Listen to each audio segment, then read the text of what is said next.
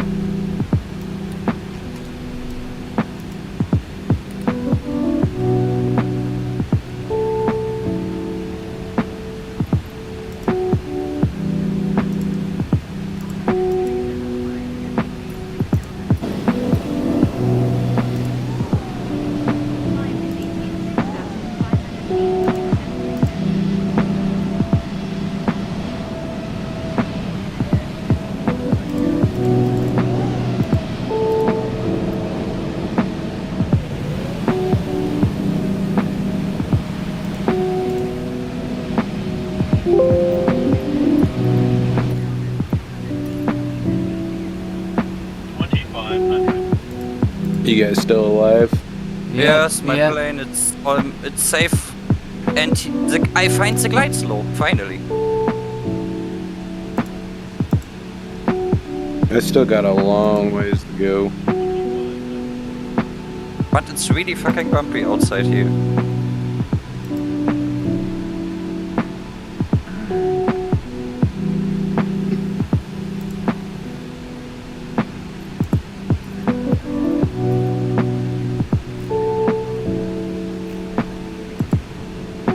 I'm reading a thing on Twitter right now. And it says a Delta Airlines Airbus A350 turned around back to Atlanta Friday night because of diarrhea throughout the airplane from a passenger. And it's a What? biohazard. That plane must have smelled so bad. Dude, how do you do that throughout the whole plane? If that was an adult, that's actually embarrassing. Probably was. So now I am on medical final. problems. I fly my final. Now that's nice. The last change of my course, and now I go down. Gear down. Oh, I wonder how they clean that. ILS Custom job. is online. Come, just go down. Let's go on 4000. That's funny.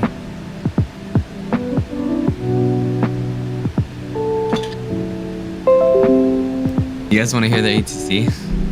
No, really, not really. Is it losing? The sound quality of these guys I hate. Had diarrhea all the way through the airplane, so they want to come back to Atlanta. Wow, is that what did I just hear what I thought I heard? Well, thankfully that's not on my plane. Right?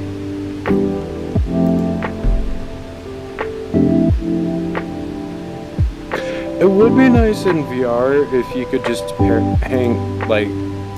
have your friends in the plane with you when you fly in VR. Oh yeah, I see the runway, it's working. Baby. My ILS works. Finally.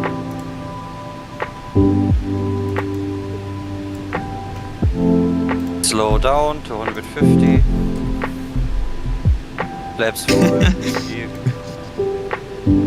This person said my partner was on that flight. It was pretty bad. It dribbled down the aisle, smelled horrible. The vanilla scented disinfectant used on it only made it smell like vanilla shit. After the plane landed, it was too early. It didn't leave until You would never look at vanilla again. Vanilla. Vanilla.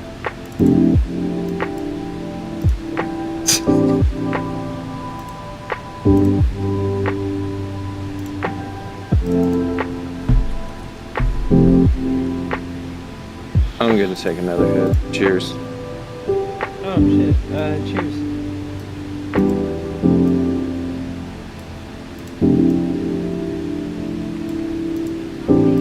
Diarrhea. Oh yeah, the passenger was carried out by EMTs. They're really sick. or something. Guys, look at this. Looks really good by Pretty approach. embarrassing.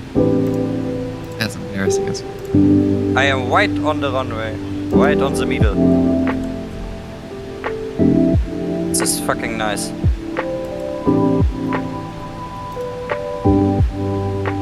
Probably someone got like a stupid virus or something. Oh lol! Like 2 meters behind me is A319. Yeah, that's embarrassing. Look Has at anybody ever had it where sorry. this. Seriously. Keep a little bit off, guy. Don't fly like in me. Woo.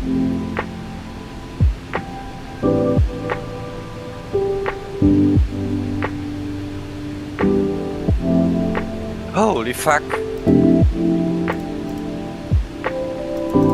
Like a completely line of aircrafts back behind me. They are so close I can see almost the skies in the cockpit.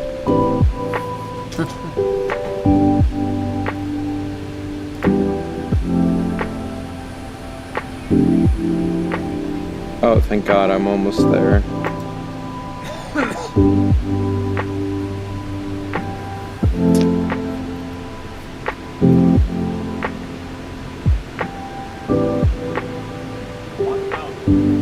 Continue.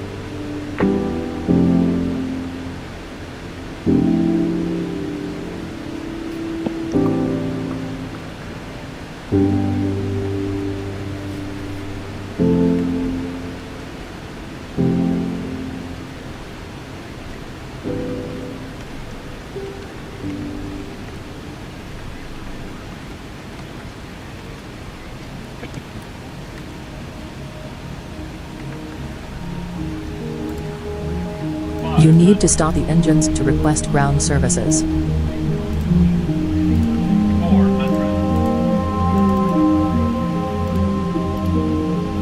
300,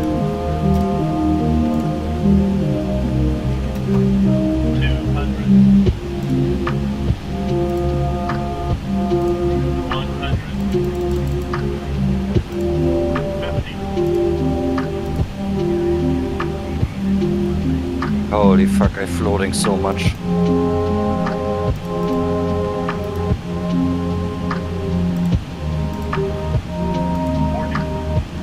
Alrighty, I'm getting ready to land.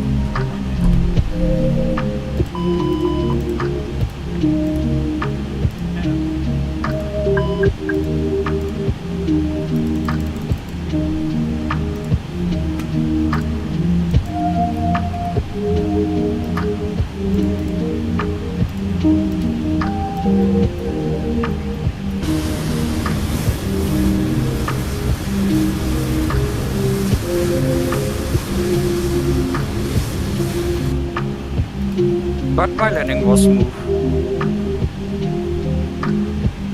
Alright.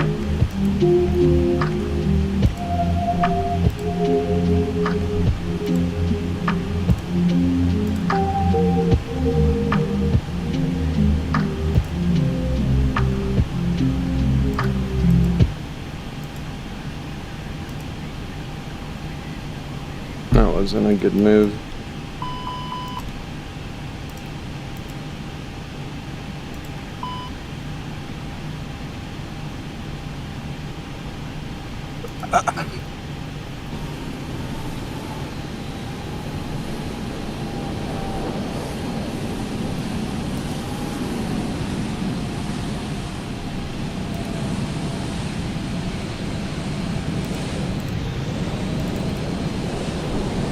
Much fuel.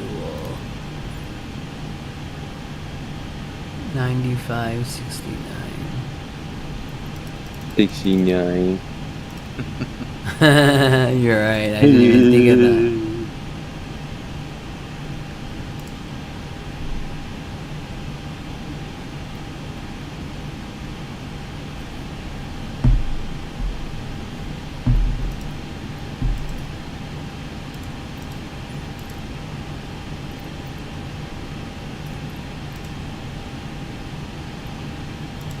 Oh, fucking. Hit a tree.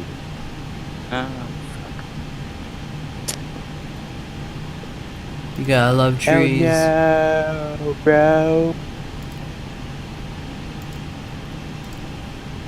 You know, maybe I should fly the stunt biplane just in case if I want to get a...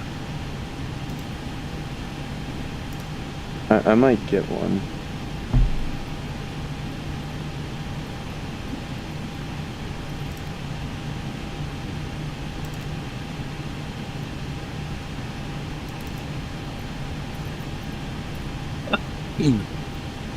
Oi, oi, oi.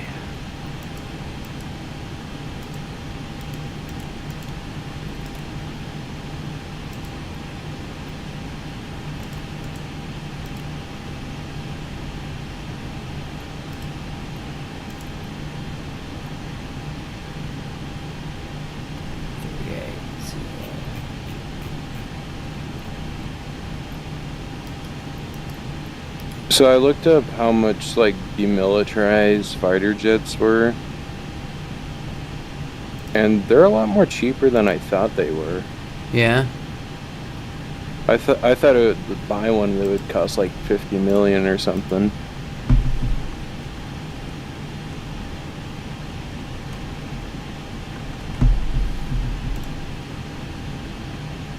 So technically, you could have your own private army for really cheap. Why not? I mean, it is America, though. Guess so. I like it.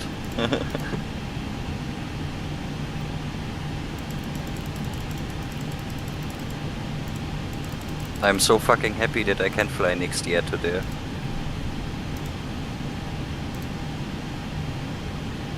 There we go, 30-minute flight. Los Angeles to San Francisco I fly now.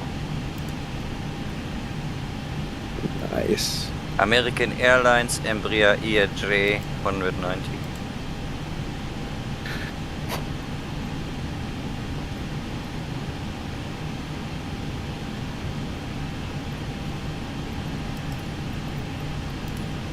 I have a 30-minute flight somewhere, I forgot the designation to, so...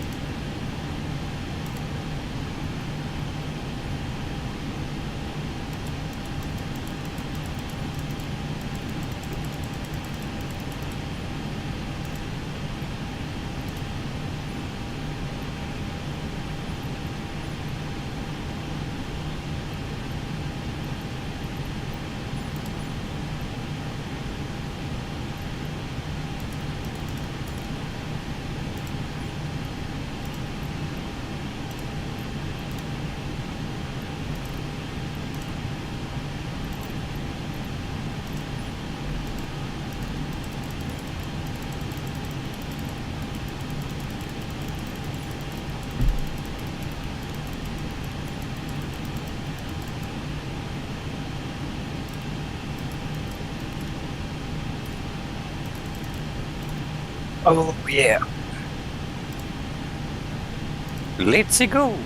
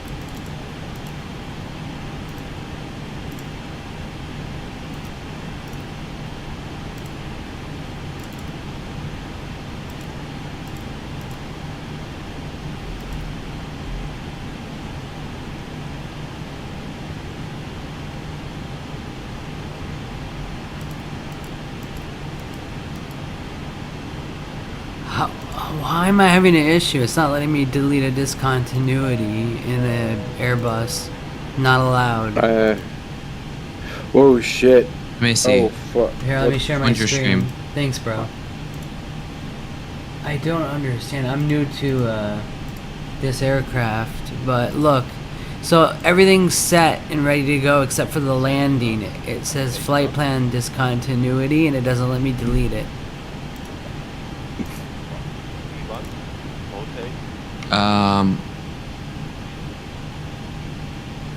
That's because it's manual. So what's that mean? You have to hand fly it. Oh, or, so or this what you can do once you're in the air, you can do a direct to a different waypoint. So I'll just change the runway. So that is set up so that runway is a manual in real life or something. I don't know. I think it's like a vector in an Airbus, basically. This is how there's vectors in Boeings. Yeah. I don't know. I'm not 100% sure. It's not letting me delete it. What the fuck? I've had that happen where I can't delete it, and once I got in the air, I just set it direct to the waypoint after it. There, let me delete it after I deleted manual. I deleted manual. Look, it worked. I fixed it. Thank you for the heads up about the manual, because that was bugging me.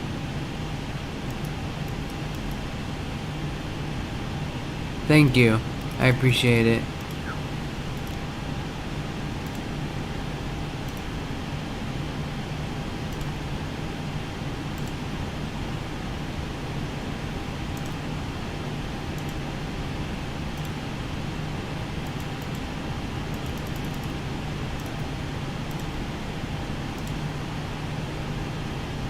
There, I fixed it. Thanks to you.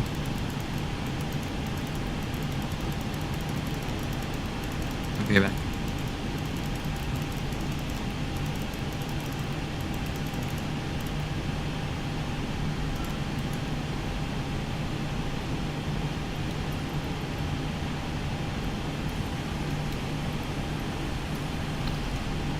Alright.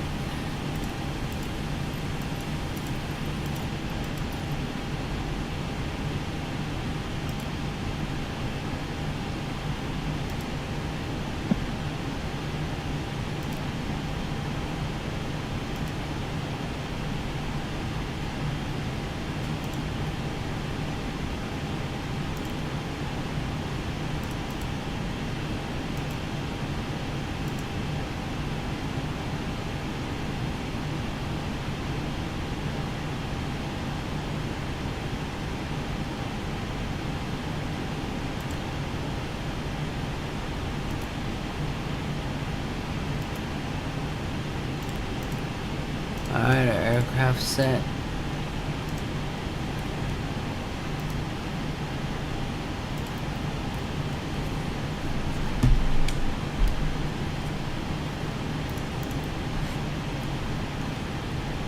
Alright, let's push back.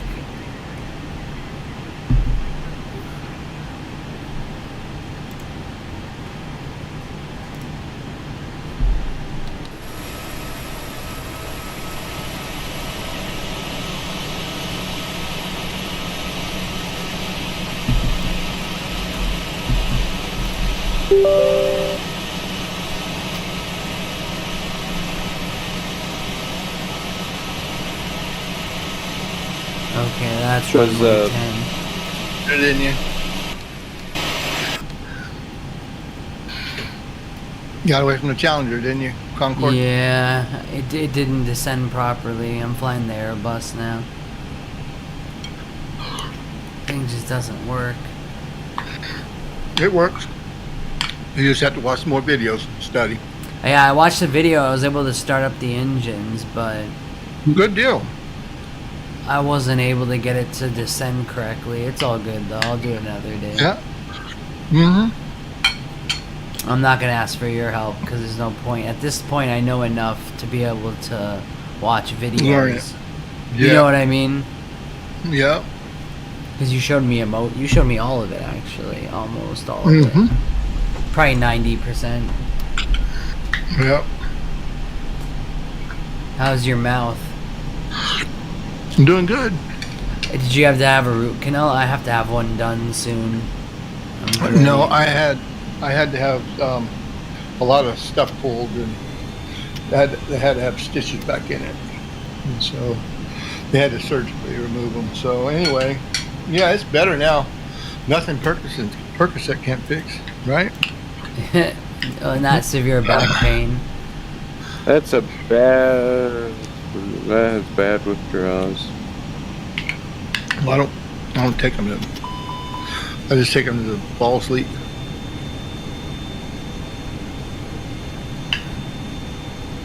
Well, that's part of the point of being given them. Just fall asleep and forget your worries. Mm-hmm.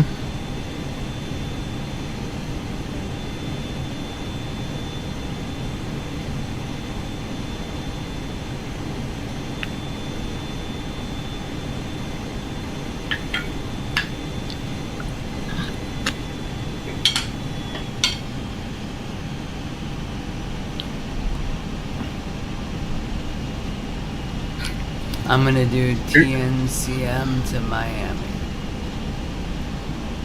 St. Go, Martin, boy. you mean?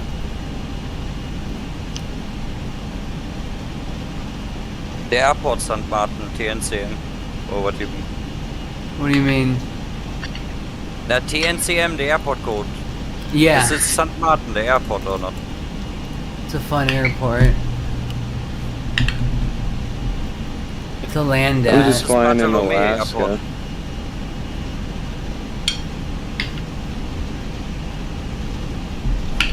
This Airbus does not taxi correctly. I don't know. My issue. I think it's my rudders. They're just trash. They're CH.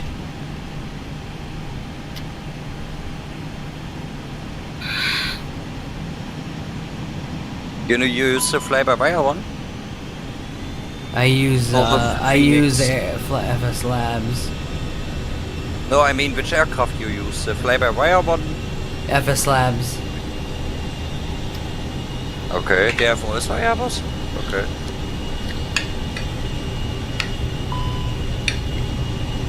I wasn't know that.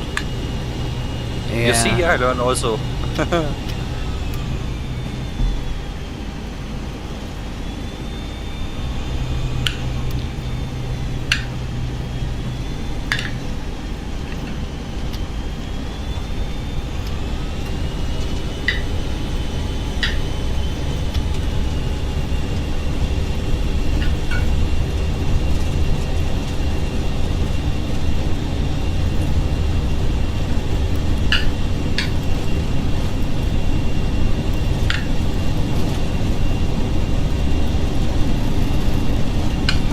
I'm gonna go take a shower. I'll be back.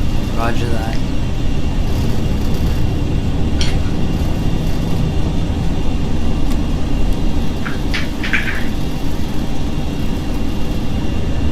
I'm flying right now Embraer.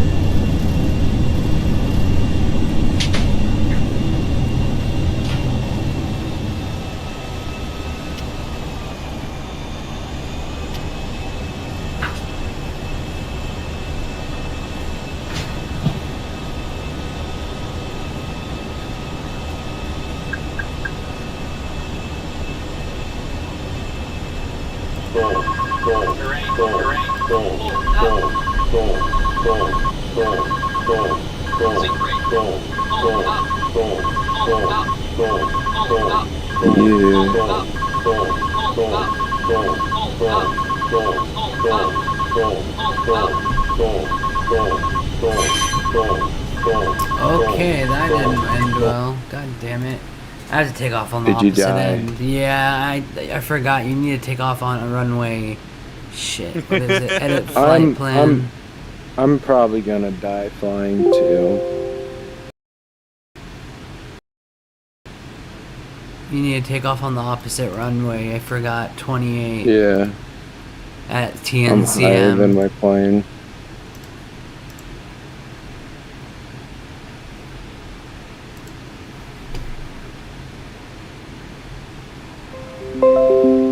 So we're gonna see how well I can land it.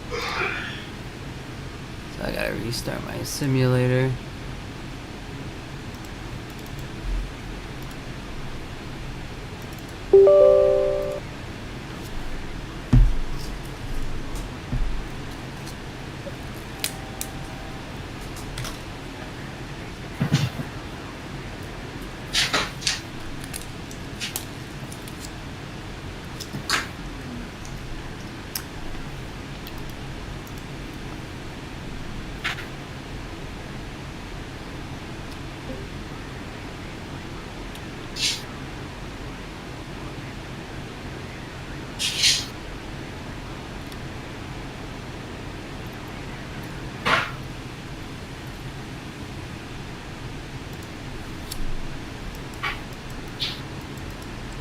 Hey Timbo, can you hear me? Sure can. What's up? Bro, you want to fly with me next flight with shared cockpit?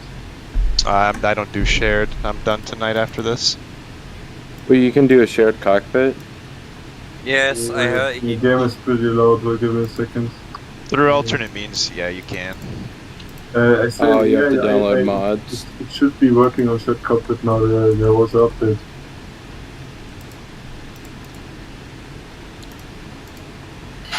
And yes, I think you have to download one mod for it. Yeah, the mod is shared cockpit.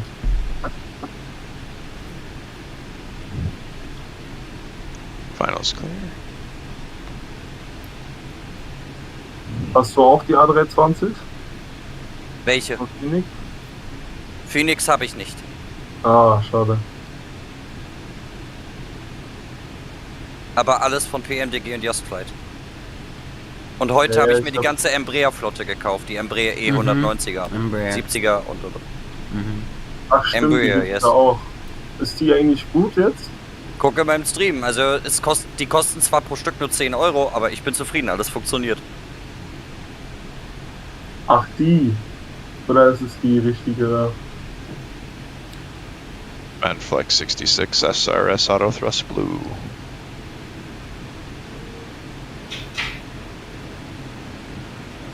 $80.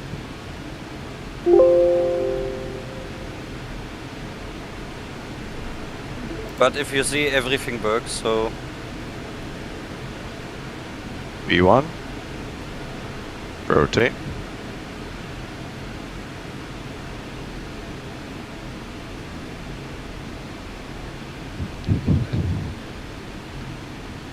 Nav green.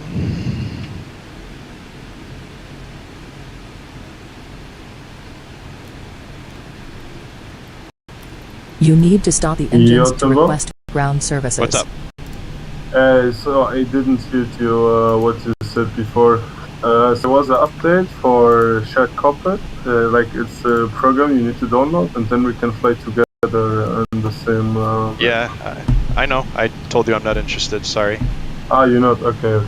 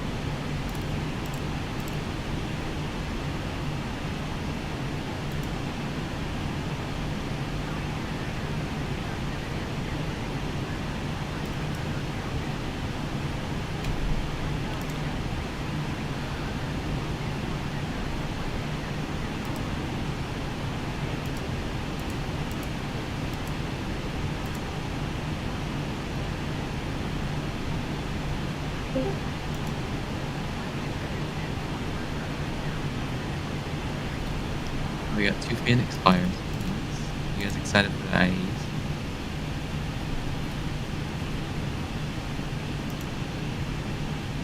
Excited for the what?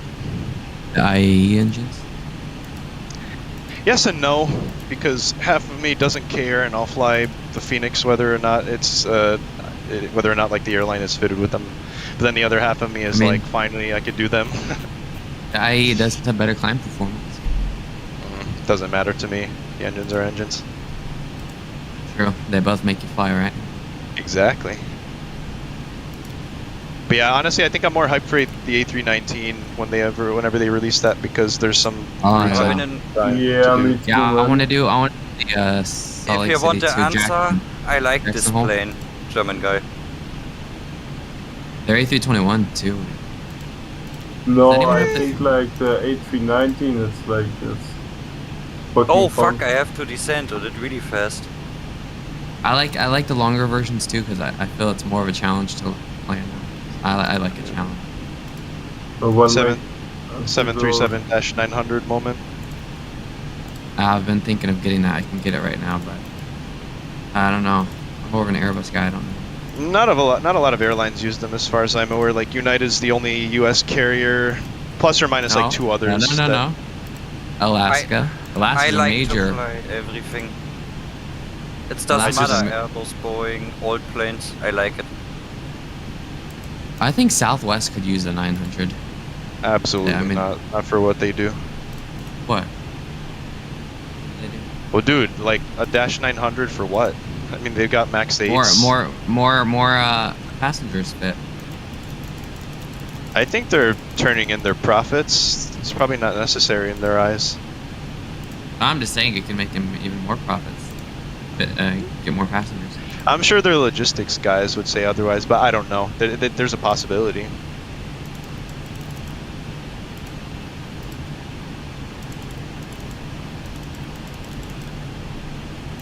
If they ever went down that route, Hey, I'll they talk to you definitely guys wouldn't later. be. Yo, Yeah. have a good day. Oh, okay, take care. Yep, do well. I don't think they would ever use them for Ciao. their ops, say like at Burbank or Santa Ana, Midway. That'd probably be for like specific routes, maybe like LA. High capacity routes. Yeah. Oh, my descent is so bad fast.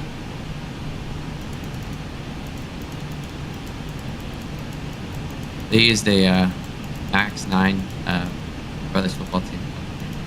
Alaska. They flew it Southwest? into a really no Alaska. Alaska. And it was a really. They flew it into a pretty tiny airport. It's incredible how tiny airports can fly to.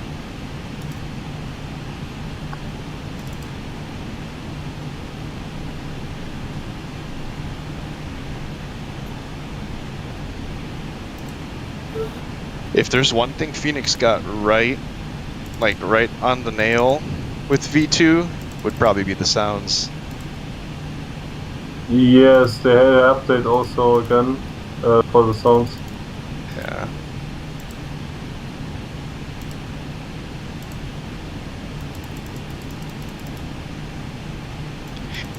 Everything just sounds so much more meaningful. I really enjoy it.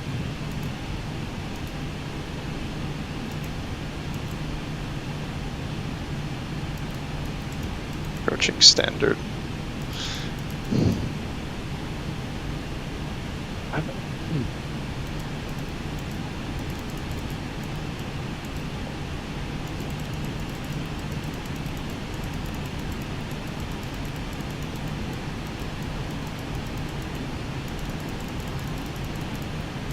What's your favorite plane to fly around? Boeing. Whoever I was talking to. I don't have. I fly every- No, like model. I like to fly every fucking model, every plane, every Mach. I don't have like. I love every plane. What can fly? That's a hard one. You like to learn it all. I like to fly all what I get. Gotcha.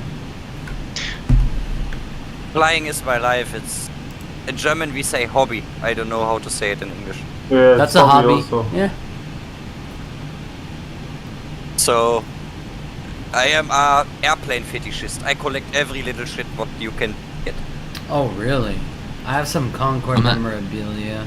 I don't know. Now I where. fly this plane if you like to see it. I'm landing in Aspen right now if anyone wants to watch it. It's Cessna Chance. I go with Embraer to San Francisco from Los Angeles. Huh.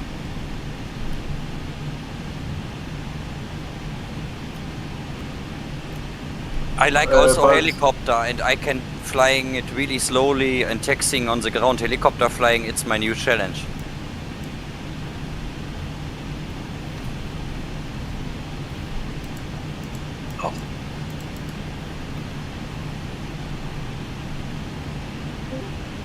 I like more fixed wing, but helicopters are really fun.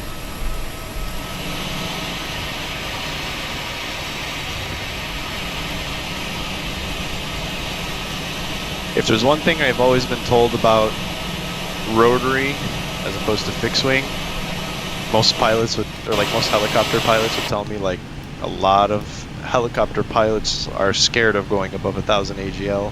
Dude, I don't even use any tool to get like help in the helicopter. I don't have Why? any add-on Because- for it. I have only DLC helicopters. I not changed any in the options to make it easier.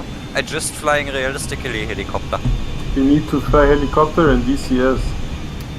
No problem. Why they But I throw don't the like to over? spend. But I don't like to spend like 80 bucks, 80 euros in one fucking helicopter for this plane, for this game.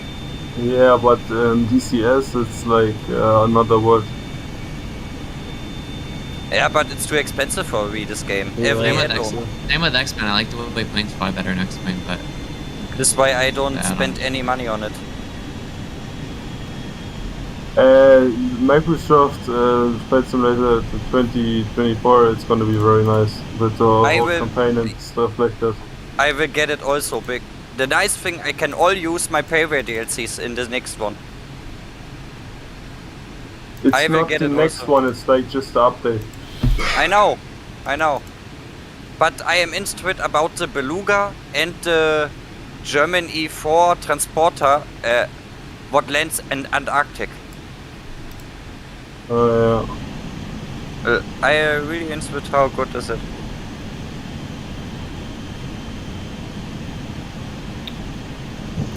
And the helicopter missions I like, what I see there.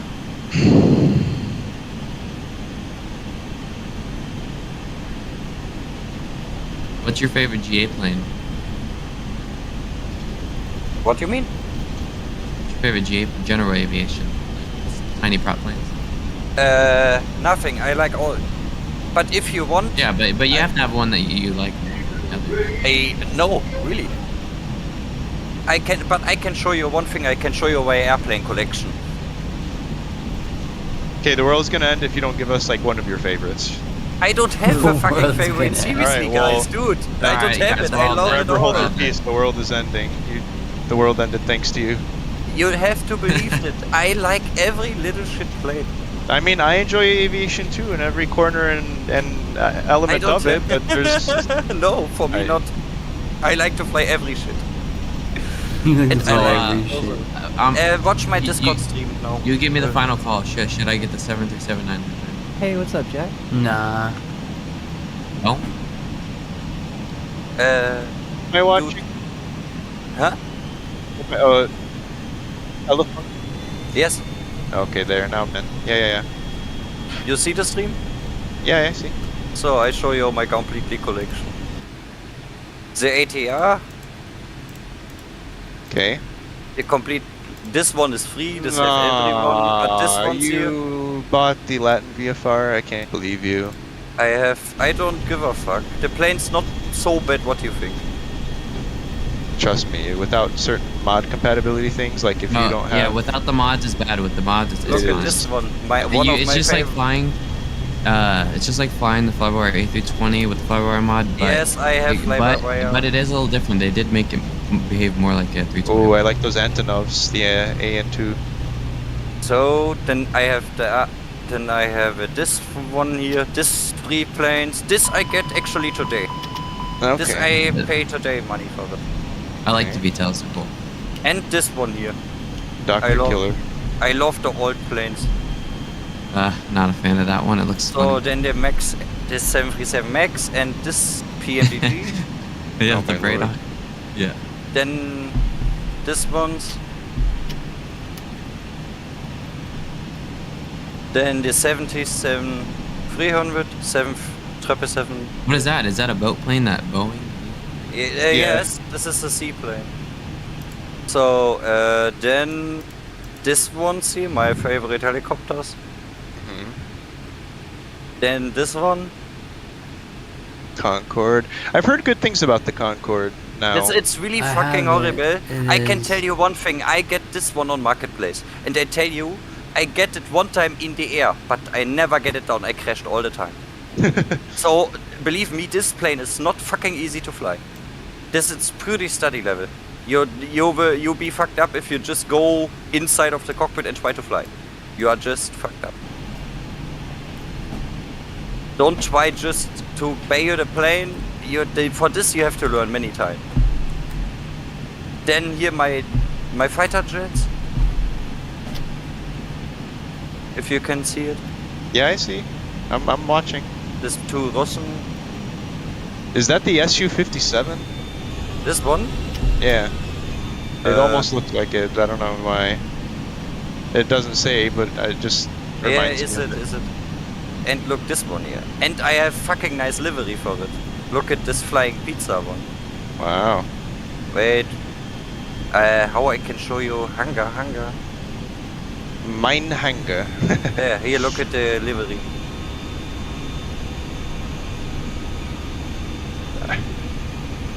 The Very DC6 nice. from PMDG, I fucking love it. But it's not my favorite. I don't have a favorite. Here this kind of things. I get Oh, this what the all fuck? this planes I get also today. What do you do for a living, dude? Nothing, just chilling. Fly by wire. I have also. We're just gonna start then at the runway. This freeze Guys. I like also really much. I think we know where this is going. You know this one? The tri-motor, I've I flown love in the it. tri-motor before. Like in real life, I got a ride in Then it. Cracked it all, man. He cracked it all. look at this collection. There you go. Yeah, I like those. I've been wanting to try the BAE 146. It's not so easy to. It's high fidelity. It's Yes, this is why I would take it because it's good. So this one here, the seaplane, and this kind of BAAF also. Yep. This one I never understand this fucking plane. Why is it there if you never can use it even? I don't know. It's just something for them to show how like Yeah, but seriously, get this shit away. yeah. So could this always one I remove get it. today. I like this too. But you not will find a favorite. Here the Salty Simulation 7478. My other helicopters what I like really much. Then let's go down. The Transall. I get it yesterday. And this one. And this all. For now. Wow. But you want to see how I fly helicopter? I'm not sure if I'll have let's time see. to see it all. Yeah, it's easy because I just taxiing a little bit around. So Okay. I just make a startup procedure. This is like it's really easy to fly it. I don't have anything controls for helping on. Just gonna start at the runway. I don't even have the mod what you can download for easy control. I don't need it. It's loading. So but this helicopter I like this. I can seriously telling you, if you want to start with helicopters, buy this. It's cheap, but it's really good.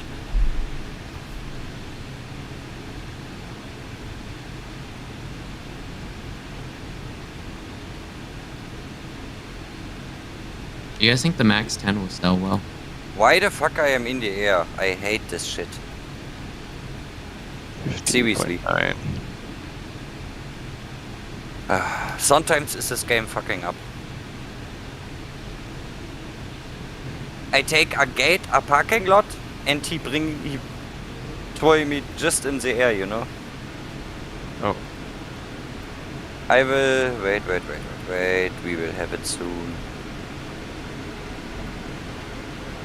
Let's try this. Please, let This me. gate is start from the 23. I try to make fast, okay? Don't rush, dude. I don't need. I know how to fly it.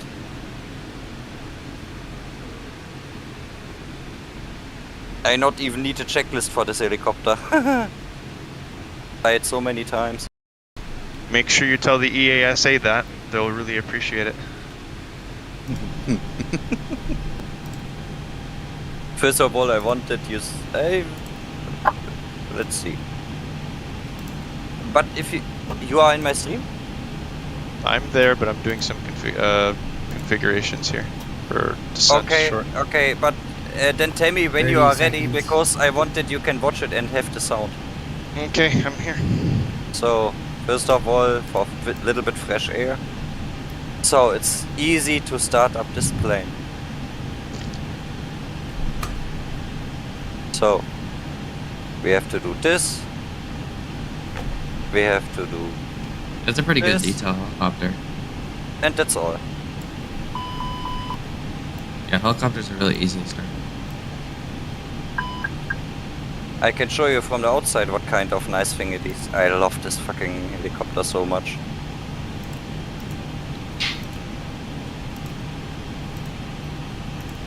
So, and now I have to wait, because it takes a little moment.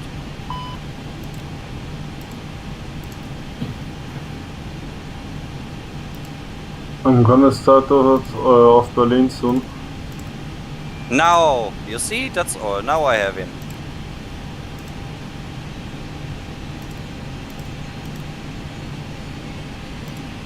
Now I have to watch here. This have to go in the green and have to stay there.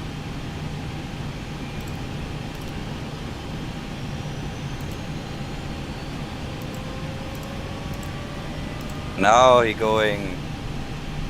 And that's all. Now is your helicopter almost ready for just enjoy your flight.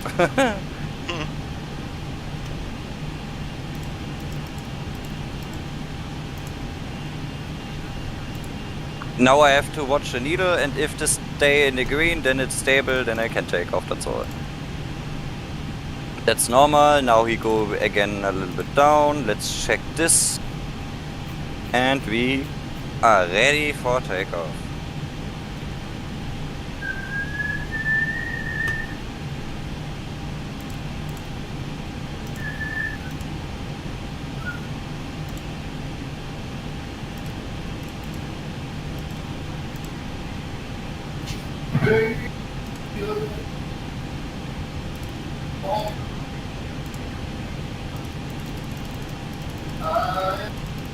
So, and that's all. So easy, you can fly an helicopter. You said you were gonna air taxi though. I want to see some of that. Yeah, okay. Then I just have to slow again a little bit down.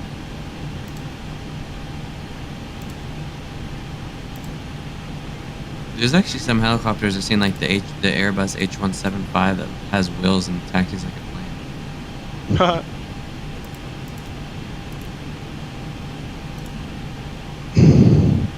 You can taxi anywhere, runway, apron, I don't care. I just want to see how you do.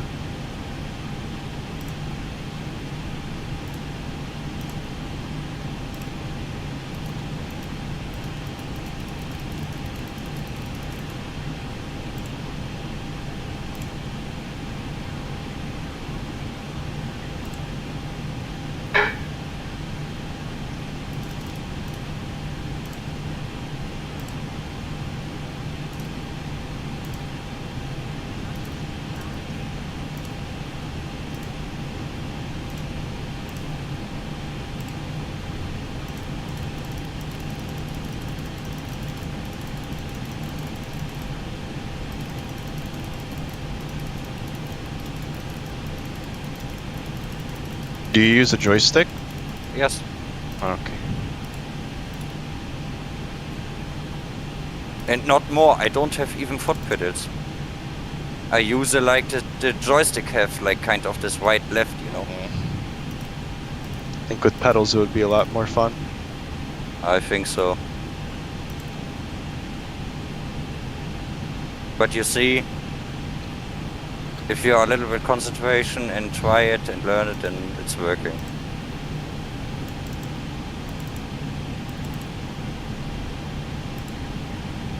UNH 2989. Temperature. Texting on the ground. Yeah.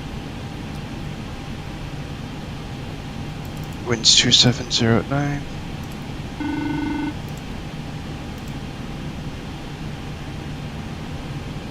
But now I take enough, so 617.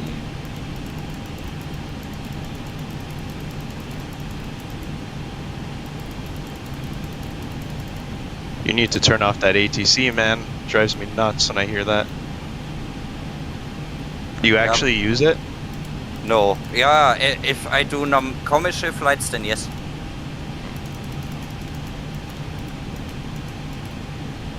I will landing, but this is also important how to, it's not easy, so let's see what you think about this one. And then I will, yeah, that's all. So, get down. But what do you think about the ground textures? It looks nice. I would maybe Only mess around. 8 holes add-on that you can get on Marketplace. This changes you the graphics like this on every fucking airport in this game. Cost 80 euros. I don't know in dollar, but...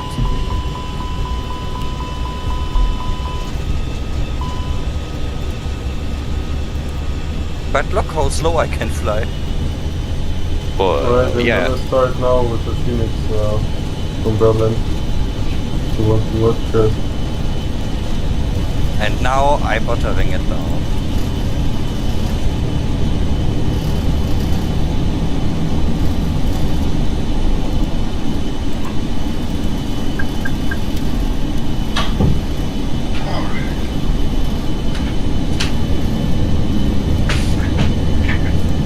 Covers the evening. No. There, I'm done. I mean, it's not perfect, but enough to don't crash in helicopter. Who are you talking to right now? Hey there, buddy. Hey. Concorde, you ain't flying, buddy? Yeah, my Airbus is fucking not following the autopilot. Uh-oh. I can help you with that, probably. Maybe, maybe not. I'll share my screen. Hold on. Sure, do it.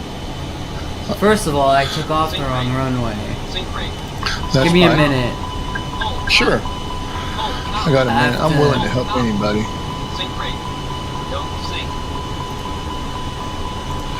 Mutombo.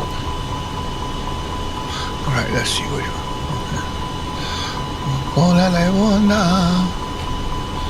Oh, that's a tight turn right there. Yeah. So Yeah, Just trying to get back on track. Yeah, your Gotcha. plane slightly disagrees with some things you're doing, but not too bad. not too. Mutombo. Oh, so that's your Alright, airport right there, right? Autopilot's back on. Yeah, I just put autopilot back on. Let's see if it starts tracking. You've got terrain up ahead, most likely. I'd be careful. And it's not Fine. Is it following it? I have No, autopilot on. no, I know, but you're. I can barely see what your FMA is showing because you have all these things in the way. Guys, somebody of you have to like It's to do not long following the flight? route. Saying yeah, auto. because you're overspeeding, like your auto throttle. I don't know what you're doing, dude.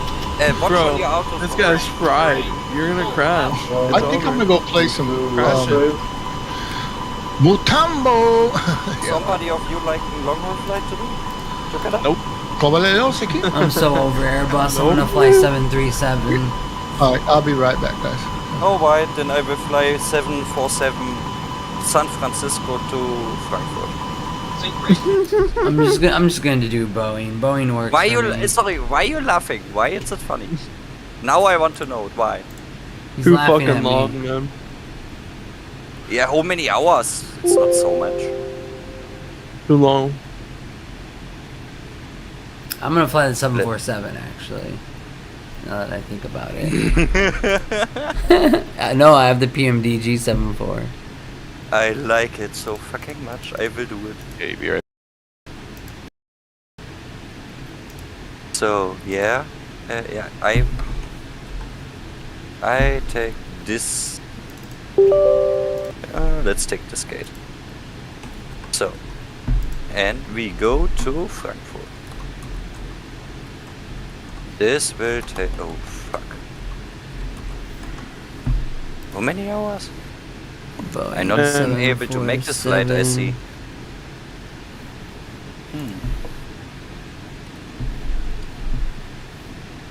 That's bad. Do it from New York, bro. I don't know the code from New York. No, I don't fucking know either, bro. Just type in New York, bro.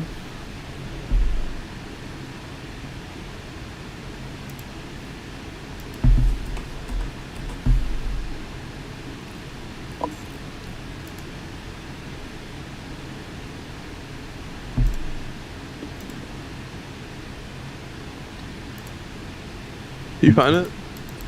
No. Nah, spaces, bro.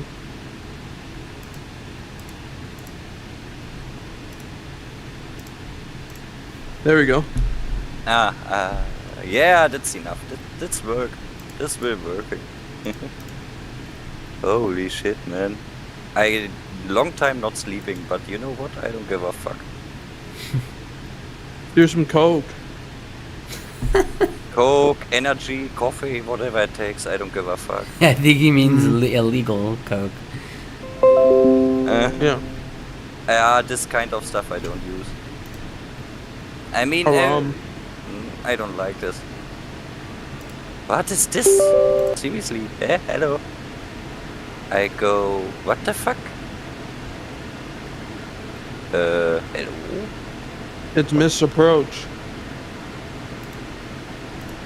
Yeah. Okay. This looks weird.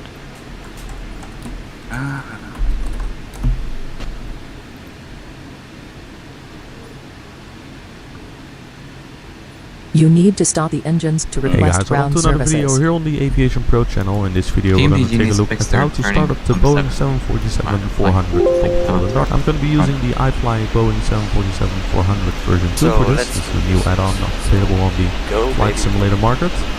And we're going to start up this Boeing 747 of K1 at the St. Martin. So let's go ahead and get into the cockpit and start it up. So guys, welcome to the cockpit of the Boeing 747-400. As you can see, it's completely dark here, and first of all, let's go out and go to the overhead panel. That's of course where we need to be for all our systems to run. And of course, first thing we want to do is get some power on the airplane, and we're going to be using the battery for this. Whoops, that's the seat moving to the back, and we're going to turn on the battery switch this way, and we're gonna select standby power to auto. And as you can see, this gives them some general electricity where some systems running, and as you can see, the FMC is turned on as well. So let's take a look. All you have to do now is go and check a few systems on the airplane. The electrical engine control switches should be to normal. Then of course we want to let the cabin in the back get some electricity as well, so we're going to turn the utility switches on. We're going to turn on all the bus tie switches so that all the electrical systems going to work properly. And let's take a look. We're going to use the general or generator control switches. We're going to turn them on. As you can see, they are still off as well, but they're going to turn on as soon as the engines are started up. Then we move over to the hydraulic panel. We're gonna move the hydraulic switches to off. We're gonna let them stay in the off position because we don't want to use any hydraulic power yet, because we want to use all the electrics we have to start up the airplane systems. But we're gonna turn on the engine hydraulics, so as soon as the engines are turned on, we have some hydraulic power from the engines. So now we basically have power for the airplane, but of course we don't want to discharge the battery. So in order to get some more power, we're gonna ask for some ground support. We're gonna take a look at ground power. It's unavailable. So park and brake is set. I forgot to do that. So I'm gonna ask for it's unavailable. Take a look at ground power.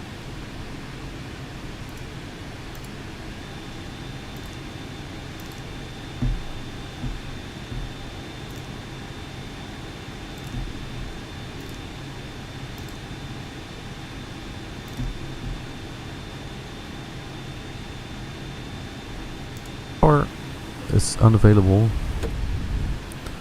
So park and brake is set. I forgot to do that. So I'm gonna ask for ground power, and now ground power is connected to the airplane. And in most add-ons, including the PMDG 747, you can ask for ground power. And as you can see, the external power switches 1 and 2 now show available. So that means that electrical power from the ground is available, and we're gonna select those. And as you can see, we're now not discharging the battery, and the utility bus switches are on as well right now. Okay, so we now have basic electrical power on the airplane, and what we need to do now is align the IRS so that the aircraft knows its own position. And to do that, we go to the FMC, we go to the position page, and we're gonna go to the overhead panel, to the IRS panel, as you can see here, and there are those 3 switches, and we have to move them to nav and then enter the GPS position or the last position into the scratch pad. Now the alignment time realistically takes about 10 minutes. You can select in the iFly 747 if you want to have a realistic alignment time. And in this case I have selected the realistic alignment time, but it doesn't matter because in the meantime we're gonna take a look at the other systems. So we'll move those switches to nav, and they can stay in that position. Already did that. We're going to select the GPS position, and we're going to set the IRS position by clicking this button. So what this does is that the IRS is now going to align itself, all the 3 IRS systems. And if you can take a look at the navigation display on the iFly 747, you can see time to align. So for the left, I gotta enter the fuel, view PDF. It is 37,947. 37,947. 37,947. Wait, is this in kilos? Oh, that's in pounds. Wonder if I can. Alright, hold on.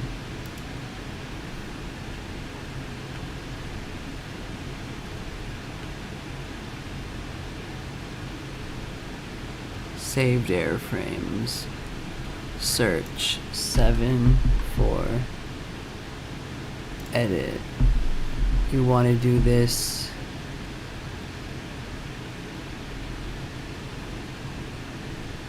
in minutes? No.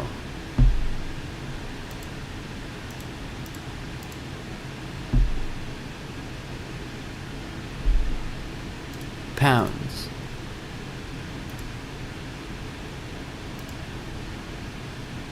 Alright, new flight. 747 is the flight. TNCM to KMIA. And we're going to do the selected. Generate.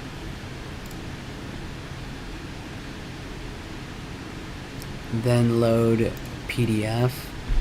It is 33897. 33897. Okay.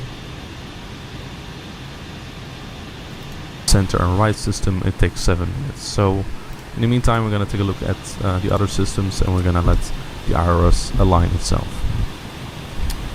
Okay, so we'll just continue with the panel. You can leave all these lights off because it's not really necessary right now because it's still daylight. But the lights we do need to turn on is the nav lights, because that ensures that the ground personnel knows that the aircraft is powered. We'll move over to the top. We're going to make sure that the emergency lights are armed, and this is all normal. These are all the engine start instruments, which we're going to use later. And then we'll move over to the fuel panel. We'll just move forward a little bit. And what is important to do is to learning this on the fly. All the crossfeed switches turned on. Alright, and you can leave the rest of this because when we're going to start the APU will automatically turn on 2 of the fuel pumps, so we can leave all the systems off right now. Okay, and then we'll move over to the next panel. Anti-ice, where it's not required. You would only use this if the temperature is below 10 degrees and there's visible moisture. But we are at St. Martin, it's very hot here, so we're not going to use any anti-ice. And you normally turn this on after engine startup. What we do going to turn on is the window heat, of course. That is always a requirement. Okay, so if we go now to the right, we'll turn the yaw damper on, as always. And we'll leave these systems for now because we are not having any air yet. So what we need to do now is, of course, start the APU to get some real air flow through the cabin. So starting the APU is a very simple process. As I've said, you don't need to turn on any fuel pumps at this stage. Just go to the APU panel and move it to the start position. And now the APU is going to start, and it takes a few minutes. And then the APU generators, just like the external power, will show available in a few moments, and then we can use these systems. Okay, so now the APU has started up. As you can see, it shows available, and just to show you that these 2 fuel pumps have been automatically turned on, so the APU is using fuel from these tanks. What you have to keep in mind is that you have to turn on these fuel pumps later on yourself. So even though they're turned on automatically by the APU, you actually have to click them in order to turn them on. But we're going to leave that for later. For now, we're going to go to the APU generator switches and turn them to on. So as you can see, we're not using external power at this stage. We're using the electrical system from the APU, and the APU is now providing electricity to the aircraft. Okay. And what we can do now as well is go over to the air conditioning panel. Hi everyone. And get some air flow through the cabin. So let's take a look. You can leave this panel as it is. Passenger and flight deck temperature on auto. We're going to turn the trim air on. Recirculation fans on. The cargo heat, you usually turn that on when you have something like animals in the cargo area. So let's say just for fun we're carrying some animals. So we want to have cargo heat on as well. Equipment cooling to normal. High flow is not necessary. The Gasper and the humid on. So Gasper are those, I believe those are those, you know, little air vents above your head when you're in the seat in the airplane. You can, you know, turn those things so there's some air, you get some air. And humid, I guess it just makes the air humid, but I'm not entirely sure. Then we'll move over to the packs. We're gonna turn the isolation switches on. We're gonna open them so that air flows through all the systems equally. And we're gonna just turn on all the bleed systems. Also the engine bleeds, because you're gonna need that for the startup. And then we can turn off some packs. At least one for now. And as you can see, and here, especially here, as we turn on the packs, we can hear some airflow through the cabin. So I guess one pack for now is fine. So what we have done now is basically start up the airplane's electrical systems. We have some air running through the cabin, and as you can see, the IRS has been aligned now as well. So at this stage you would normally program the FMC, for example, and make sure that the whole flight plan is entered, but I'm not going to show that in this video this video I'm going to purely show the startup procedure, which is already quite complicated and not as easy as, for example, the 737 or the Embraer. So now we have all the electrical and air systems started up. Let's take a look at how to start the engines. Okay, so now it's time to start up the engines on the airplane. And to do that, let's first take a look at the hydraulic panel. We're gonna move these switches, the demand switches, to auto, except for the number 4. We're gonna move that to auxiliary. And what this does is basically one will use electrical power to power the hydraulics, while the others will at some point use the engine hydraulic power as soon as the engines are started. And then we'll move over to the fuel panel. And the fuel system on the 747 is a little bit tricky. It's not as easy as the other systems. Let's first just turn all of those pumps on. And during the flights you kind of have to adjust the way the fuel pumps are configured. Normally during the flights you will get some warnings when something is wrong with the configuration of the fuel system, and then you can adjust it that way. But what is important for startup is the way we configure the crossfeed. And we're just going to take a look at the fuel panel or the fuel display. And the general rule for the crossfeed switches, as you can see here, these two crossfeed switches, if there is more fuel in tank 2 than tank 1, you turn on the crossfeed for between tank 1 and tank 2. Okay, and if tank 3 has more fuel than tank 4, you also turn on this crossfeed valve. Okay, so in this case tank 2 has more fuel than tank 1, so it's turned on, and tank 3 has more fuel than tank 4. So Engine we're going to leave the crossfeed valves open in this case. If there would be less fuel in these two tanks than in these two tanks, so if there's less fuel in tank 2 than tank 3 compared to tank 1 and tank 4, we will turn off the crossfeed valves.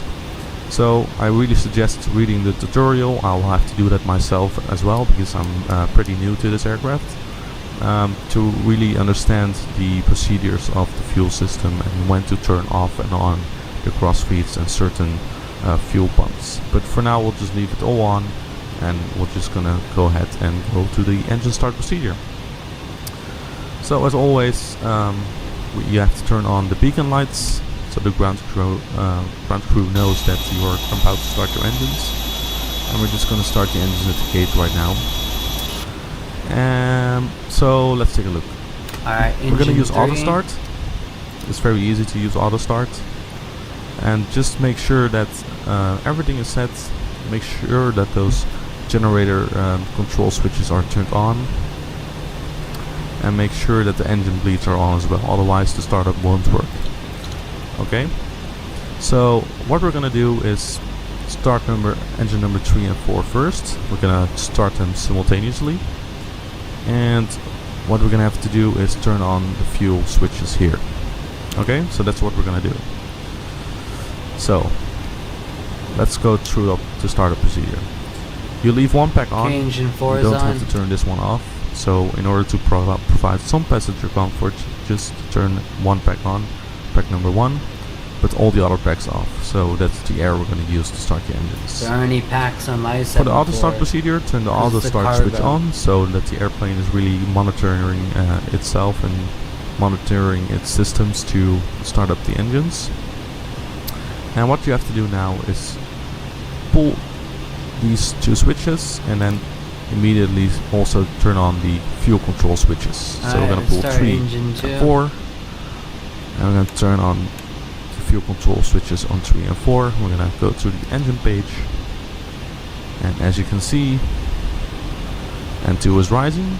Just zoom in a little.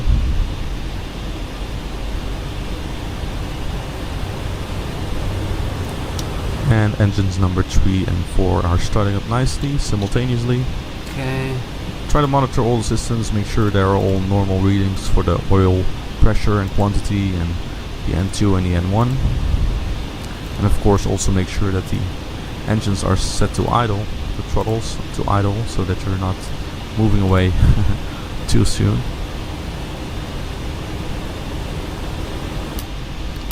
And as you can hear, and as you can also see, the engine start switches are now cut off.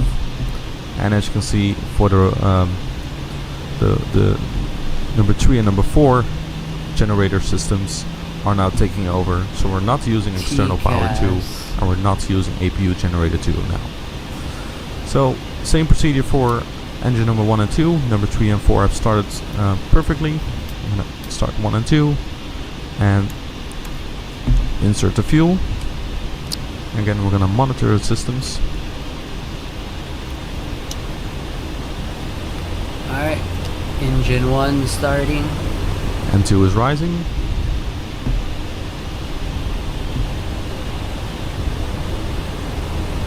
And now N1 is rising as well. Of course, you can also use the non-auto start procedure. You have to read the manual for that. And basically what it is that you apply the fuel yourself at some point at something like 14% N2. But for now, this is the most convenient way, and we can start the engines very quickly. And as you can hear, the starters are cut out, and engines number 1 and 2 are starting up perfectly. So let's take a look. We got a few warnings here. As you can see, we can move the 4th hydraulic system back to auto. We can go over to the packs and stack them to normal so that all the packs are running. And as you can see, the fuel pump stabilizer left and right. Alright, engine 1 almost is done. Apparently we don't need to turn them on, so we're gonna turn them off.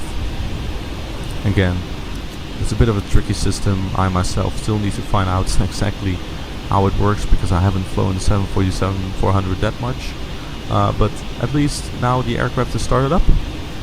And what's always good to do is look through all the systems on the overhead panel, okay? So everything just looks move good around a little. Alright. The IRSs are aligned, electrical X-feed, control switches are let me take normal. a look at that. Utility switches are on. We can turn the APU off. Make sure that the generators have taken over, which they have, so we're going to turn the APU off. Fuel tank / engine. The hydraulic panel is all set. All the switches are on and on auto. Emergency lights aren't. We don't have enough fuel to have this open. Pump system is all set. Window heat's on. Alright. We're and good of course, to go. I think most importantly is that We gotta set up the the air FMC now. And then we're good. I just watched that tutorial real quick just to help myself. So KMIA TNCM.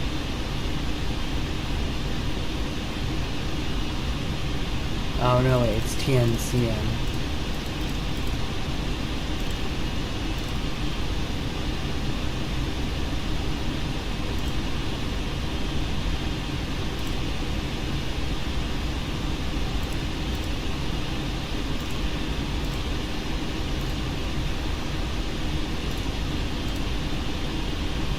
Runway.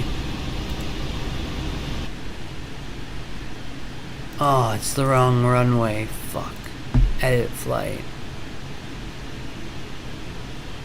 We need to take off on runway 28. Generate flight. Fuck, I fucked up.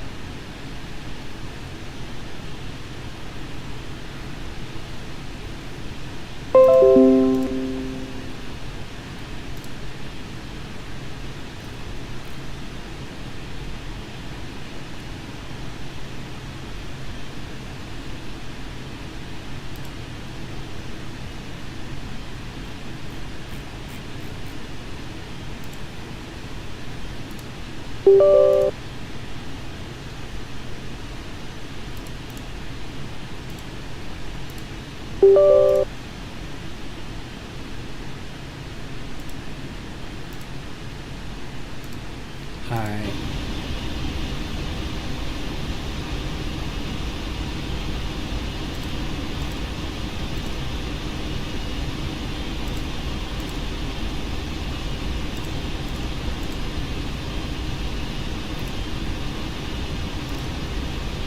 Okay, runway 28 for takeoff. Let's see. Flight number 747.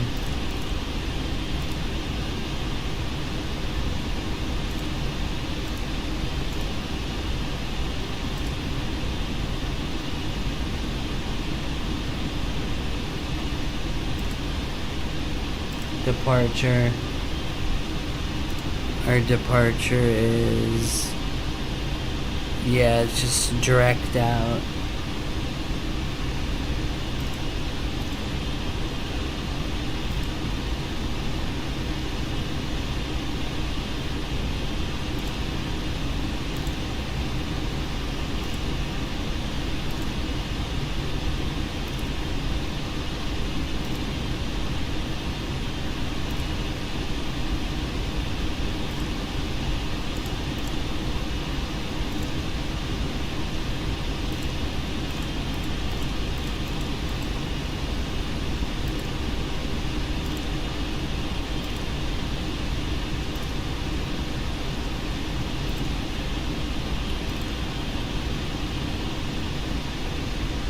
Is Vice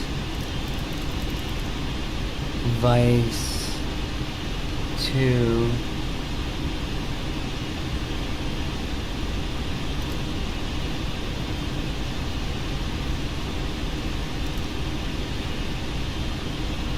Eight, right? Vice.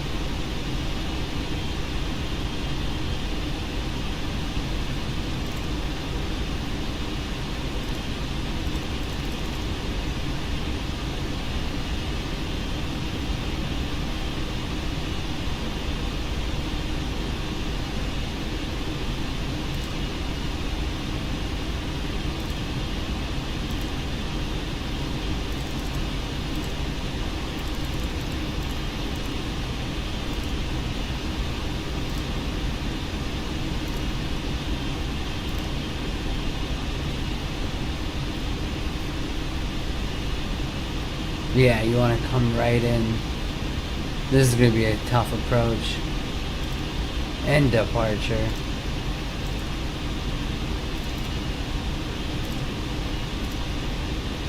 Cruise altitude 380.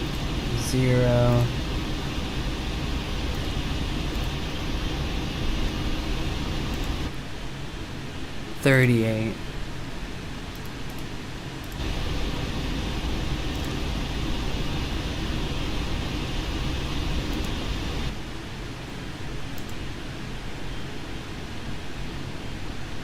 $40,000 feet. I'm not doing 40,000. Flaps 10.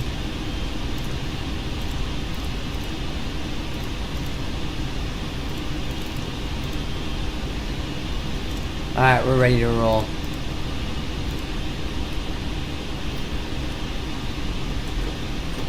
I'm gonna do a pushback.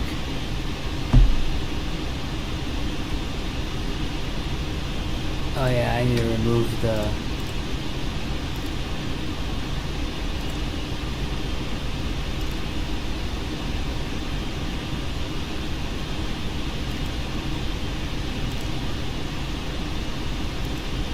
Okay, pushback. There we go.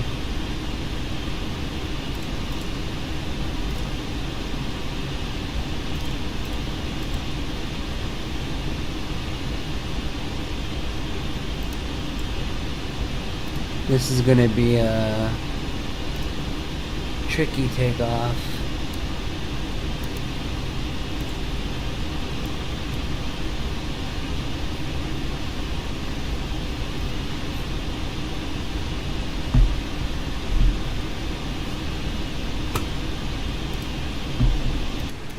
Thanks for standing by me, viewers.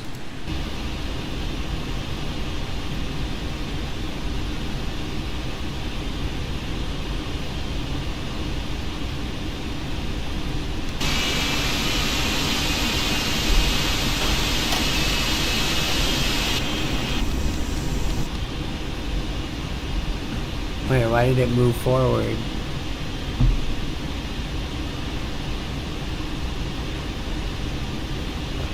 Alright, we're pushing back.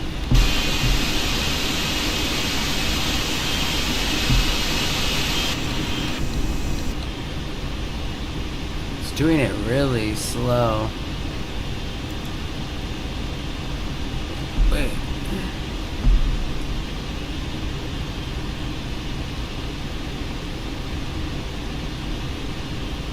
There we go. Why is it going so slow? Okay, hold on. Let me just... I'm gonna rev it.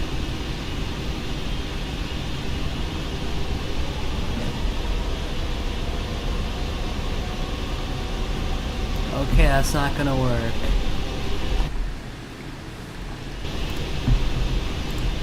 My controls, I messed with them. The axis, I think that's what fucked it up. The vehicle's not wanting to turn. Shit. It was like 64.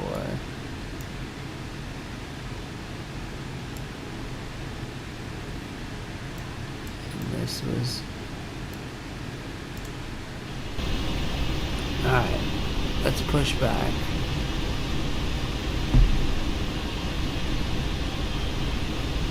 What if I do this?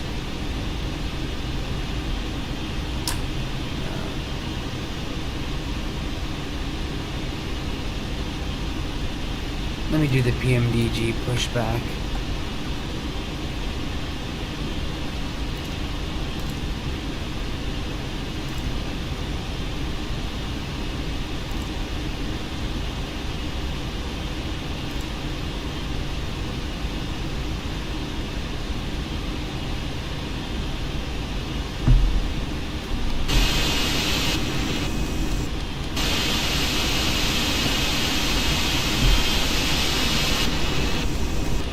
Why won't it push back?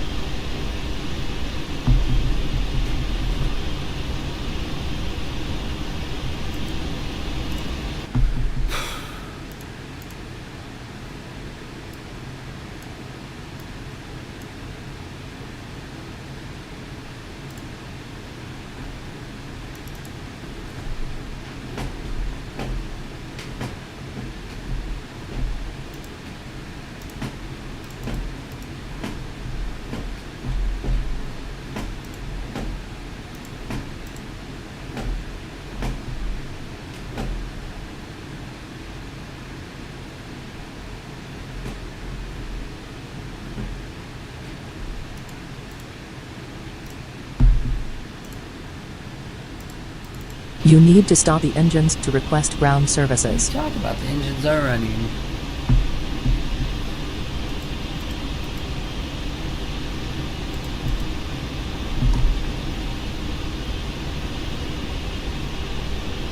Oh, there it goes.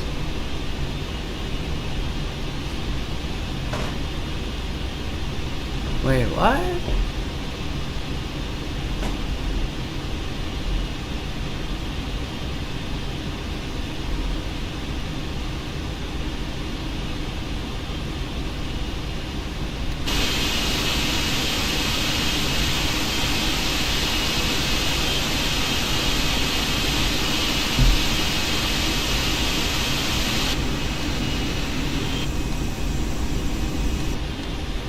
I need to do the flaps.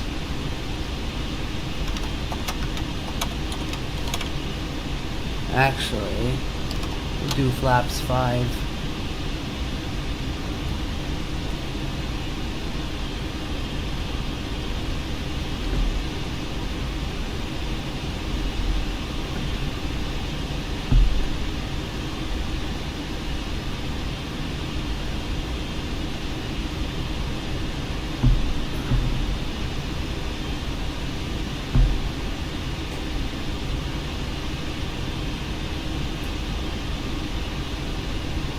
hit the brake, it pushes back. I don't get that.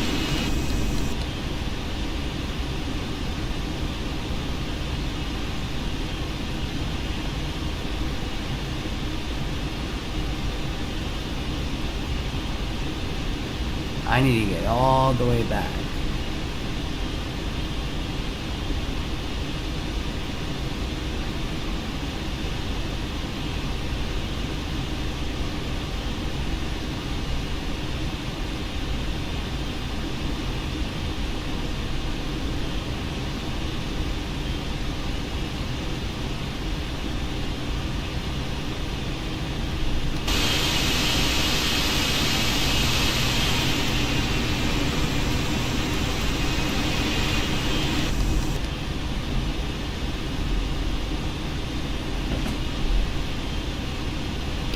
It's not working.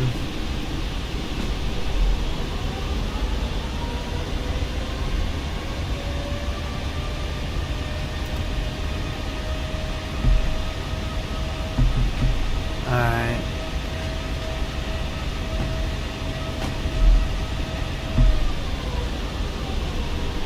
It's not turning. I'm gonna have to reset.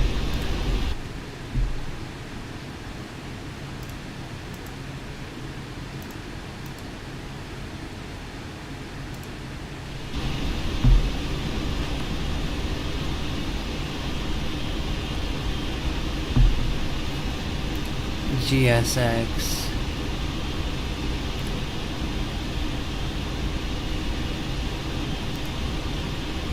On runway Alright, there. 09. I'm just warping.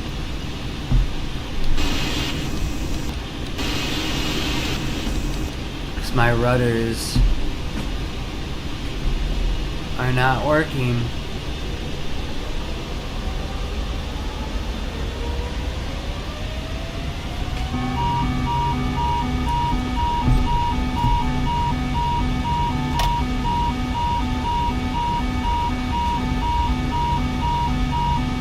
There we go.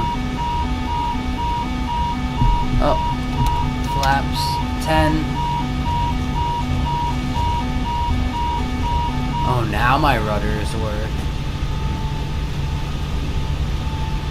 See, now they're working. That is so weird.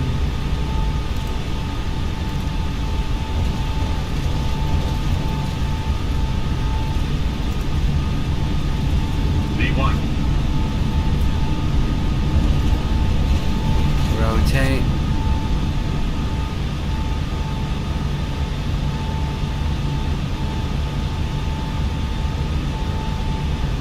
On taxiway. On taxiway.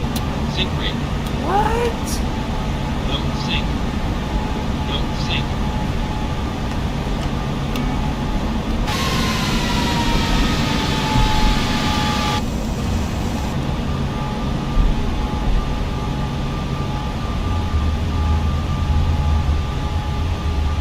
My simulator is acting up.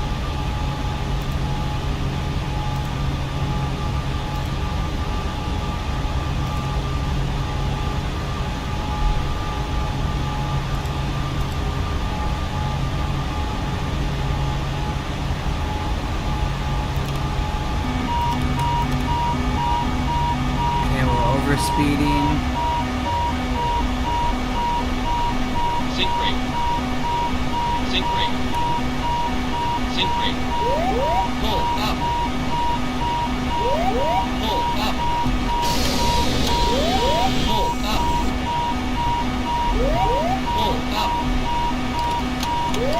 Pull up.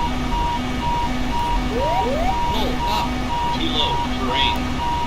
Too low terrain. Too low terrain. Too low terrain. Too low terrain. Too low terrain.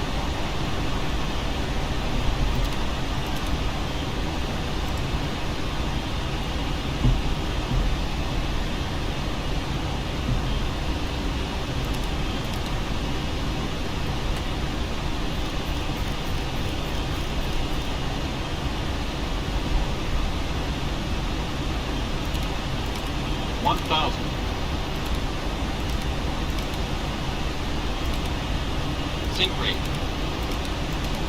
Too low. Terrain. Too low. Terrain. Too low. Terrain. Too low. Terrain. Too low. Terrain. Too low. Terrain. Too low. Terrain. Too low. Terrain. Too low. Terrain. Too low. Terrain. Too low. Terrain. Too low. Terrain. Too low. Terrain. Too low. Terrain. Too low. Terrain. There we go. Too low. Terrain. Too low. Gear. There we go. Too Fixed. low. Gear. Too low. Issue Gear. fixed. Too low. Gear. Oh, whoops. Too low. Gear up. Too low. Gear. Too low. Gear.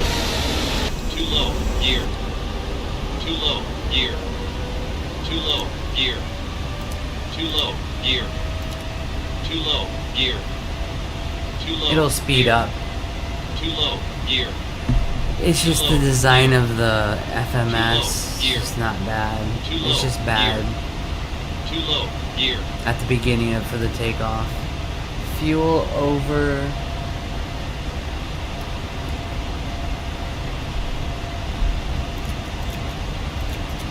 There. That should fix it. Xfeed config FMS message. Okay, well it's telling me to put in 22082.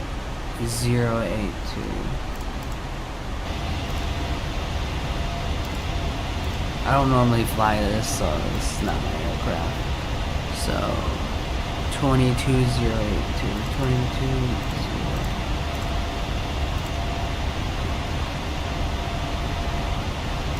I don't know. That's what it says.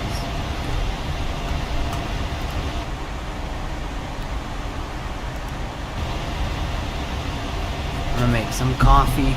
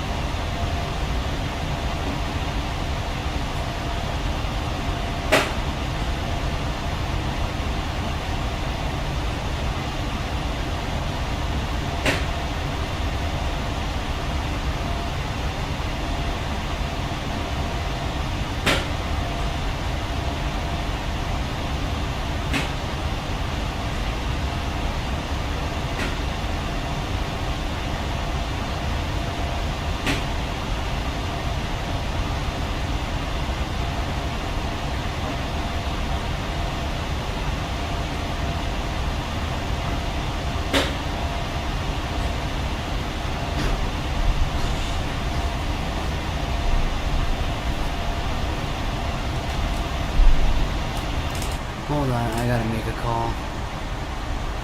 Gotta mute Discord.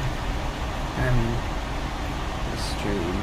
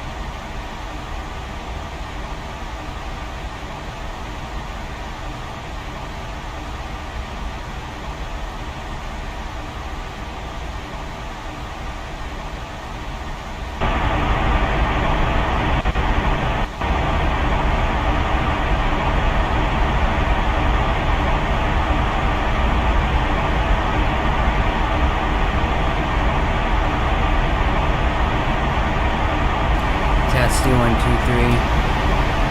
Testing 1 2 3.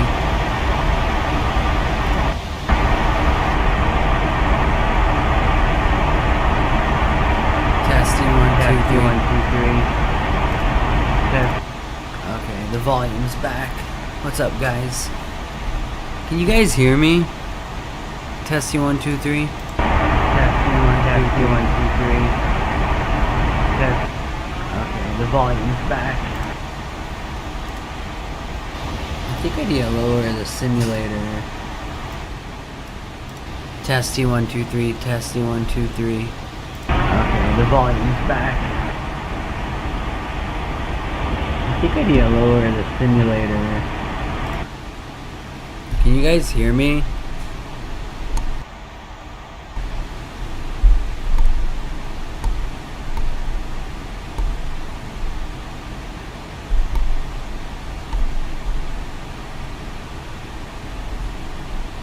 Testing 1 2 3. Testing 1 2 3.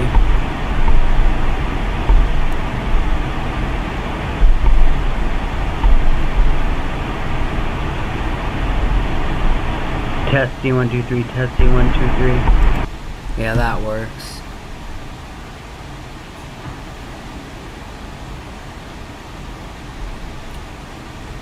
Alright, so we're flying.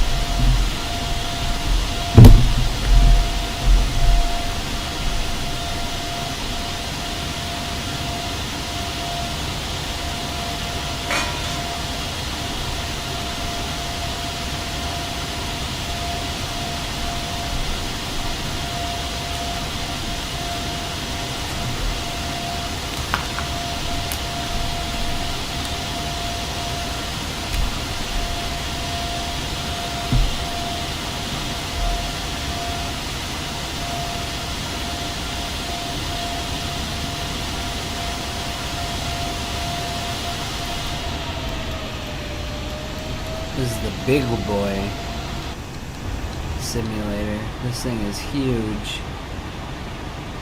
Very big. Boy. Big simulator. This thing is huge. How's the volume? Or do I need to move the mic closer to my face?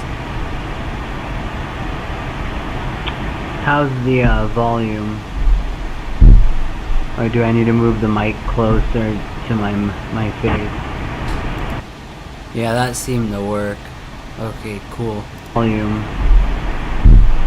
Or do I need to move the mic closer to my face? Yeah, that seemed to work. Alright, cool.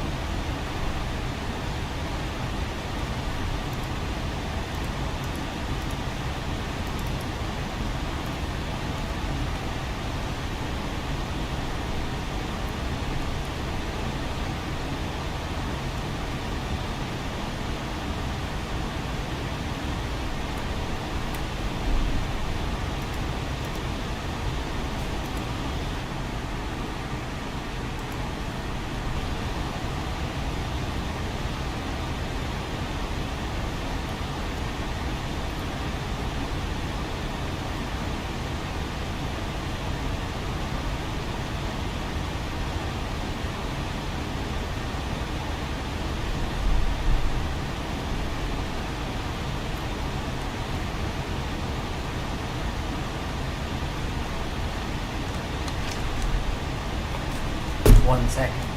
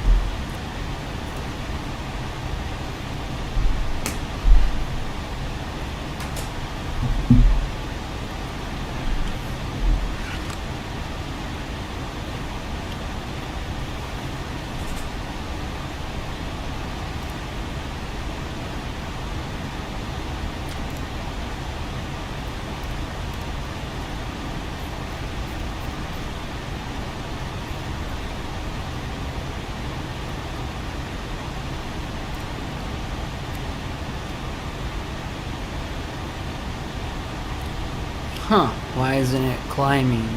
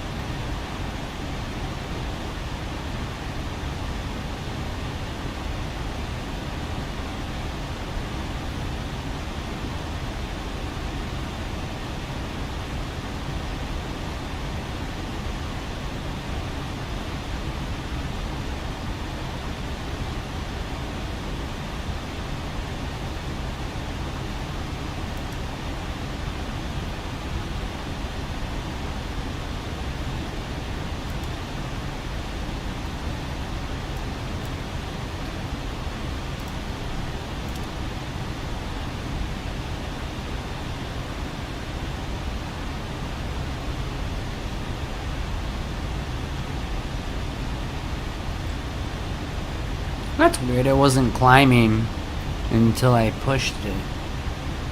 It's still climbing though. Odd. Oh wait. Nope. I have to expedite it. I don't get that.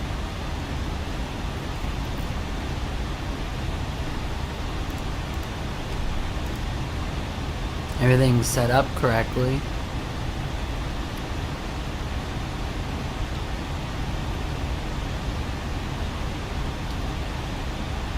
Set for 38,000.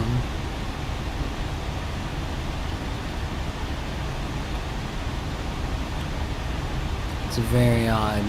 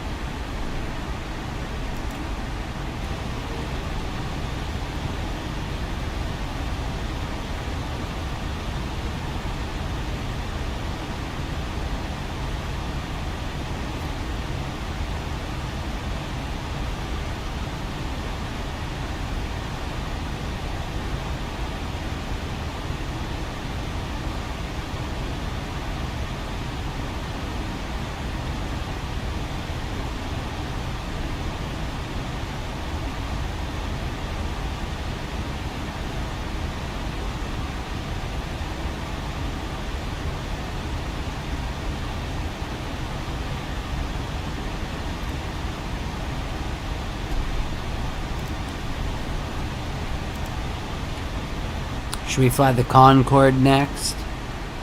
I think I'm gonna fly the Concorde next. Insufficient fuel.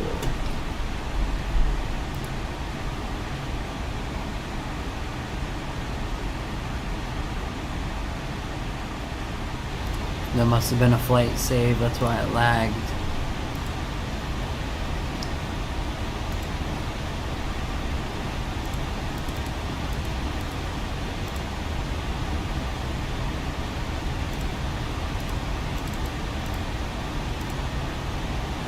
There, that's enough fuel. That's gotta be more than enough fuel.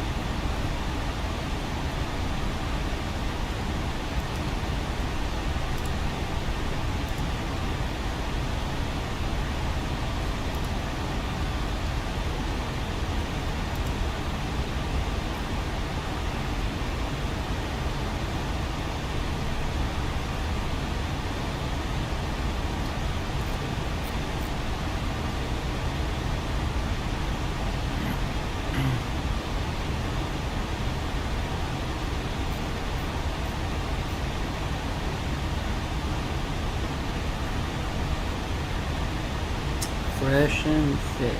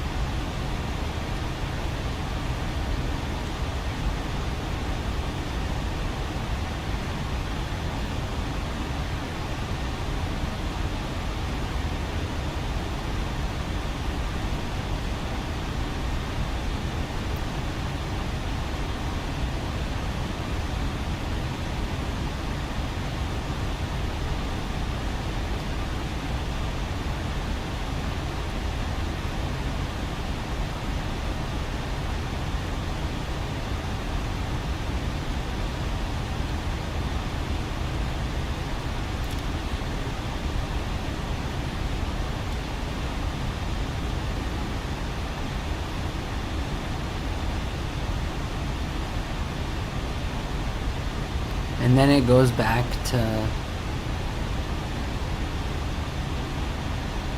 Okay, now it's climbing again, but very slow.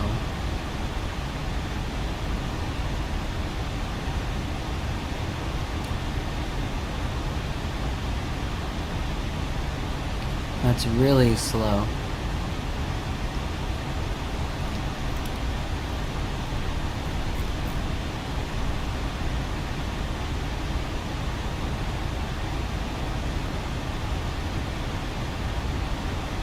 We want to get to 38,000 feet.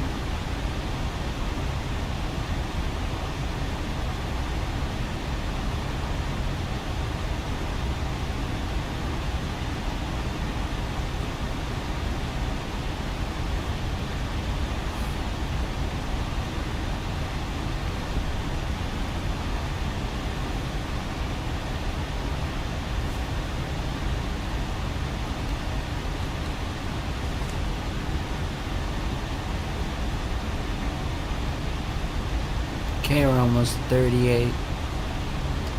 Type of climb is coming up. 40,000. It's saying 40. What the hell?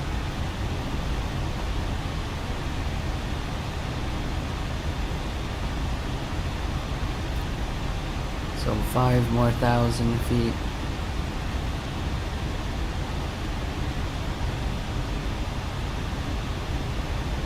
Let's go back on VNav, because we're gonna stall out.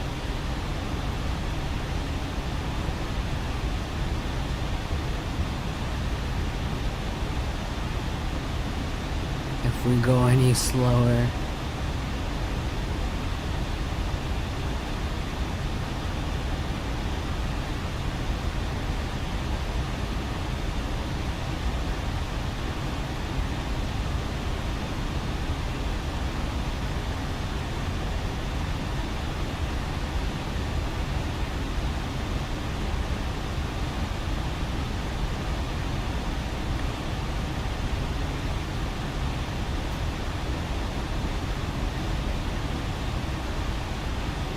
Okay, we're gaining speed again. Well, it slightly ascends.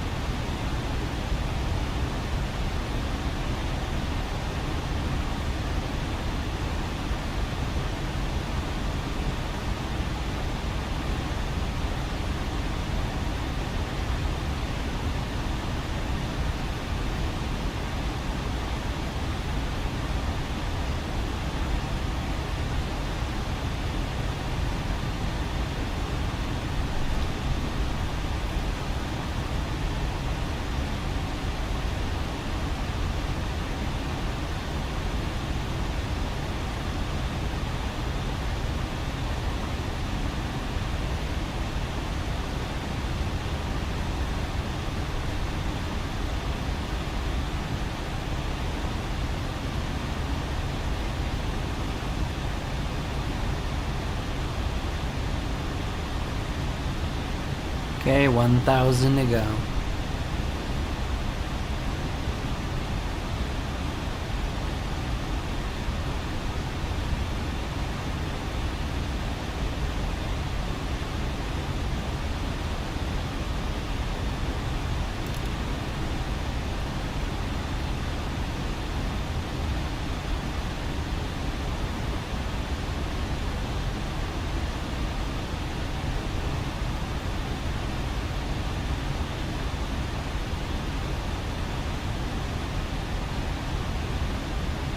And we're at top of climb.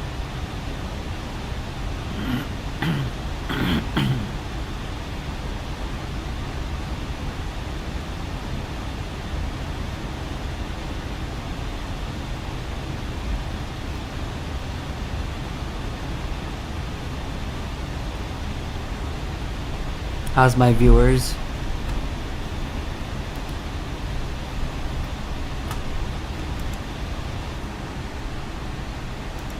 Rumble.com. Hit the thumbs up. There, thank you very much, whoever did though.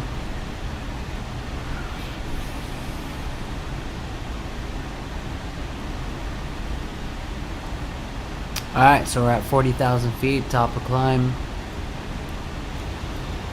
We cannot go any higher.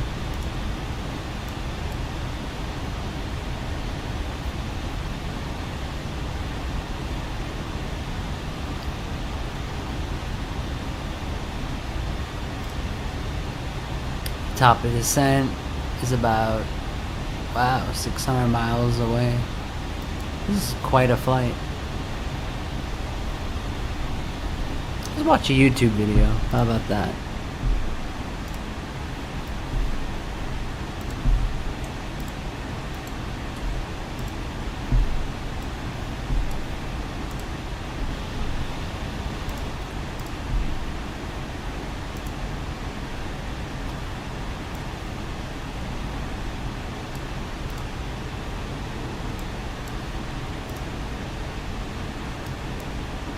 Car, yeah. It's not affected me, no, because when I entered this fight, I knew Dylan was a scumbag. So at this point, guys, it has been almost 2 weeks since the epic press conference went down between Logan Paul and Dylan Dennis. I'm sure that most of you guys understand the lore kind of surrounding this whole situation. The Paul brothers overall have had beef with this guy for years now. And Dylan, I know you're watching this, and just remember you're still hooked up with your girlfriend. Savannah, what's good? How you doing? He's been known for ducking fighters, okay? He did not have the best reputation within the fighting community. And I think when Logan first announced that this would be his next opponent, the average person could really care less. I mean, this wasn't really a name that was going to garner a lot of hype. But Dylan has really taken this whole situation and really flipped it on its head, as his relentless Twitter trolling has shown to be an amazing tactic in not only selling this fight, but also building up a large amount of people who now want to see him win. And to be frank with you guys, the trolling has not stopped. He's posted countless pictures of Logan Paul's fiance with other men, and he's still teasing that he has some sort of picture or some sort of video that would pretty much be like dropping a nuke on not only the internet, but also on Logan Paul's entire life, including his engagement. You think you've gone too far? It's mental warfare. You could beat a man in 3 ways, physically, mentally, and spiritually, and that's the art of war, Sun Tzu. Gotta read the books. I'm very well versed in the game, so I think I already broke him mentally, and I could tell he is going to be emotional in there. Just like when Roberto Duran fought Sugar Ray Leonard. Sugar Ray Leonard used to be on the outside and be an outside fighter and pick everybody apart. And Roberto Duran antagonized him so much he became like a brawler, and he lost. So I think Logan, I'm in his head. I think I'm just chilling in there. Now, while I do find some of what Dylan has done here on Twitter to be kind of corny, like recently he apparently brought a newborn baby into the world, and in the first picture that he took with the baby, he's holding him there at his chest. The first thing he thought to do with said picture was to use it to troll Logan and his fiance, which to me is just a little bit strange. But I do also think that Dylan has now backed Logan into a bit of a corner, where this whole fight has really ended up being a lose-lose situation for him. I mean, I won't lie to you guys, if Dylan goes into that ring and ends up knocking Logan Paul out, that is going to be an even bigger hit to his career than the one he's currently under. I also found this to be very interesting. Some of Logan Paul's both current and past friends have now weighed in on the whole controversy, with his former co-host George Janko apparently even inviting this man onto his podcast. George also hinted in a video last week that he might now be joining forces with Jake Paul and be the new co-host on his podcast, which is obviously going to result in even more drama between the Paul brothers. First text I read is from him. He goes, dude. The manager. He goes, dude, Jake wants you to be a co-host. I go, what the? Watching somebody you respect and you grew up with in the industry have your back publicly. Then his friends like, by the way, his music rocks. And then his other friends like, by the way, this guy's actually a nice guy. I'm sitting here like, oh my God, this is crazy. And you know, I have been kind of rough on George in the past, but I'm definitely here for his revenge arc. And the fact that he, as one of Logan Paul's former best friends, is willing to have this guy on his podcast and give him his platform kind of tells you everything you need to know about Logan Paul and the way George really feels about him. Even Yes Man Mike went out of his way to weigh in on all the drama surrounding his master. Dude, Logan is being slaughtered from all angles right now, bro. And this morning, Aiden Ross invited Dylan onto his live stream. He had Dylan choking him out, showing him some different moves. But this has to be the most interesting thing to come out of that stream. Like we talked about previously, Dylan apparently has some sort of image, some sort of video that he says will ruin Logan Paul's life. And apparently this piece of media could even end up landing Dylan in jail. And here he is apparently showing Aiden Ross that image. So you know I'm not lying? Bro, what the f, bro? I told you I wasn't lying, no? Now you get a doubt from me. No, that is wild, bro. I actually feel really bad. Tell me if they would pull the fight if I posted it. Definitely. Like, that's too far. You think so? Bro, come on, bro. But should I save him from his girl? God, dude. What? How do you even have that? I have more. Was it another one? Bro, my heart hurts. Oh, God. For him or? Like, in general, bro. And so obviously there's been a lot of speculation over this forbidden image. And after that video went viral of Dylan and Aiden, another video started circulating the web of what appeared to be Logan Paul's fiancée Nina being involved in this type of activity right here. 100 glizzies! Entering glizzy overdrive.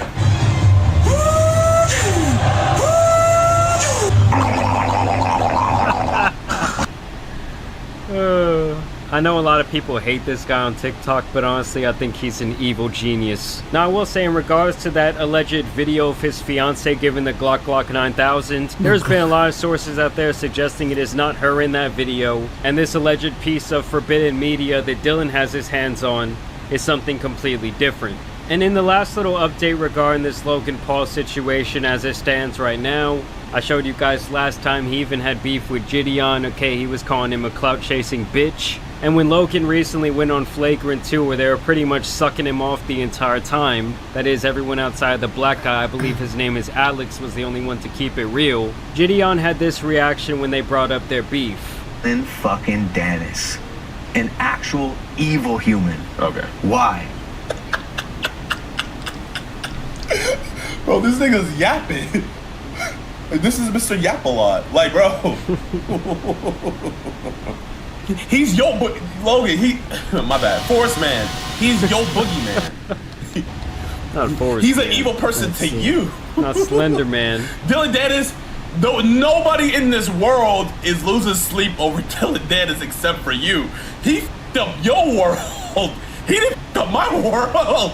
Just for a little context, Logan was pretty much saying, how could Gideon be this God-fearing man? How could he be this good Christian? And then side with someone as evil as Dylan Dennis. When let's be honest, while what Dylan has been doing on Twitter has been a little bit corny, Logan Paul's track record of scamming his fans, and of course we all know what he did out in Japan, as well as a couple of other shady moves along the way, is way worse than posting up publicly available images of somebody. Do you know how much you gotta f*** somebody up from just saying stuff on Twitter? That they're calling you an evil person? Going at a dude's wife, like, I'm not gonna lie, that's some pretty low stuff. But it's not evil, devious, menacing, yeah. Evil? You filmed Like, that's evil. Realistically speaking, a guy that's just putting pictures up of your old fiance that are already on the internet, that's, you know, that's just shit talking. You went to a place to find you were literally, the place is called Forest. It wasn't like the place was called Forest with rainbows and sunshine. The shit is called Forest. You went there with a camera and was just like, oh yeah, wow, this is nice. We got a nice tree. Ooh, look at that deer over there. What the? What? I mean, do we even need to say anything about this clip? Gideon literally destroyed this man in 1 minute and 47 seconds. All I know is at this point, Logan Paul is absolutely in the dunce's corner right now. You got the slight enemies of Jake Paul and George Janko about to join forces. You got George hitting up Dylan asking him if he wants to be on the podcast. You got Gideon out here cooking him in these virtual streets. They still got this apparent nuke piece of forbidden media that could drop at any second. I guess I'm just saying overall, I do not think it's a very fun time right now to be Logan Paul. But y'all let me know what you guys think about this ongoing situation down below. Y'all make sure you subscribe to my channel to keep updated on this entire thing. As always, I do want to thank you guys for watching today's video, dropping a like and subscribing. But as you guys know, it's been your boy the Tan Superman, and some other online beef out here needs to be cut. That's it. Tell her security not going to be in between me and my kids, and also tell her don't have. I told the teller security not to stand in the way of my time with my children, and that I was delighted that you guys were able to see only a tiny bit of my daughter's lipstick. After seeing how she treats their kids, Kanye West is once again enraged with Kim Kardashian, believing that she has rendered him defenseless. A recently shared video that went viral exposed air traffic control versus pilots. Cessna 36 Bravo, that would have been good information to know prior to your departure. You gonna ask? Coming up.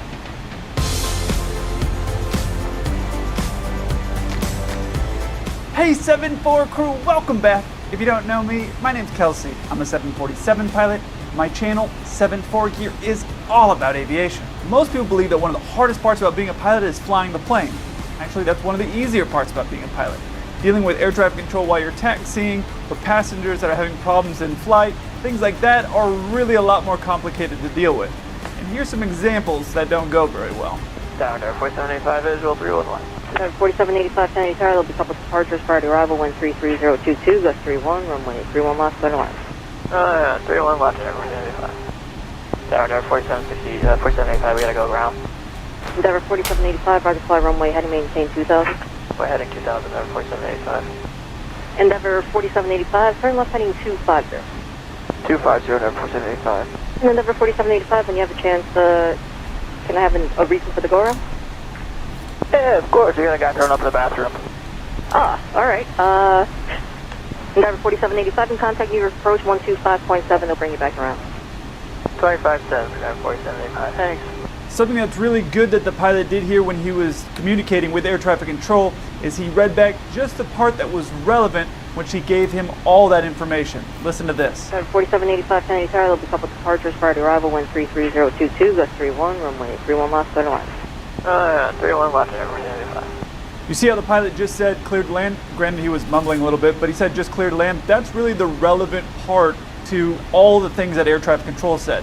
Sometimes I'll hear newer pilots, and I'm guilty of this too as well when I was newer, is they'll read back all the winds and the traffic and all the different things that she said. Those are just information pieces. Those aren't things that are instructions that you're required to read back. That part that's very important there is the clear to land. So that helps shorten up the communication, and so the pilot did very well on that part. You heard me say in the past that when you hear a communication from air traffic control, if you read back exactly everything that they told you, if you read it all back in the way that they said it, usually you're going to be saying everything correctly. Obviously there's exceptions to every rule, and this would be one of those exceptions, so they did do everything well here. Now, this airline, Endeavor, flies the CRJ, which is a plane that I used to fly. It's a regional jet. It's really a great plane to fly. And for all of you that aren't ever planning to become a pilot, there is something here that's very important that you can learn from this audio. Listen to this part here. Endeavor 4785, when you have a chance, can I have a reason for the go-around? Yeah, of course, you're gonna get thrown up in the bathroom. I don't know which version of the CRJ they were flying, but some of these CRJs have 2 jump seats, and one of the jump seats is in the back in front of the bathroom, which means that if the person was in the bathroom throwing up, the flight attendant couldn't be in their seat, which means the flight attendant's in an unsecure spot and the passenger's in an unsecure spot. So the pilots did the right thing about making a decision to do a go-around. It's better to do a go-around, come back and try again a little bit later when everybody's in their seat. But here's the thing that you can learn if you're never planning on being a pilot. If you're in one of those smaller jets and you're getting ready to land and you feel like you're going to throw up, take the 6-sack that is in the seat in the front of you, take that and throw up in there. Will it be embarrassing? Yes. Will people hear you? Also yes. Will people smell your throw up?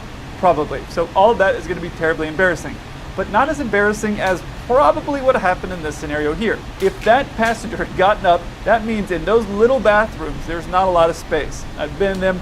You will not have space to throw up and get in that throw up position. You will not have space in these regional bathrooms, which means the door is probably partially opened up with your feet sticking out.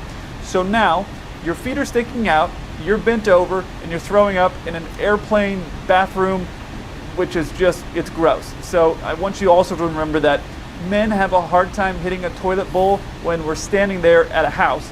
So you can imagine during turbulence just how bad our aim is. We don't become super snipers once the turbulence hits. So just keep that in mind as you're crawling around the floor of a bathroom. Not a great idea. So option A, this passenger is in the back of the plane where people would have to turn around and see them. That's not great. Option B is they're in a CRJ 900, which is one of the larger CRJs that they fly in the US. And that means that his feet or her feet are sticking out of the bathroom at the front of the plane, which means everybody can see.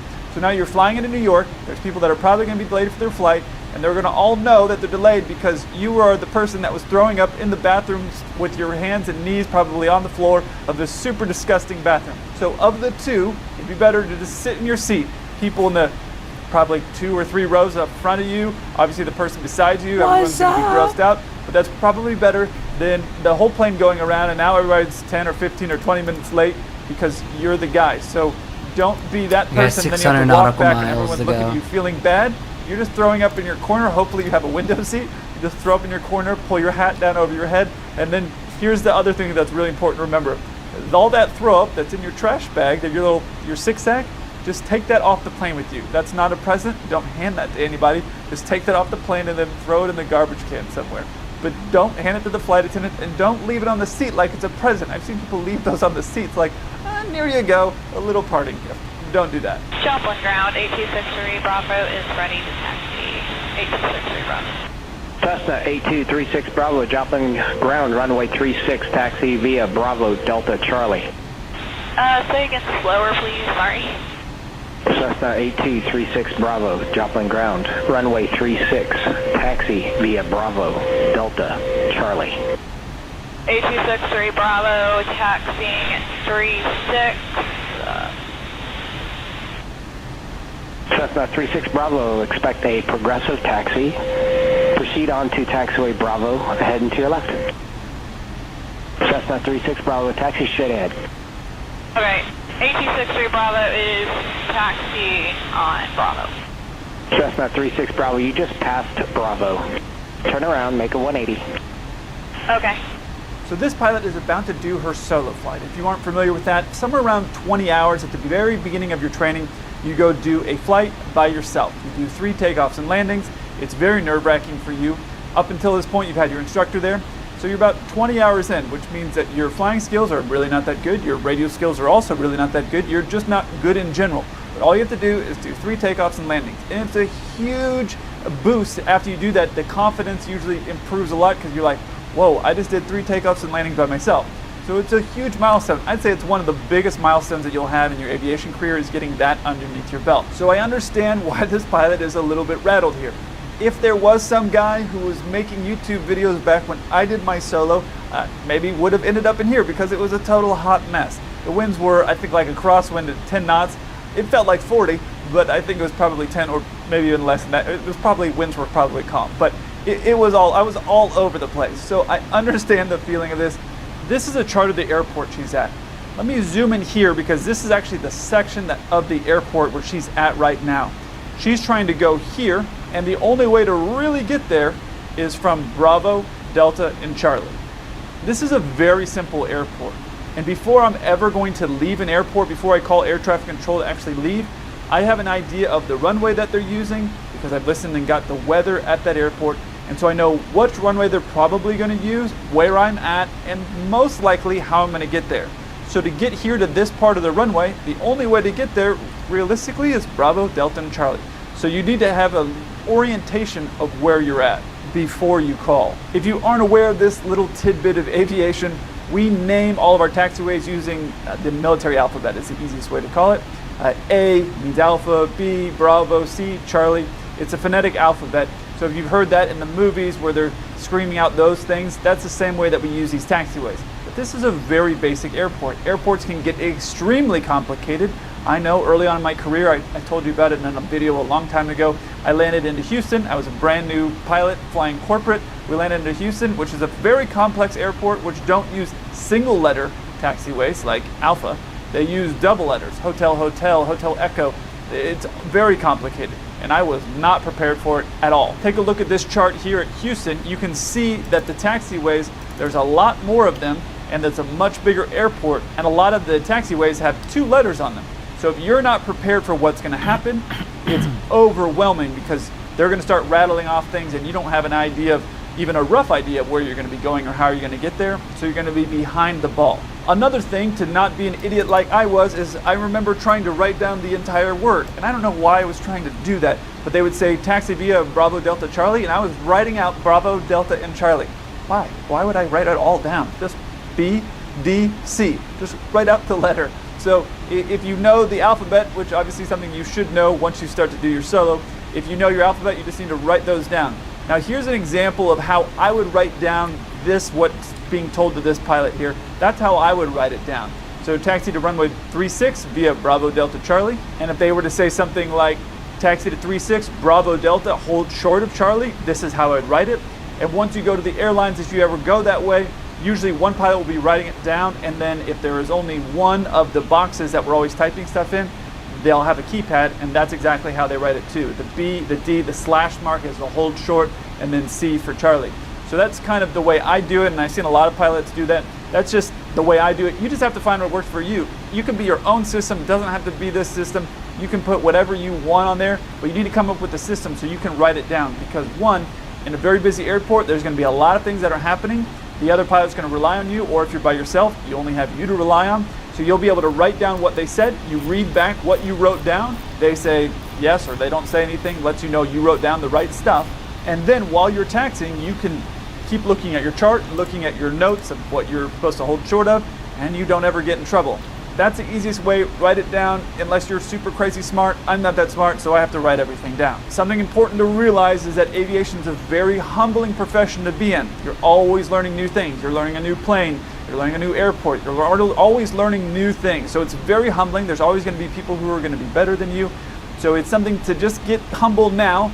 Don't do the I know. Don't have that attitude. Just realize it's going to be a humbling experience. You're going to feel stupid as you go through flight school. Really, all of flight school, I felt like an idiot. I thought maybe I was the worst pilot that had ever gone through that flight school. Just realize that it's all part of the game. You just have to keep studying and keep working hard.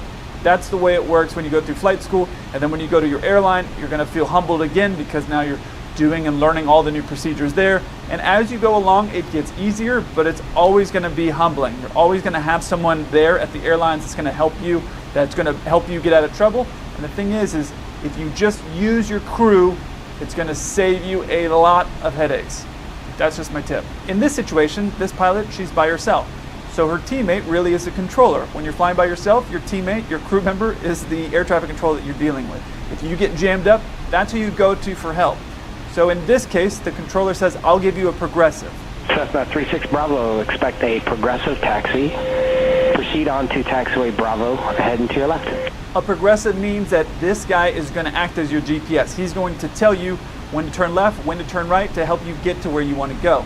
So if for some reason you've landed at some airport that you weren't prepared to land at and you don't know where to go, you would tell the controller, hey, I'm totally unfamiliar with this airport. Or what you would say is, unfamiliar with the airport, can I get a progressive to wherever it is that you're trying to go? So then the controller will maybe be a little bit annoyed by it, depending on what airport you're at, but they'll give you the instructions on how to get there. Turn left now, turn right here, and they'll get you where you need to go.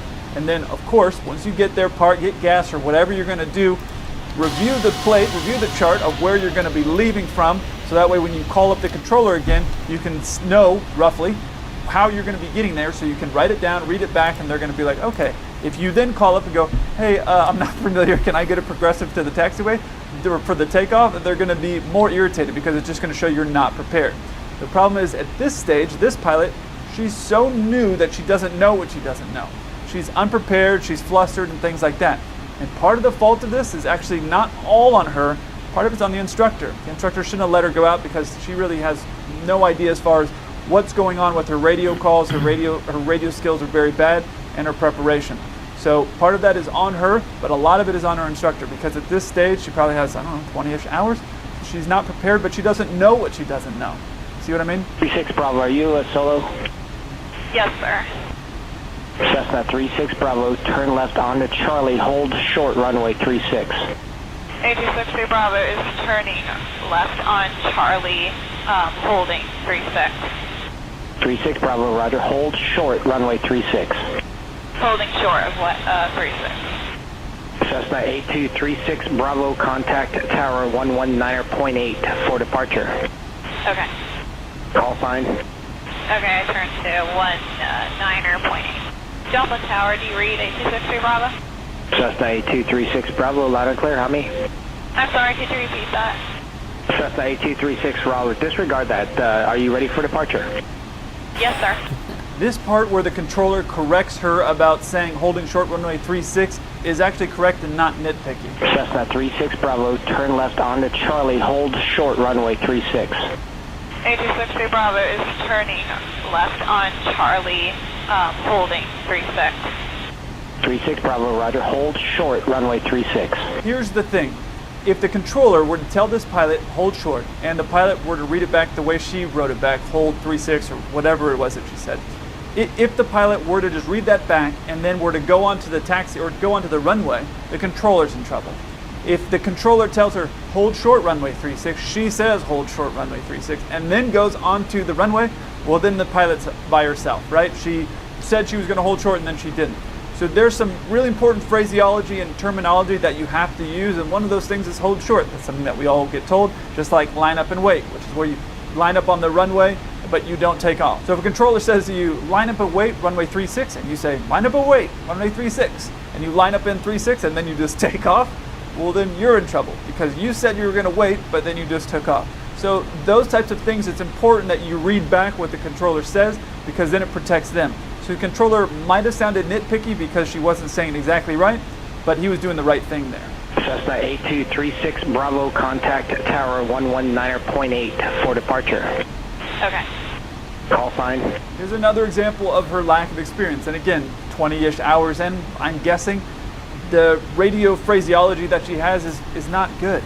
So it's important to understand that what I would do if I could do it all over again, if I had to do it all over again, and I don't want to do it all over again, but if I had to do it all over again, what I would do is when I'm at home cooking or at the gym or anything like that, I would listen to any of the apps that you can listen to air traffic control. I'd listen at the airport that I'm at, and if there was like nothing going on there, I'd listen at a little bit of a bigger airport. And that's just going to get you familiar with listening to the things that people are saying and the way that they're saying it. Now, I wouldn't jump, if you're brand new, I wouldn't jump and go listen to something like JFK or Chicago, because it's just going to be overwhelming. Things are happening so fast there. So I would just stay at your airport, listen to what's going on, or an airport that you fly to. Listen to what's going on. It'll get you a little bit familiar with the taxiways that people are using, some of the things that the controllers are saying, so it will make you even more prepared. So while you're cooking, while you're in the gym, while you're doing something that's not dangerous, like driving or something weird, go and listen to air traffic control and practice and look at the chart and see what's being said, and then you will get oriented to what's going on. That's a great way to prepare. The more you practice anything, the more things will slow down. Every plane that I've ever flown, the first little bit, it's overwhelming. There's a lot that's going on. And over time, things slow down more and more and more. You get more comfortable. Your brain isn't working as hard. The same applies with air traffic control and talking with them. The more that you listen, the more that you study the charts, the more that you do all that stuff, the more it's going to slow down for you, the less mistakes that you're going to make, the better of a pilot you're going to sound like on the radio, and the better of a pilot you're going to be as far as how prepared you are and while you're taxiing and moving around on the airport. So it's just a matter getting of doing closer. all that preparation is going to make everything, you look better, you sound better, all that stuff is going to be a lot better. Now, up until now, I've had some criticism for this student pilot. Even though she's Got about new, 400 she has some miles to go. responsibility. It's not just all an instructor. She has some responsibility. The instructor has some responsibility. She was not prepared as far as her radio skills. I don't know about her flying ability, but her radio skills and her orientation and preparation wasn't there. So there's some criticism for her. But then now I got some criticism on this next part for what the controller does. Listen to this. Cessna 8236 Bravo, Joplin Tower, runway 36, cleared for takeoff. 8263 Bravo, cleared for takeoff. Cessna 36 Bravo, frequency change approved. Frequency change, 8263 Bravo. Joplin Tower, 8263 Bravo is on left downwind. Downwind, am I cleared to land? Cessna 8236 Bravo, not in sight, runway 36, clear to land. 8263 Bravo, cleared to land.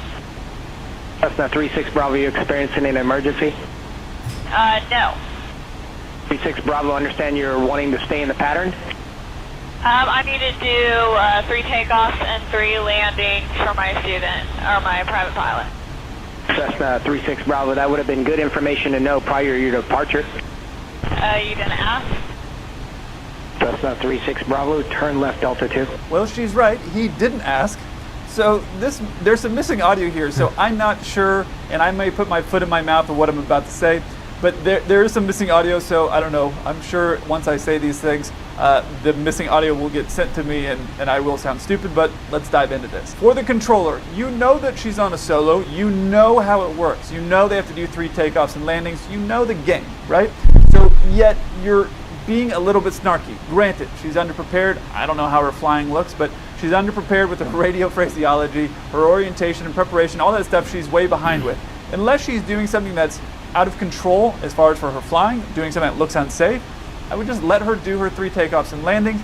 Once she lands and then she's taxiing back in, I would tell her, hey, you did nothing wrong, but I need you and your instructor to give me a call. You're not in trouble about anything, but just go ahead and give me a call, and here's the number. Once she was parked, and to have her write it down, or tell her to stop and write the number down, because she clearly isn't going to be able to taxi and write the number down and not get in trouble with where she's taxiing. So I would give her that number and then have her give you a call.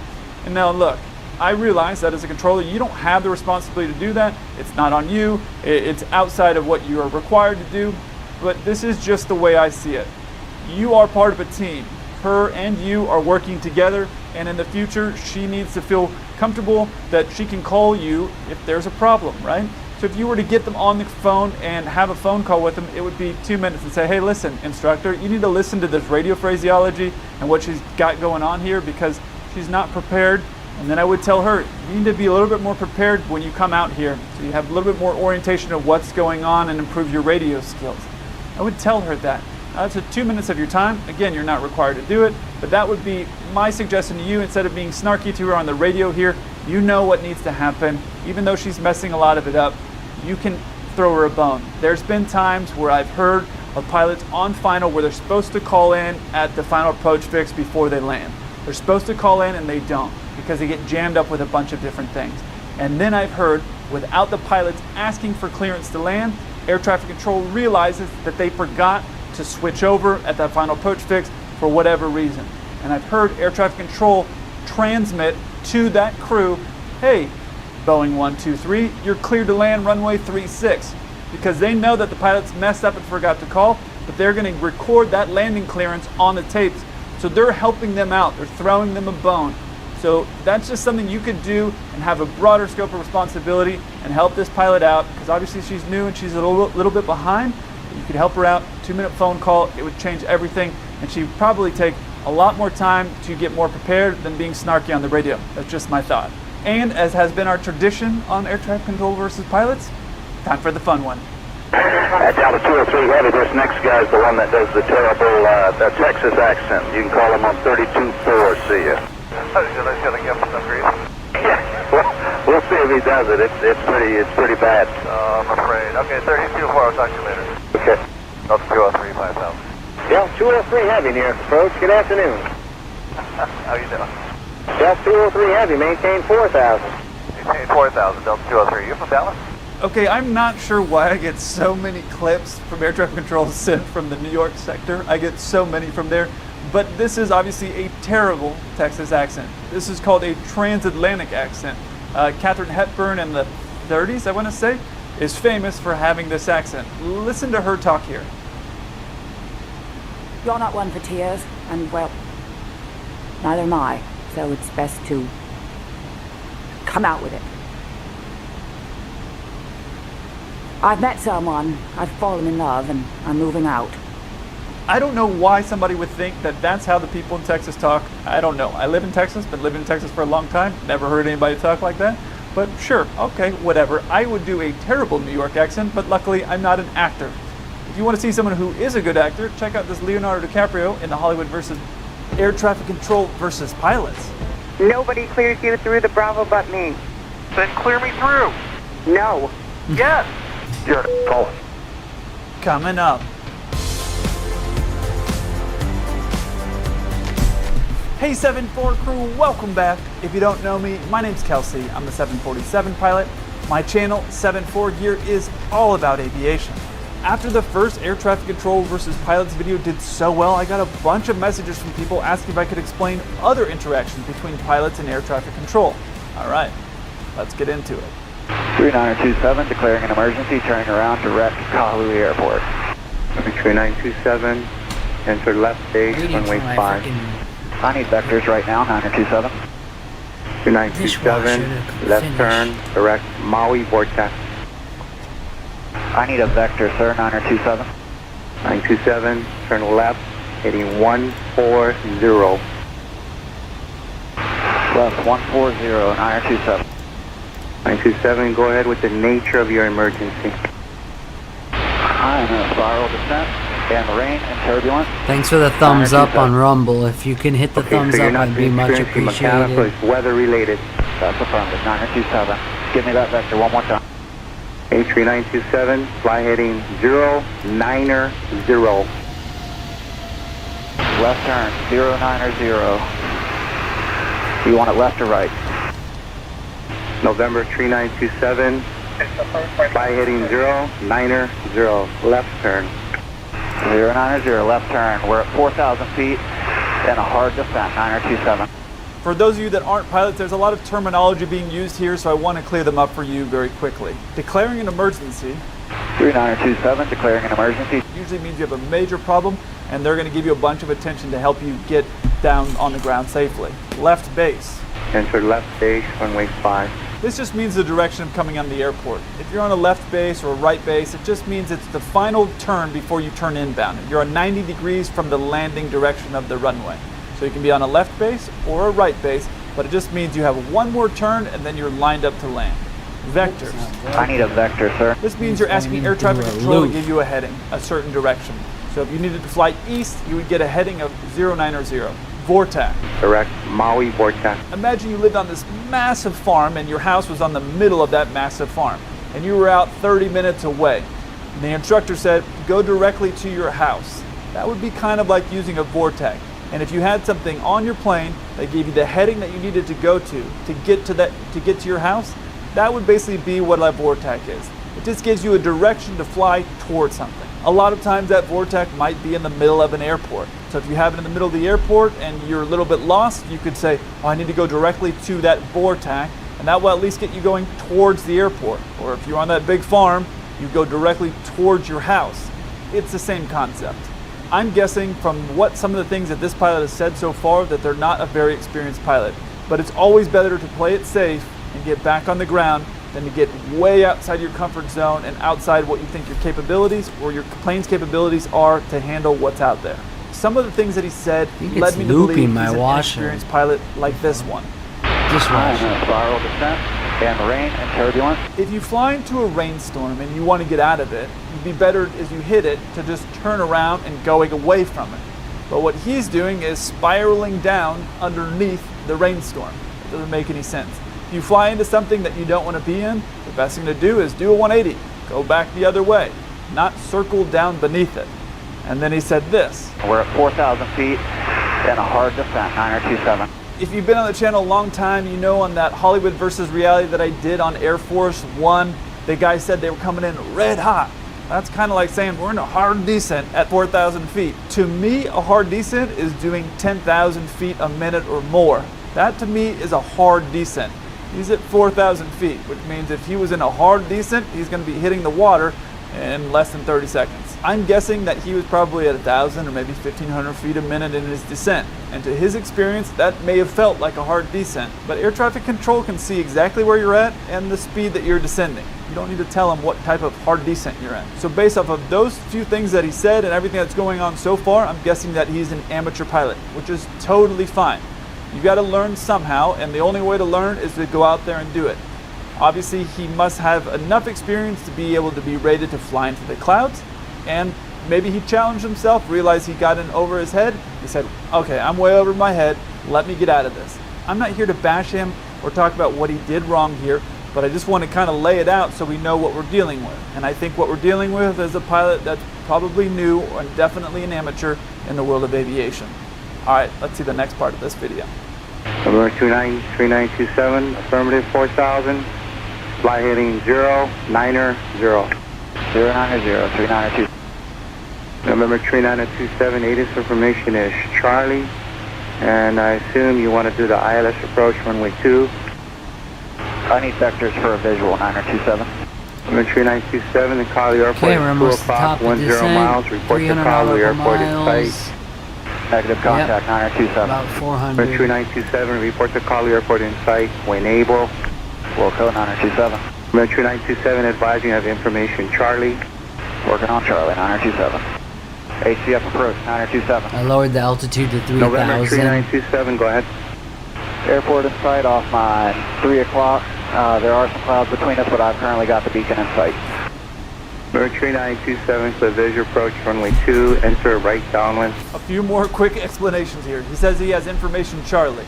Working on Charlie, 9027. About every hour, the weather at the airport updates. If the weather's really bad, it might update quicker. But instead of saying, do you have the weather from 30 minutes ago, they give each update a name. So you have Charlie, Delta, Echo, and so on. So he is saying, you have information Charlie. You have the current weather that's happening over the airport right now. The next thing to know, and this is important for later on in the video, is the pilot says he doesn't want to do the ILS, he wants to do the visual. I need vectors for a visual, 9027. If you aren't familiar with what an ILS is, it's the way that pilots fly through clouds to land in on an airport. Instrument landing system. I made a video about it a while back. It's kind of boring to be honest with you, but imagine it's the tools that we use to fly through the clouds. If you've ever flown through the clouds and then you come out like a few hundred feet off the ground, that's what we're using to get down onto the ground. He's saying, no, I don't want that. Just get me to the airport, I'll see it, and I'll go and land. Right after this is when things start to heat up. Remember, he said he wanted a visual approach to the runway there, and he says now that he has the airport at his 3 o'clock, which if you think about it like a clock, it means it's off his right-hand side. And so he's saying, I see the airport, and earlier he requested a visual for landing at that airport. Also, it's important to remember that the controller offered him to use an ILS to fly through that approach through the clouds. The controller offered him that, and he said, no, I want the visual. All right, listen to this part. That's not helping me very much. Give me a vector, give me an altitude to fly, and I'll fly it. 9027.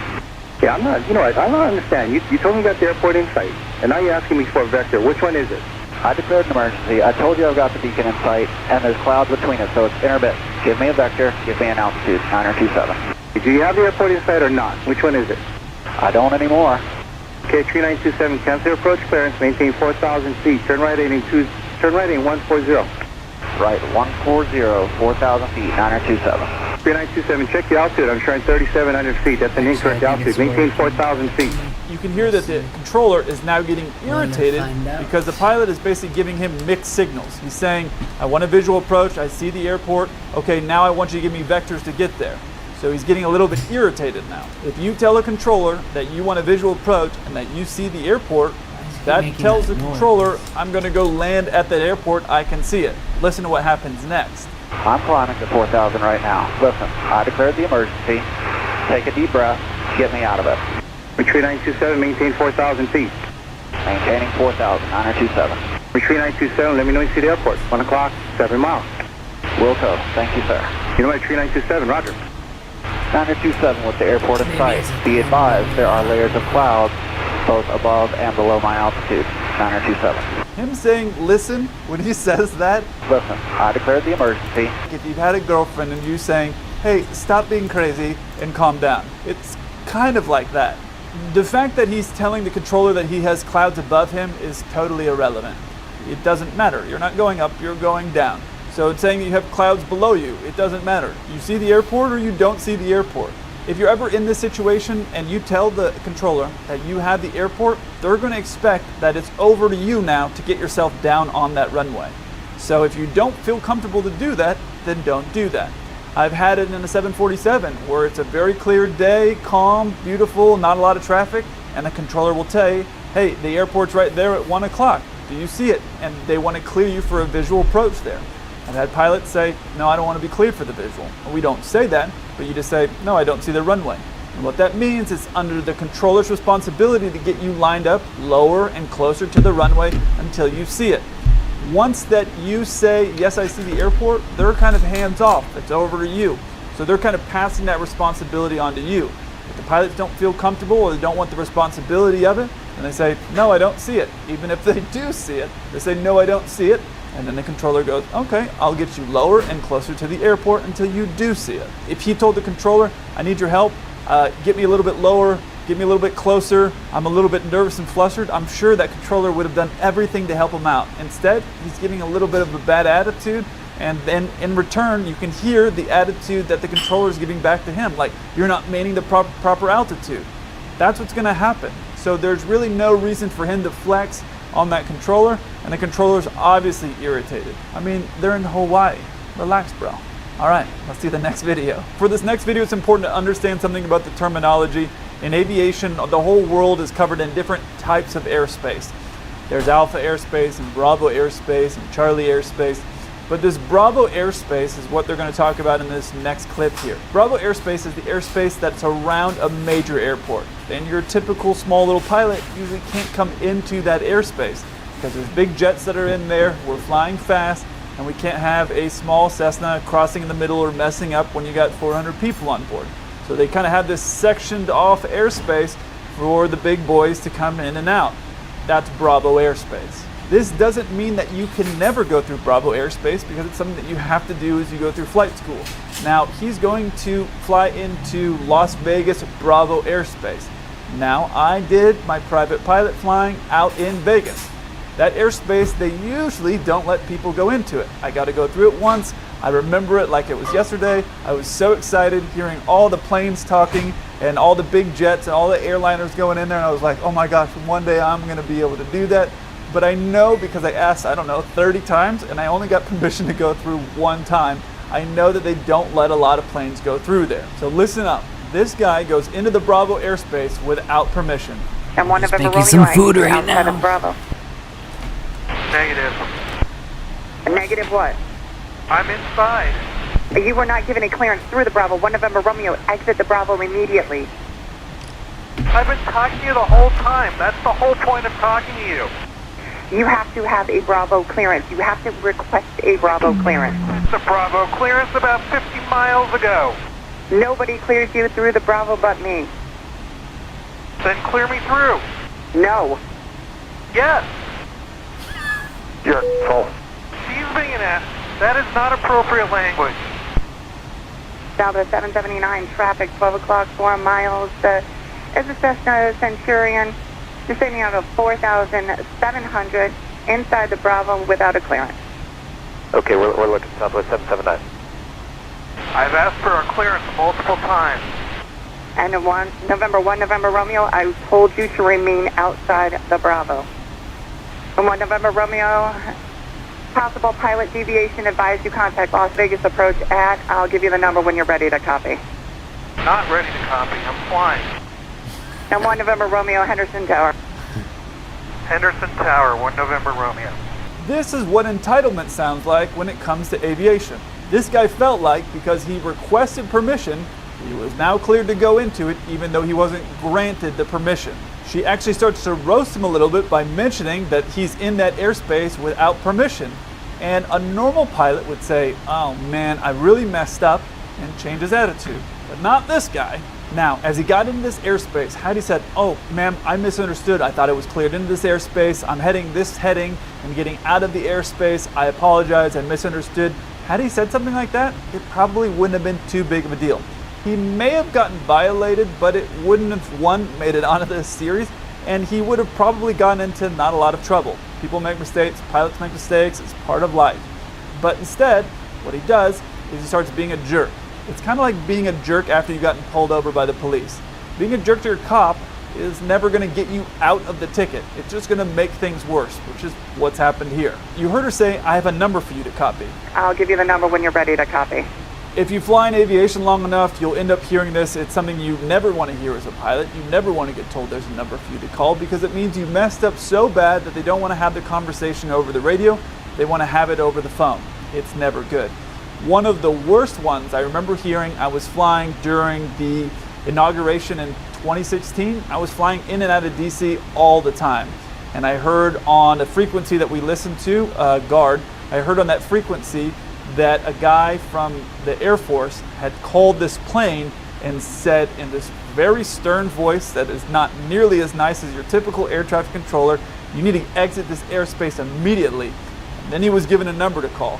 So I knew right there they were going to be in a lot of trouble. You never want to get a phone number to call. And if you get a phone number to call, you probably shouldn't say like, "No, I don't want to copy it down." Again, that's not going to help. This is all going to get recorded, and if they escalate it, now you're going to be sitting with the FAA or whoever the governing body is of that country. It's not going to work out well for you. At the end of the day, you need to realize that flying is a privilege. Whether you're flying a 747 or a Cessna 152 or anything in between, it's a privilege. It's not a right. Asking for something, you may get it, you may not get it. But if you don't get what you want, throwing a temper tantrum is probably not going to help you get there. Okay, let's see the next video. This one's funny. Right behind that Lufthansa 747. Once he exits the alleyway there, we'll be able to make a right turn and head into the gate area. Thank you for remaining seated until I will turn off the seatbelt sign once we park at the gate. Until that time, please remain seated. Again, welcome to New York. It's a beautiful evening here, about 70 degrees right now. Let the abuse start. Come on, you can't let him get away with that. Nice breeze. Welcome to New York. Welcome to New York. Thank you. To be here. What was the temperature again? Where's our gate? Flight attendants always would ask me to make an announcement to the passengers if we were delayed in getting into our gate and tell people to stay in their seats and keep their seatbelts on. Because they would make the announcement and people didn't always listen to them. So I would always be fine. Yeah, I'll make an announcement. I'll tell them to stay in their seats. I don't have a problem with that. And they will listen to the pilots more than they will listen to the flight attendants, which is annoying, but this is the world that we live in. What happens is up there, you've seen on the flight deck, there's a lot of different buttons up there. And sometimes you hit one button and you hit the wrong button, one to make a PA, make an announcement to the back, but you hit the wrong frequency and you transmit, or you don't hit the button hard enough and you're transmitting talking to air traffic control ground frequency at, I'm guessing, JFK, which is what it sounds like here. He meant to be making that announcement to the back to all the passengers, but he made it there. And of course, JFK being JFK, they weren't going to let him get away with that, and so they, instead of roasting them themselves, they let all the pilots roast them. Now, the pilots love roasting other pilots because we have all done that. I've transmitted on the wrong frequency, I've transmitted on guard, an announcement. I mean, I don't know, a week ago, heard a guy coming in, he was on a corporate jet, and he was on guard. Guard is a frequency, 121.5, that we listen to and monitor in the case of an emergency. You can hear the planes that are around you. Air traffic control can reach you there. It's a frequency that I've talked about in other videos, but it's something that we're always listening to on top of the main frequency that we're talking to air traffic control with. It's just a monitor frequency. This pilot, as he's coming in, is flying a corporate jet, and I don't know who he's got on there, but obviously there's somebody very important because it says, hey, calls up on the guard frequency, meaning to call the people in the private area of the airport that handles private jets, meaning to call them. He calls up these people on guard and says, hey, listen, our guy's coming in, make sure the cars are ready. It has to be ready or they're going to be pissed. And I hear one of the pilots get on there and go, don't worry, sir, the car will be waiting for you as soon as you land. He's like, great, thanks, appreciate it. And I thought, I don't know who he's got in that plane, but instead of letting him think that he just called guard, he now thinks he spoke to somebody there. And that's just kind of who pilots are. We're for children. If you enjoy me explaining these air traffic control videos, you'll probably enjoy me explaining these aviation videos. If you want to see one of... This is not a maneuver that you ever want to be in when you're flying. Viral debrief. Coming up. Hey 7-4 crew, welcome back. If you don't know me, my name's Kelsey. I'm a 747 pilot. My channel 7-4 Gear is all about aviation. I want to thank all of you in the 7-4 crew who have been sending me these different videos, because without you, there is no way I could keep making this viral debrief series.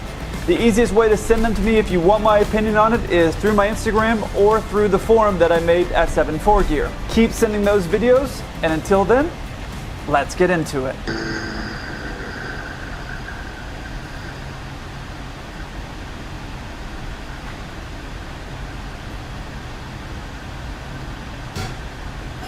Yeah, this is a typical maneuver that we do in flight school.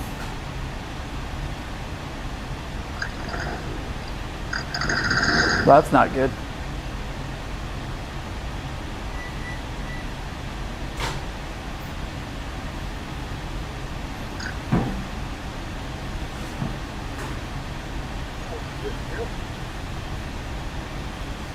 That's a flat spin, like from Top Gun. This is not a maneuver that you ever want to be in when you're flying.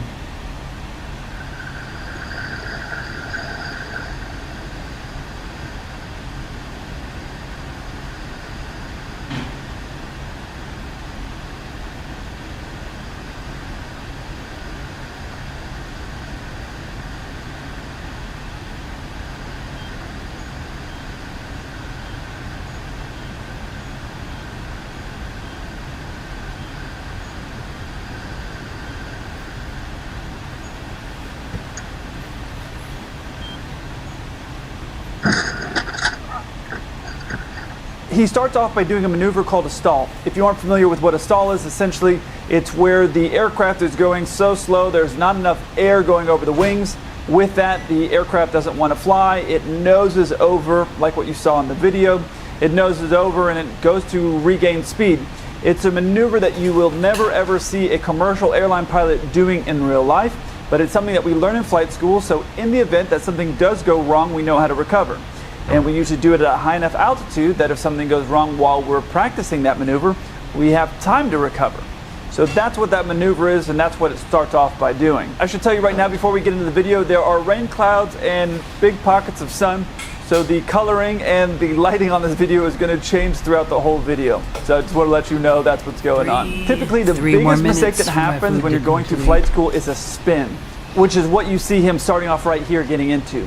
A spin isn't necessarily dangerous. In most planes, they're easily recoverable. However, this man, in his attempt to be Maverick from Top Gun, gets himself into a flat spin. That's a lot different to recover from. I say flat spin instead of spin because you can see here the horizon. The plane is basically level with the horizon. That's very dangerous. The reason that it's harder is there isn't a lot of air going over the wings or over the surface of the wings, and that air is what you use to control the movement of the plane. The easiest way that I can explain this to you is when you're driving your car on the ground. If you turn the wheel of your car on the ground and you press the gas, there's friction between the tire and the ground. So when you turn that friction is what helps move your car to the left or to the right. If there's no air going over the wings, there's no resistance to help get your plane to turn left or right. He's just going straight down. There's no wind coming over the wings. It's just going right past him. Imagine if you're driving and you were hydroplaning really fast, like skidding over the water. You can turn the wheel all you want, but there is no friction, so the car doesn't respond. That's kind of like a flat spin. This is a super dangerous situation to be in, especially without a parachute on your aircraft. If Goose couldn't survive it, this is not something that you're ever going to see a pilot to do on purpose. I'm not going to get into the various recovery techniques on this, but here is something super important to take away from this video. The pilot doesn't give up.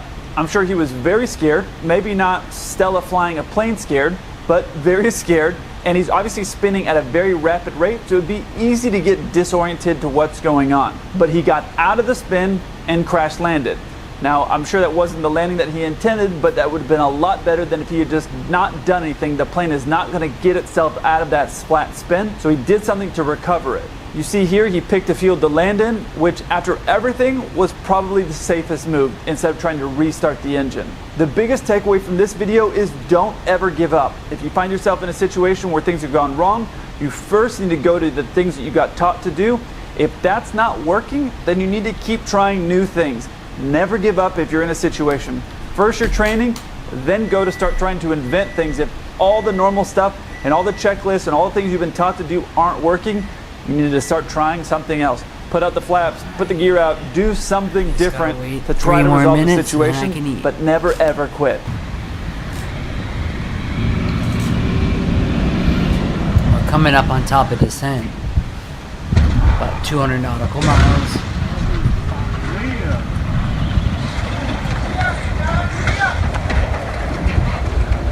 That did not go as planned. That obviously did not go as planned. There is something that general aviation pilots do that is a little bit silly to me, but I got taught it when I was in flight school, and I see a lot of pilots that do it as well when they're going through flight school, and that's exactly what this pilot was doing here. And that's trying to land on the numbers. What that means is you're trying to land at the very start of the runway. I know they say all the runway behind you is wasted runway, but the people who say that probably never piloted their aircraft into the mound at the beginning part of a runway. There are two reasons I think it's smart to give yourself some distance when you're landing on a runway. One, what you see here is very bad, but it's actually pretty uncommon. But the reason why I say don't aim to land on the numbers is if he had an engine fail right here, do you think he would have made the runway? Probably not. He's very low to the ground and he's slow. But this guy actually really did himself in. You'll hear him give it some throttle and then pull it back way too soon. The wind is coming right down the runway. It doesn't look like there's any major gusts that he hit. He's just trying to land at the start of the runway, and he missed. Landing at the numbers can backfire exactly like this. This was really just poor decision making by the pilot, trying to land too early at the start of the runway and not reacting to the situation where his plane was sinking and not going to make it. He pulled back the power too soon instead of adding power and either extending his landing or going around and trying again. I remember seeing this on the news when it happened.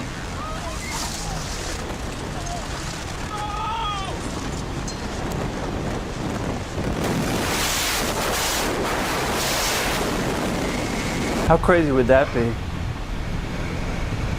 There's another angle from, I think, the person right ahead of the first shot.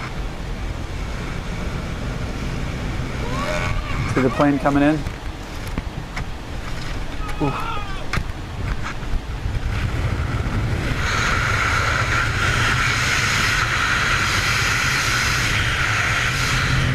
Nuts.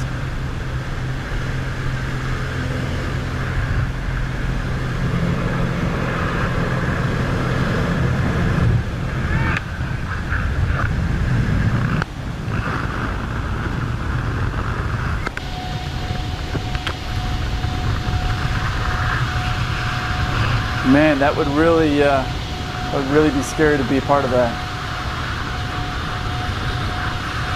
So we have a lot of different footage here, and actually we have footage from the other aircraft that's crazy. that actually was below them. We have footage of that. We'll watch that, and then we'll debrief this video.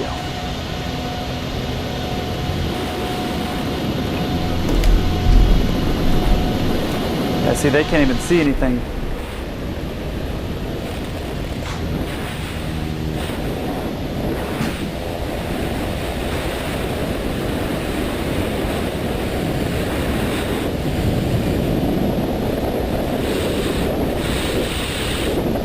This is actually a little bit of a tricky video. Even though we have so many different angles and different cameras, which is great, the footage is a little bit grainy, so it makes it a bit hard to see exactly what the pilot's instruments are doing, which would be very helpful in this video. But something that's really cool about this is that both the pilots and all the skydivers survived, which is crazy when you watch that video and think everybody made it out okay. Obviously, someone isn't in level flight though. The other thing to keep in mind is that they're flying a Cessna, which are high-wing aircraft. That means they're great for seeing below you, but not above you.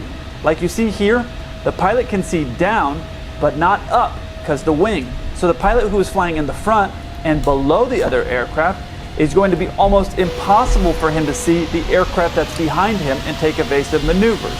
The footage from the plane that's behind and above the lead plane, something to note here is from this angle, it appears that the plane is in level flight, or at least not descending. Again, this is grainy footage, but see this right here? This is a vertical speed indicator, and it shows if the plane is going up or down and how fast. But it appears that he is not descending. We can only see a glimpse of that, and then you look over here and see the closure rate of these two planes is very fast. You can see the plane below is coming up, and you don't see or hear any evasive maneuvers from the pilot, meaning you don't hear the pilot pull the power back, and you don't see him bank in any direction. It's easy for me to say, oh, I would do this, but it happens pretty fast. Here's the issue if you're the trailing plane above. The aircraft is below you and to your right, which is the direction you would want to bank. Why to the right? If you bank to the left, you run the risk of these people actually getting thrown into your propeller, which they're obviously not going to survive. If you go to the right, it's counterintuitive because you're going towards the plane that's coming at you, but it's actually the better option of the two. The only real option here that I see would be to pull the power back and try to slowly climb or hold your altitude and pitch up in a way to create more separation. If he'd pulled the power all the way back right here, the other plane should have flown right in front of him. If you add full power and pitch up, you run the risk of the skydivers here actually falling backwards into your horizontal stabilizer, which is the wing on the back of the plane. They could hit that and then be unconscious, which is obviously very bad if you're falling towards the ground. There's an art to formation flying, and this pilot put himself in a situation where he had really no options to get out. And then the pilot that's down below at the lower altitude will almost be impossible to see him because he has a high wing. I mean, he can't see past his wing and behind him because there's a wing there. So who climbed into who? It's really hard to say. The main thing here that I want you to take away from this video is you always want to leave yourself an option if you get into a bad situation. And this pilot that was in the above plane didn't really leave himself any options in case things went bad, which is exactly what happened. All right, another A380 video.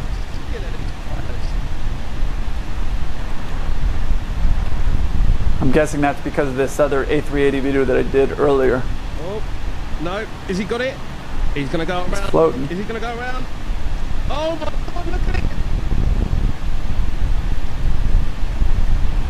Nicely done.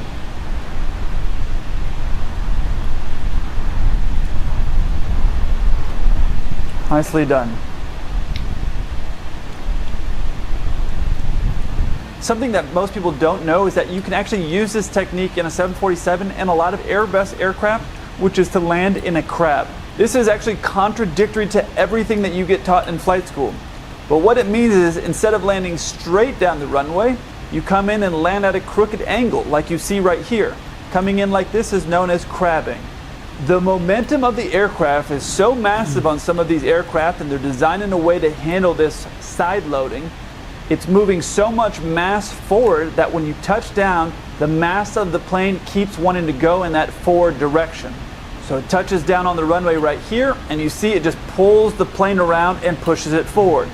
I've flown with 747 pilots who use this technique, but here's my personal disagreement and why I don't do it. If you are these people right here in the back, look how far they are moving and how quickly they are moving to the center of the runway. For passengers, it's going to be a very uncomfortable experience. If you feel uncomfortable safely getting the aircraft down while using the rudder, by all means land in a crab, if your aircraft is designed to do that, of course. And some of you may say, Kelsey, why do you care? You're always flying boxes. Well, that's about 95% of my flying, but I do fly passengers as well. And the thing is, I'm a creature of habit, and most pilots are as well. You develop muscle memory, and so if you get into the habit of always landing in the crab in a crosswind like this, then you're going to do it whether you have boxes or people in the back. If you never saw the A380 video that I did earlier where they kicked the rudder too soon and almost skidded off the runway, I'll put a link to that video right here. I look forward to hearing from you. Until then, keep the boost. Whoa! Crab. Is that St. Martin? That kind of road. Kind of sounds like what the pilots are probably saying in the flight deck right now. Viral Debrief, Episode 2, coming up.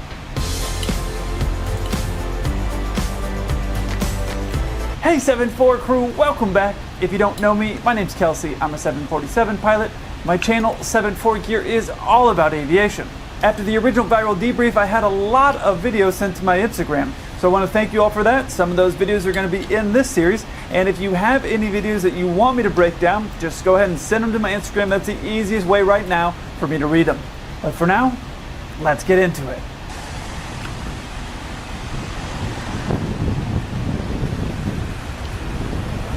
No way. Talk about a float, right? How are you not going around right now?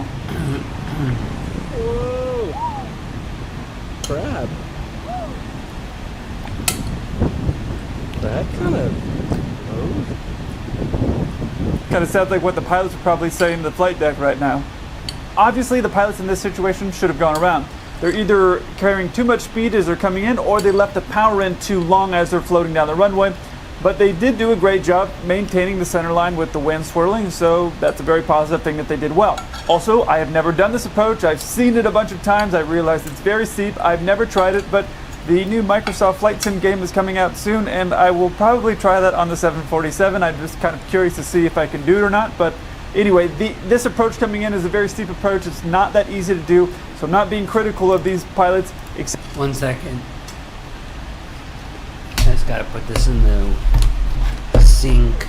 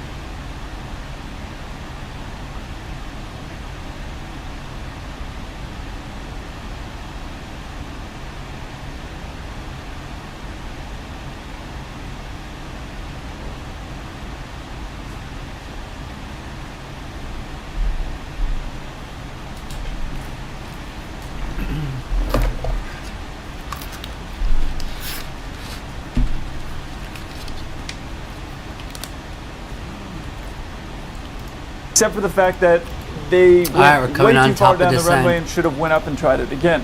Here is the biggest issue. These markers right here on the runway are the 1,000-foot markers.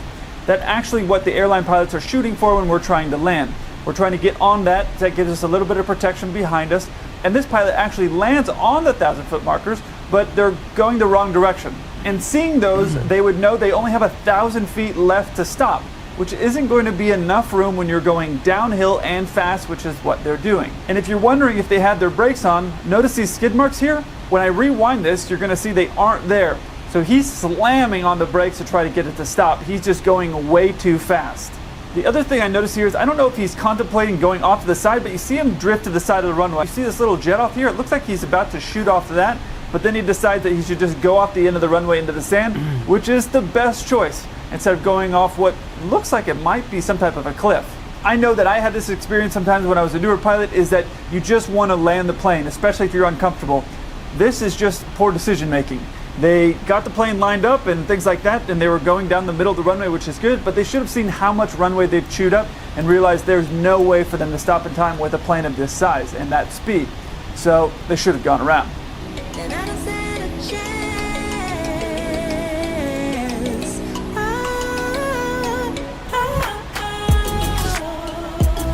How fun would that be to do on one of your planes?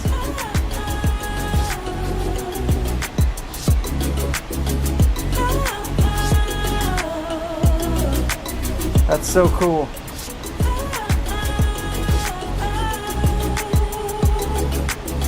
I know that some of the upper management at the airline that I work for watch my channel sometime.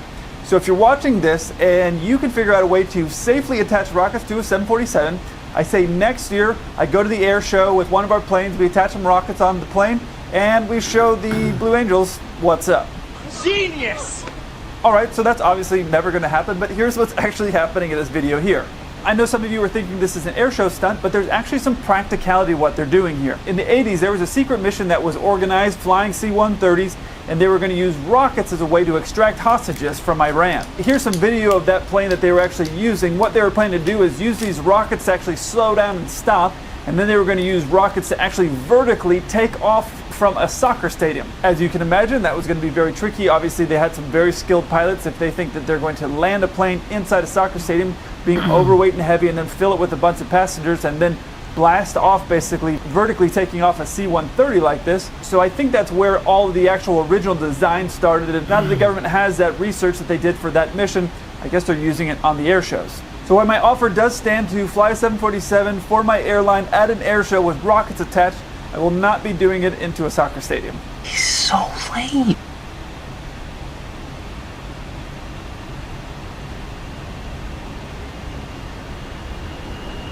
What's up?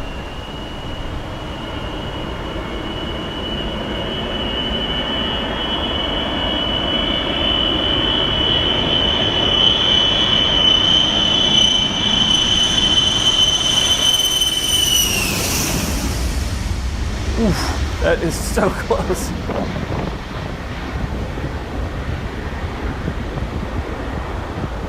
They must be heavy. If you ever go into long-haul flying or flying heavier jets like a 747 or a 777 or an A330, there will be times that you're going to use a lot of runway. However, you usually won't be going to the very end of the runway like these pilots do. They would barely clear the fence at a lot of airports.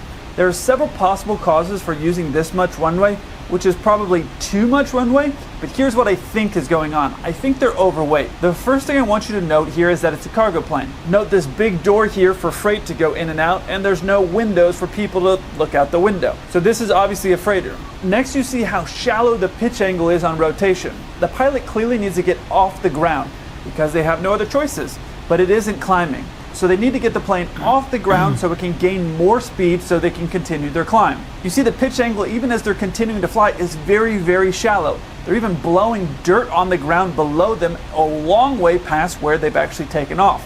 So my guess is that they're overweight. Airlines that haul freight get paid by the tonnage, by the weight that they're actually transporting. So in some countries, they will convince the pilots to take on more weight than the plane is actually supposed to take on. For obvious reasons, that's very dangerous. There's a lot of risk, and there are many accidents that have happened as a result of taking too much weight thinking the plane can do it. The reality is you could probably fly a plane that's overweight. That's happened, people have done it, people have gotten away with it. But if you ever do that and someone finds out that you did that, there's a good chance that you could lose your license. So doing something like that for the risk of your life and your license is usually not worth it. Oh yeah, someone had sent me this asking me how dangerous this actually was. Obviously, that's a rain cloud or a rain shower that's happening there, and it's obviously pretty intense. I know sometimes people that watch these videos who are scared of flying see something like this and they wonder, how safe is this? Now, every plane has its own noise, so obviously I'm not sure exactly what the noise is for this particular plane, so I don't know what that noise exactly was.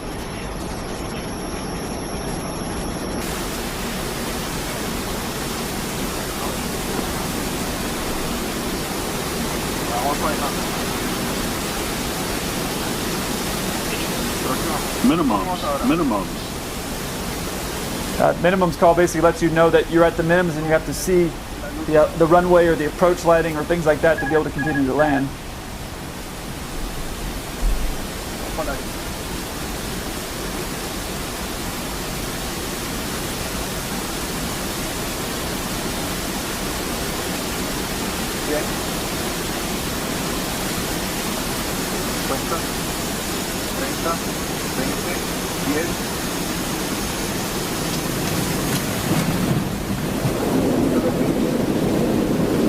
The real risk of this actual flight here isn't necessarily the rain.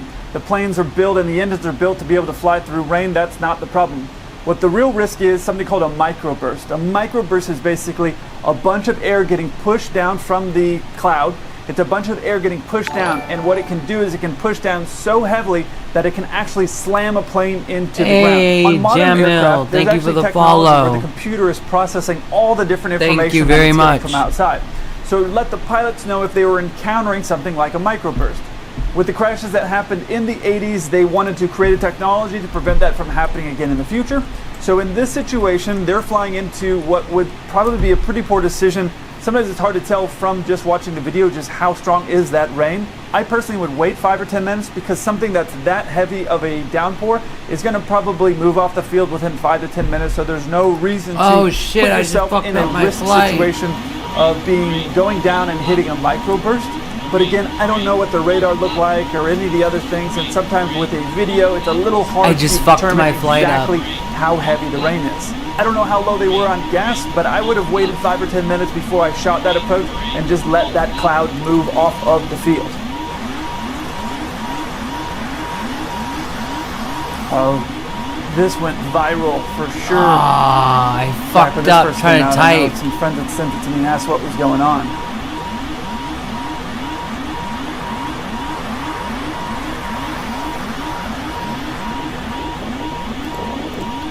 Fuck. I hate the keyboards.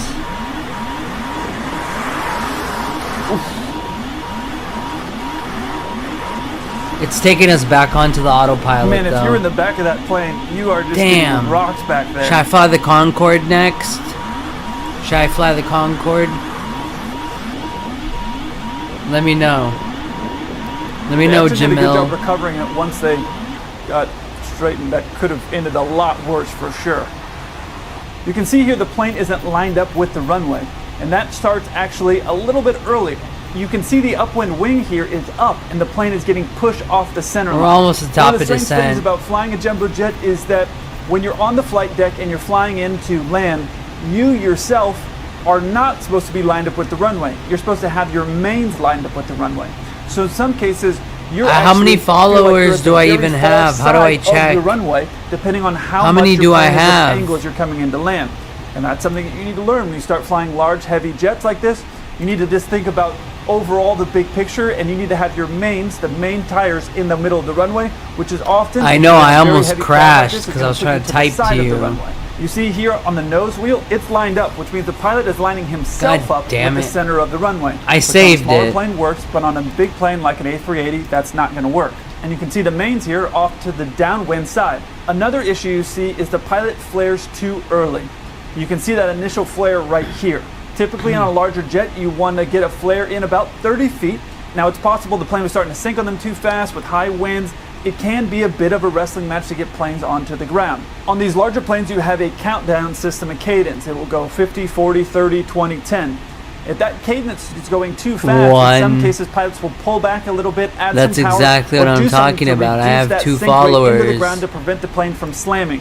Has to be a very quick So what's reaction. the though. point? You have to add power I and don't pull get it what back, you're so it just trying gives to- a little burst of power, which changes from the plane sinking to going forward. So it decreases that. I get descent most rate of my into the viewers ground on and prevents Rumble. your plane from bouncing. But it's very calculated. You have to be very smart about how fast and how much power you add and how fast you pull it back. It takes some practice to get good at it, but it'd be maybe what could be happening here. I'm not 100% sure because I can't see the flight deck video. All right, they flared too early and they're off their center line as they come into land. What Naturally, you're happened? trying What to did get I the aircraft click to back do on that the to my center line. aircraft? He drops his upwind wing down here to get the plane back on the center line. The problem is with the larger aircraft, you can't get momentum moving left and right too fast because momentum of this type of weight wants to keep going that direction. I don't know what and I with the flare clicked. too high, it causes the plane to bounce. So you have momentum going to the right, you have the plane bouncing, and look at the rudder here. It's out from when he kicked out to go straight. But now that the plane is up in the air again, it's going to help Why should I swing have the tail to? around even more. So between the momentum, I'm not doing the a rudder, and giveaway. the wheels I being need off way the more ground, followers it causes than the whole back 25. of the I plane need to jump to 1,000. the side.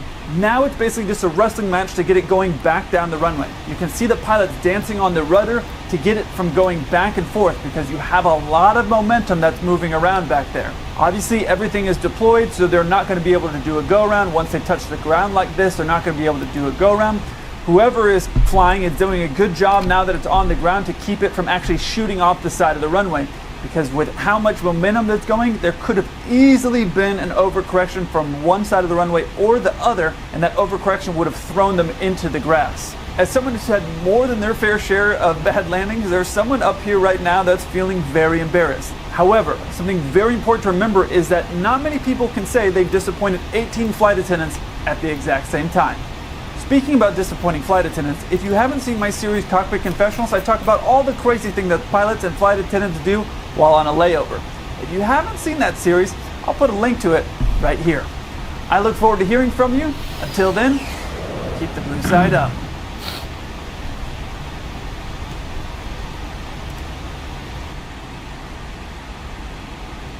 This 1432 Heavy, roger, sir. You have our apologies. We appreciate your professionalism.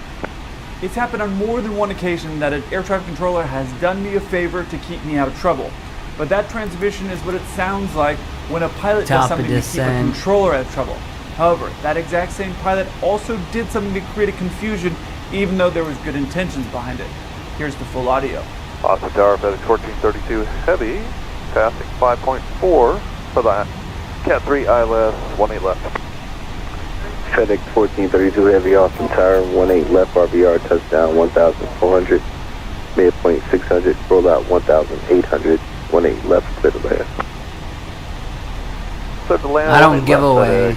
I fly. I'm not doing a stupid fucking giveaway. 708, we're short of 18 left, so we're ready.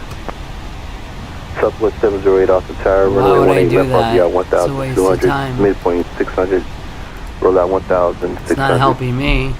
Flight heading 170, runway 18 left, clear for takeoff, traffic 3 mile final is a heavy 767. Okay, 170, clear for takeoff, 18 left, copy the Twitch traffic. sucks anyways. Now, that's why I stream on Rumble too. Because Rumble is where the viewers are at. Shout out to everyone on Rumble. You guys are cool. A lot of low fog that would hang at that airport, especially early in the morning. So you'd have this low-level fog, and you'd be clear up above, and there'd be just a couple hundred feet where the visibility was terrible. So you'd see it when you were coming into land. You'd have to shoot a whole regular approach, but it wouldn't be like where you're going through a lot of clouds. It'd be clear, clear, clear. 25. Clouds, and then you come out 200 feet above the ground and then land. It's something that's kind of unique to certain places in the world, Texas being one of those places. And when I say a Cat 3 landing, I'm talking about a Category 3 landing, not the cat that makes the meow, which some pilots love to do on different radio frequencies in the US. Now this is a typical approach plate in Austin. And you see here on the left, it says RVR 18. RVR means runway visual range. And they basically have these machines along the sides of runways in certain airports. Not every airport has it. But it gauges just how far the visibility is in a place like this, where the fog or clouds might be often at that airport. So on this approach plate here, you see where it says RVR 18. What that means is 1,800 feet, or right below it, you see 1/2 mile. And I know that. And by the way, I'm talking to Rumble. You guys are all. But these RVRs are able to get more precise. Rumble so viewers, RVR of 1,800 much appreciated. Or visibility of 1/2 mile. So it can give you both. Maybe the RVR is not working at the airport at that particular time, so they need to have a backup. In that case, it's 1/2 mile. They could make it less, but this is just the way it works out. When these approach plates come out, it'll say RVR about the stall and or visual 1/2 mile. It'll give both. Now you'll see this one here. It says Cat 3 ILS, and below it says RVR 6. Now this, I'm getting into a lot of the legality stuff about being a pilot that you probably don't ever care about unless you plan on being a pilot. But this is the legality stuff that, as a pilot, it's not the fun stuff, flying the plane, it's the legality stuff. So this RVR 6 means when you have the runway visual range of 600 feet, you are able to land there if your plane has the capability to do that type of landing. Not every plane has this capability. Pull me out but it will the say basically 600 feet is the range that you're able to land if you're able to do a Cat 3 landing. Now with a Cat 3 landing, you as a pilot are not manually controlling the plane. It's doing an auto land. So your plane needs to have the capabilities to fly a normal approach on an autopilot, do the flare, roll out, track the center line, and stop, and do all those things by themselves. And the pilots in this case are just monitoring everything to make sure it is doing what it's supposed to be doing. but the pilots are not actually flying the plane. Shout out to all my Rumble viewers only. And that's why you hear this Twitch pilot check in saying this. Austin Tower, FedEx 1432 Heavy, passing 5.4 for the Cat 3 ILS 18 left. You guys so actually these pilots watch. are roughly 5 miles out from the runway.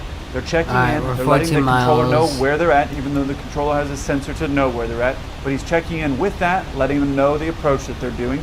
And basically on the approach plate, if you were to look at it, they're right here. After that pilot checks in, the controller calls to the pilots and lets them know, okay, this is the current RVR for all 3 sections of the runway. Some runways will have 4 sections, some will have 3, some might have a situation where 1's not working and 2 are only working, and depending on different airlines and different rules, because we all don't follow the exact same rules, you may be able to land there, or you may need to have all 3 in order to land. It's all different in different airlines. So in this case, all 3 are working, so it doesn't really matter, but the controller calls back and says, these are the 3 different sections, this is the RVR, so that way the pilots know they are able to legally shoot the approach and try to land there. And that's why the controller says it right here. FedEx 1432 Heavy, Austin Tower, 18 left RVR, touchdown 1,400, midpoint 600, roll out 1,800, 18 Should I fly the Concorde next, As the guys? FedEx pilots hear And that, they then know, Rumble? okay, great, we're able to legally shoot this approach and land there. So from their standpoint, everything is good. They have the visibility that they need. I'm guessing at this point they're probably fully configured and ready to land, because on these types of landings, you want to have everything done and out of the way, because it's time to really focus. Both of you are inside looking at all the instruments, both pilots. Nobody's looking outside. Everybody's inside looking to verify the plane is doing everything that it's supposed to be doing. And if at any point there's an error message or any issue that shows up, boom, the plane goes back up, does a go around and tries it again. However, in this case, you hear these Southwest pilots, they're holding short of this exact same runway, and they check in right here. Tower, Southwest 708, we're short of 18 left, and we're ready. Now, Southwest has a reputation for moving fast, and that's not saying that they're moving in an unsafe way, but they do a lot of flights. These pilots will do 3-4 flights a day, whereas I might do 1 flight every 2 days or 3 days. So they're doing a lot of flights, and that means they're going to be moving faster. When a 747 gets out on the runway, we're moving slow. Everything's going really slow. We make it go slow so that way we don't miss everything. Whereas Southwest has a reputation for taxiing fast and moving quickly. And like I said, it's not unsafe, but they do things very quickly. So when they check in and they're holding short of that runway, there might be a situation where the controller is going to hear it's Southwest and let them go, thinking, okay, these guys are going to get out very quickly because they have the reputation of doing that. Whereas, let's say I'm holding short of runway 18 left. I'm not saying that I'm less competent of a pilot than a Southwest pilot, but they know that things are going to be moving a little bit slower when the 747 is going to take the runway, or a corporate aircraft, or an aircraft they're unfamiliar with. But Southwest, having the reputation of going fast, they're holding short. The controller thinks, okay, you guys are good to go. The plane is this far out from where they're going to be landing, which basically lets the pilots know, well, we can't dilly-dally on the runway. We need to get out and get going. Okay, 170, cleared for takeoff, 18 left, copy the traffic, Southwest 708. The problem is that pilots have a visibility requirement for takeoff. Just like we have one for landing, we also have the same thing for takeoff. It's a different visibility requirement, but we have to have a certain amount of visibility in order to safely take off. Now, the controller reads back what the visibility is. The pilots are going to check that and visually look outside to make sure that they have the visibility they need, and they're going to be moving slower than they normally would. Because at the end of the day, it's better to be safe and do everything right than go quickly and then have a mistake. So that's where it starts to go bad. This right here is an example of a chart that we would use when we're taking off. You can see at this airport, it can go as low as 500 RVR. And that doesn't mean that you as a pilot can take off at 500 RVR. What it means is that that airport has the capability for you as a pilot to take off on a 500 RVR. Your airline is going to give you a different number. So your airline might say the lowest that you're ever allowed to take off at is 600. So your airline might say 600, and the airport has the capability of doing 500, so it means you're restricted to 600. However, on the other side of the airport, it's a different requirement. You see over here on 18 right, the lowest that you can take off is 1,000 RVR, which means if your lowest requirement you can take off is 600 at your airline, but that runway only allows you to do 1,000, you're restricted to 1,000. This is a lot of the legal part that you as a passenger will never ever see, But that's what's going on. We're checking all this stuff before we even leave the gate. This isn't happening while they're getting out onto the runway. We've already looked at it. Hey, we get assigned this runway.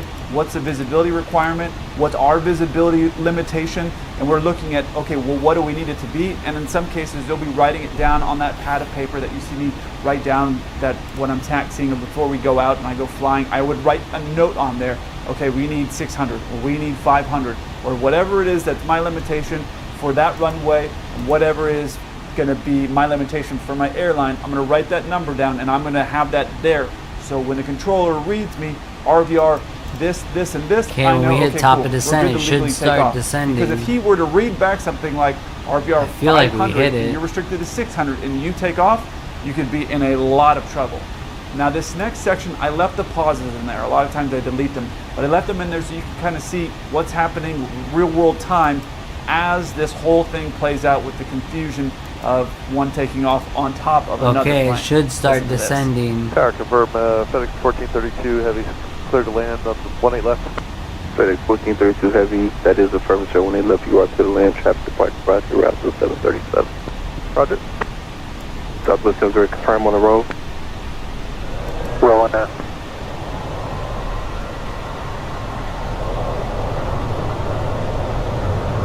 Okay, it's not descending.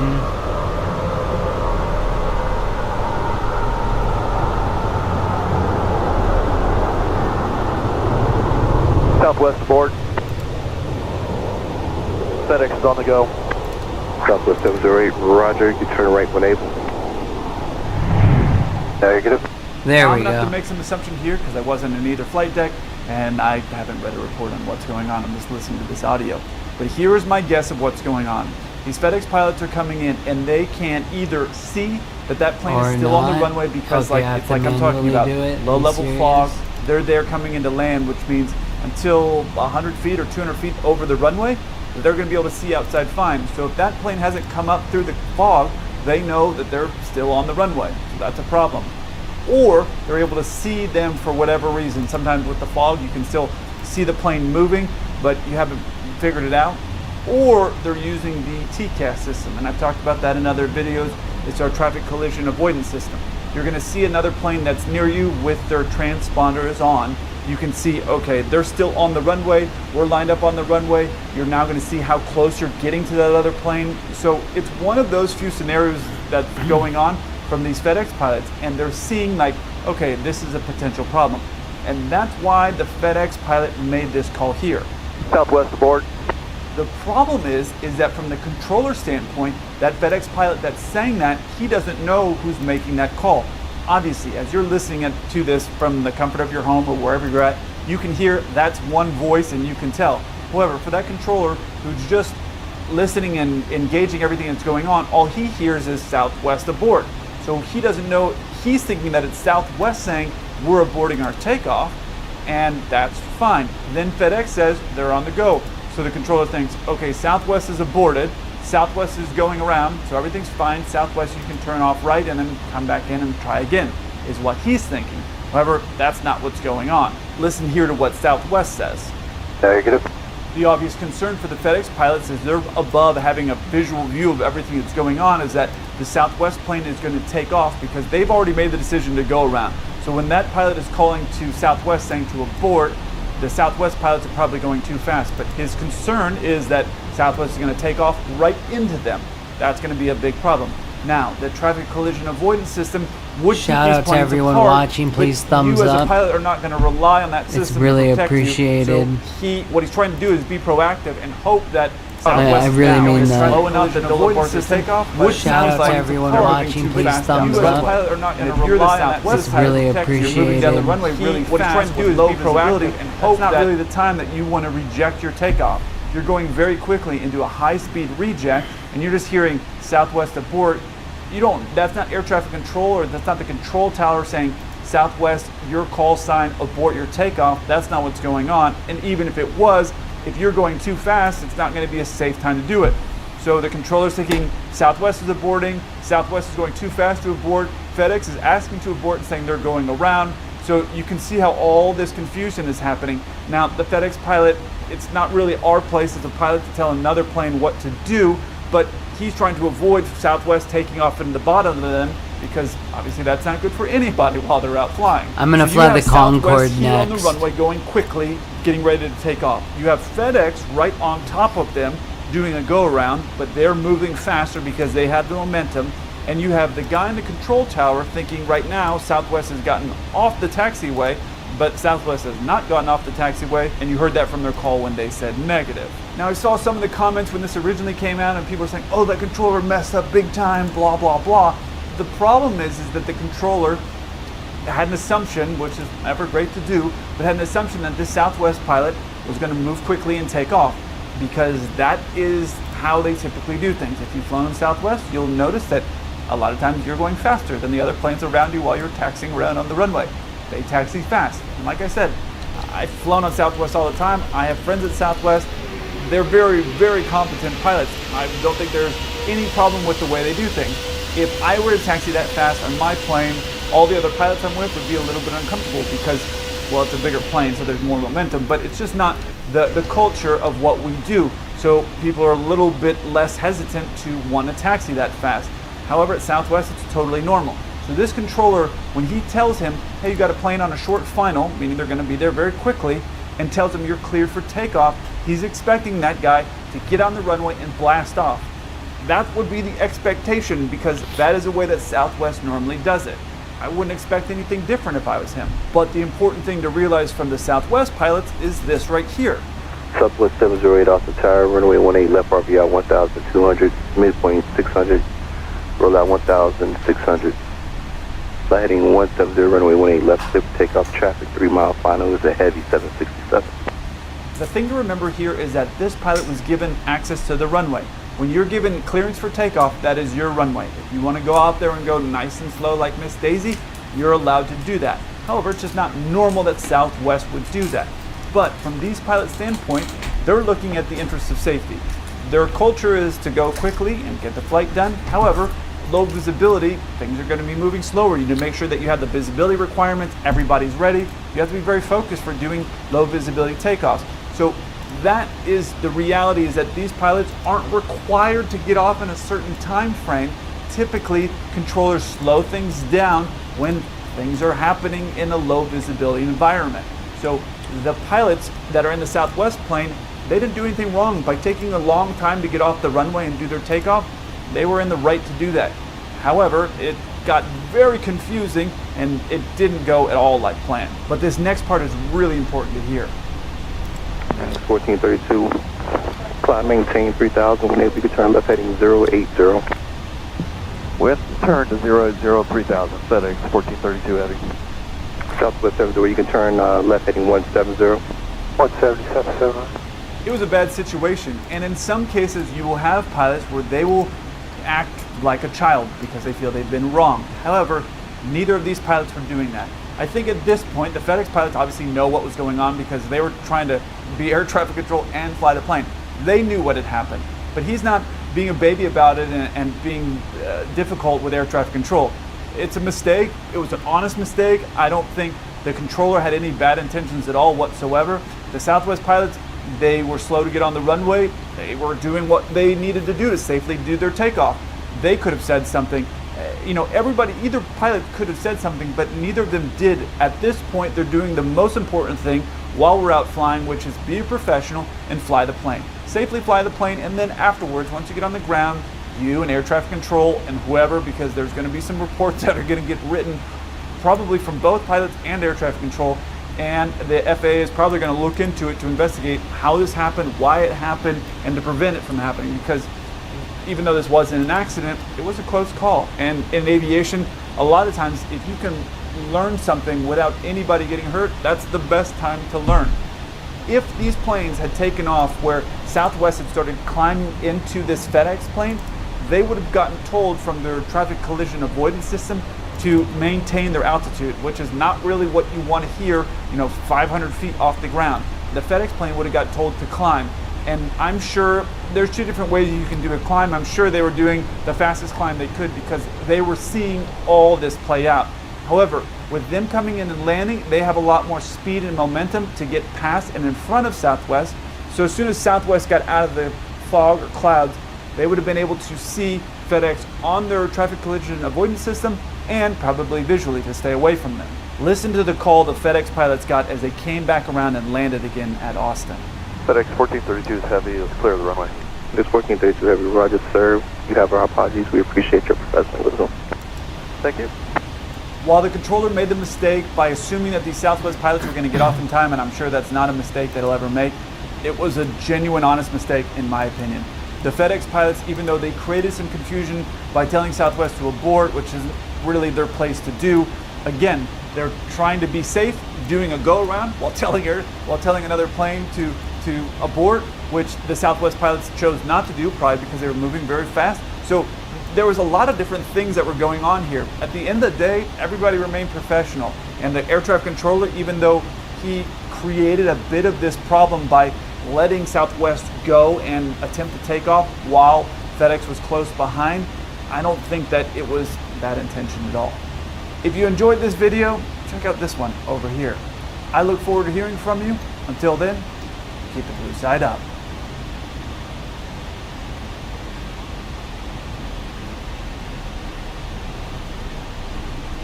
Oh my god, is there one gear knot down? Holy shit, he only has one gear down. This is a funny video for me because it's a mix between a viral debrief and the plane spotter's commentary, some of which is wrong, but you'll see what I mean. Uh-oh, we were about to leave, but let's call our AT Seaman. Where is he going? 573 on the grid, turn on the right 2, quick takeoff. Okay, well we're gonna let Maryland go. There's something afoot. There is something afoot. 1219, I want to turn in on the right 2, line up and wait. Short delay for intel spacing. Can I get a briefing? Oh, there it is. What is that? It looks like he's on a go-around. Oh my god, is there one gear knot down? Holy shit, he only has one gear down. Whoa! Holy crap, this is out of Vegas, I believe. I don't understand why they haven't scrambled more equipment. He's doing a flyby, that's what it is. AT Seaman? Okay, I'm just gonna leave that one alone. Shout out to all these plane spotters because not only is this guy out there, but it looks like there's a few other out there that are recording all these planes. Without all of you out there watching these planes as they come in, it would make this series a lot harder for me to do, and it would have a lot more sunburn because I sunburned in like 30 minutes. So thank you for all you do out there. But listen to what he's saying right here. He's doing a flyby, that's what it is. That's partially right. Here's the thing, this plane was coming out of Vegas, and as it was coming out of Vegas, if they were to have a gear malfunction there on their departure, they would have stayed in Vegas and dumped some fuel or done whatever they needed to do in order to land. Since they made it all the way out to Atlanta, what it means is they didn't notice or have any indication that there was any gear problems until they got over to the runway. And as they got over to the runway, they get funneled in to a path in order to get ready to land. And if you start doing things that require the hydraulics, like on a lot of planes, the flaps, which are the things that come out the back of the wings that allow us to fly slower, which we need for takeoff and landing, if those start to malfunction, it could impact your gear. It depends on the hydraulic system and the plane and things like that, but it can have an impact on your landing gear. So it's possible that one of two things occurred. One possibility is they started moving their flaps, and in doing so realized that there was a possible problem in a hydraulic system. The other possibility is the flaps are moving fine and it was just a gear problem and they put their gear down really high up and then realized that there was a bad indication. My guess is since they seem pretty high up, and again it's hard to tell with the zooming of the lenses and all that, it's hard to tell how far out or up they are, but typically you're going to be putting your gear down a couple thousand feet over the ground, but you wouldn't be putting your gear down if you're really, really far away from the airport, but it's kind of hard to tell with the distance and the zoom lenses exactly how far away they are. My guess would be they started putting the flaps down, realized there was an issue, and then wanted to check and see if the gear would come down. Obviously you need that. And the thing is, when we put our landing gear down, we get an indication on our plane, and it's different for every plane. Some just have a bunch of green lights that indicate all the gear is locked in place. On my plane, for example, something like this shows up indicating all of the gear is properly down and locked. Now, if the pilots got an indication that the flaps weren't working properly or that the gear weren't down, they would advise air traffic control. The problem is that when you get into an airport, you've been funneled in. The planes are coming from all over the place and they start to get funneled in and they get sequenced for a specific runway. As you get sequenced, there's planes all around you, and that's why we need air traffic control, especially in a place like Atlanta, which is extremely busy. So as those planes start to get funneled in, if you were to have a problem, instead of trying to break you off in the middle of this large line where there are other planes also coming from all over, it's easier a lot of times for you to just fly your path and just not descend all the way. So they might say something like descend to 1,000 feet or maintain your current altitude, and they'll do that, and then they'll get you over the runway, and then they'll break you off and back into a normal pattern. That gives them a little time and a place to find to slot you in. So a lot of times if you declare an emergency or you say, hey, we can't continue our approach, they'll say maintain your altitude or maintain 5,000 or 2,000 or whatever altitude you're close to. That will give you a chance to start working on checklists to resolve that problem while you maintain altitude and come back around and try again.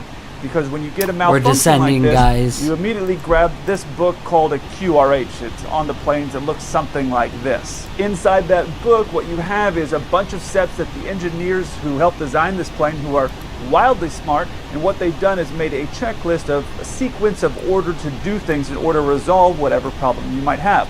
So if you have a situation where a landing gear isn't coming down, you find the section that talks about landing gear, there will be something explaining that exact problem that you have, and then you will look at that checklist and follow it step by step. The thing is, they don't want pilots coming up with their own system on how to resolve problems.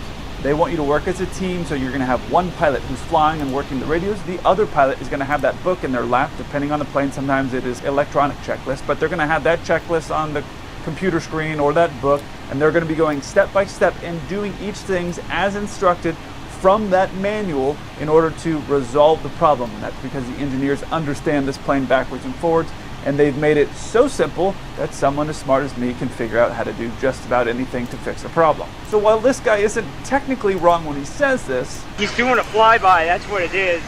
It's probably more that they're just holding in line in order to resolve their problem with their landing gear, and they're not going to have them descend really low to the ground because they know their gear's not down. There's no reason to get low to the ground at this point while they try to resolve their problem. So that's kind of the situation right now. I don't think he's doing a flyby at this stage.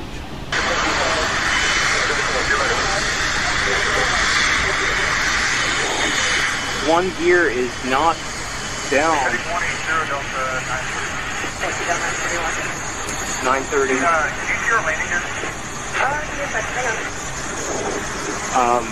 I can see one.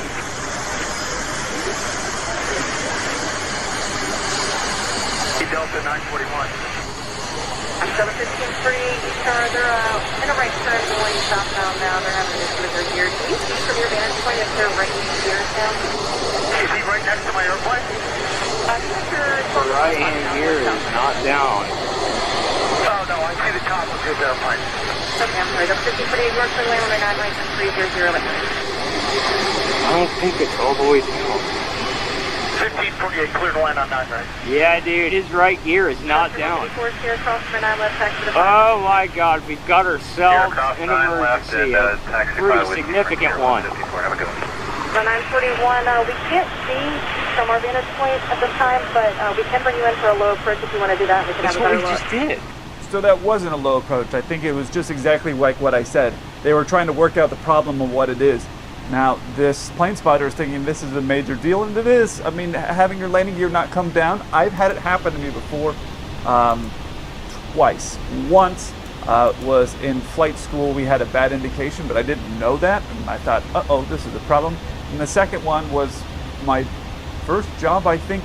It was an airline that's now closed that had some terrible maintenance things, and we had an indication that the gear wasn't down. I'll tell you more about that story as we get into this video because it's kind of similar. But this clip right here, I don't think they're actually doing a low approach. I think they're in the sequence while they're trying to work out their problem, like I said earlier. If they're going to do a low approach, which I ended up doing at that airline with the bad maintenance, if you're going to do a low approach in that situation, you're going to end up coming a lot lower to the ground, and what will typically happen is you'll get a ops person, so maybe one of those yellow trucks that you see sometimes moving around the airport. We're gonna be You'll get one of landing them in to a come few out, and minutes, they'll guys. drive along your path to try to have somebody look up while one guy is driving, look up to see if they can see anything. And then in the tower, you'll have someone with a set of binoculars who will also be looking to see if they can see anything. The problem is, even if they see that your gear is down, they won't say, hey, 100% you're good to land, because they don't want to take that responsibility. Ask me how I know. The other problem is that if this were to be a very low approach right here, the plane is going to be screaming at you. The reason the plane is going to be screaming is because the gear is not locked down and you're in a landing configuration or a partial landing configuration, and the plane doesn't want you to land. It's a safety protocol that's been set up, and so if you're not in a proper landing configuration but you're doing things like getting low to the ground or going slow, your plane will start screaming to you, so you don't forget to do that. I know pilots who have forgot to put their gear down, and they get nicknames like Wheels Up and then their name. So if your name is Fred, they'll call you Wheels Up Fred. It's not a good nickname. Remember, these planes don't have an unlimited amount of times that they can come back in and do these flybys, because this plane's already done its flight from Las Vegas out to Atlanta. Now we have extra fuel for contingency, like going around weather, or contingency where the airport weather is bad, so you need to go to another airport. So they have some extra juice to keep flying, but it's not like an unlimited amount of fuel. If they had done this in, let's say, Las Vegas, and they had time, like the flight time going all the way over to Atlanta, they'd have hours that they could try to resolve this problem. They've already completed their flight, so there's only a couple times they're going to be able to do this before they're going to have to land, one way or the other. So people up there are feverishly working to try to resolve this problem, and I'm sure the pilots are very aware that they need to get this landing gear down, otherwise it's going to be a This is our route in. Flight radar 24 to real life reconciliation reveals our emergency aircraft Delta 941 with the gear problem. They're going to fly around through what appears to be a low pass so the tower can observe it. I can already tell you the gear is not down. Where are they? Land on my 9 left. He is going to the final now, but I'll let you know when he gets a little closer. Oh, he's coming in on 9 left. Copy, Power Chief. Oh, look, he's got it. Oh, his gear is down now. I'll be damned. It looks like they might have cranked it down. Now this comment about cranking the gear down is funny to me, because I actually had to crank the gear down on one of my planes. In that flight, we were flying this 9-seater aircraft, I think it was. We were flying into Dulles in Washington, D.C., and we're flying in there, and we have this indication that the gear wasn't going down, and it was a known problem on this plane. And there was this crankshaft, and now keep in mind this 9-seater jet, or 9-seater, sorry, not jet, propeller plane, had no door between the flight deck and the people, so everybody could see everything that I was doing and they were doing, and I realized that most people don't ever have access to see what pilots are doing up there. So I ended up getting up out of my seat, and it was the middle of winter, and you know how much I love the cold, and we had just flown out of the northeast. I had like 3 layers, including a jacket and a beanie on, and I get this crank handle, and I'm literally cranking this thing around to get the gear to go down. And I look over at one of the passengers, and they're just like looking at me, and then they're just looking out the window, like they're not impressed or curious at all what I'm doing. And I'm thinking, why are you not freaking out right now? And I realized they don't know what we normally do, because there's normally a door there. So maybe they think it's normal for us to be up there just cranking the gear down like it's a World War II plane. Anyway, I'm in there cranking this thing to finally get the indication. We do this low pass, and they say it looks down, but we can't be sure. We finally made it to the flight, guys, after 3 hours. And so we just said, well, we don't really have any other choice. I've cranked this thing for as many times as we can get it. We're not getting an indication of anyone that it's want working. Me to fly the And Concorde they see the next? gear's Let down, me so know. we'll just go ahead and try. But these bigger planes like this, there's no cranking of the gear like that. It's just not how it works. A lot of times what happens is you do a bunch of things, push a bunch of buttons in a particular sequence, and the gear will free fall out, because these are very heavy landing gears. So they will free fall out, and then depending on the plane, either the wind will push it in and lock it, or the free fall will lock it into place. So that's how it works on these bigger jets, but I did have to crank it down, and it was not fun, and I was very sweaty and with a bunch of clothes on, and then it was very cold when I got outside. Don't be cranking gear down. It's definitely no fun. Whether or not it will still be worthy of landing on, we don't know. 1630, we're going to set you up for 27 left. We have an emergency inbound at 9 left. We're probably going to close that runway. So as you can, make Oh, 2 sweet. left It's turns going to close the runway. short of runway 27 right at Mike 16. Yeah, the traffic's on a 5-mile final landing runway 9 left, and I'm going to have out 5 follow them down the runway. Copy that, yeah. If they get disabled on the runway, we're going to close it, but if they get on the runway, we'll have them follow. Alright. Delta 941, tower 1290 at 8, runway 9 left, clear to land. That's them. Gear down. A bunch of gamblers on board. I don't think those doors are supposed to be hanging down like that. That doesn't look right to me. For the inboard, let's see how its gear behaves. This is the last thing I expected. I don't think those gear doors are supposed to be stuck down like that. That can't be. Yeah, that's not supposed to be the case. I think they're supposed to fold back up. So obviously something is awry with this landing gear. Hey, look. Parallelogram. I'm sure everything's going to be fine. Here we go. Moment of truth.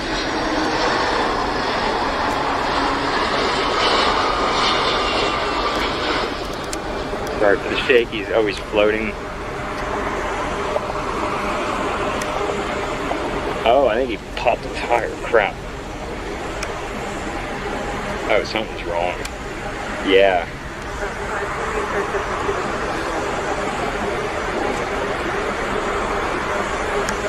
I think he at least blew tires on that. But everybody's okay.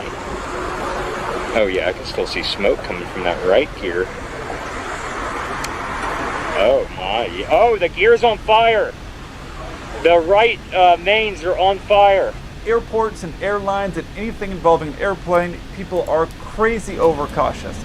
Imagine like a helicopter parent that's come up with an idea of how to make things safe. That's kind of what's happened at the airline. So it surprises me that this guy is surprised about them closing the runway right here.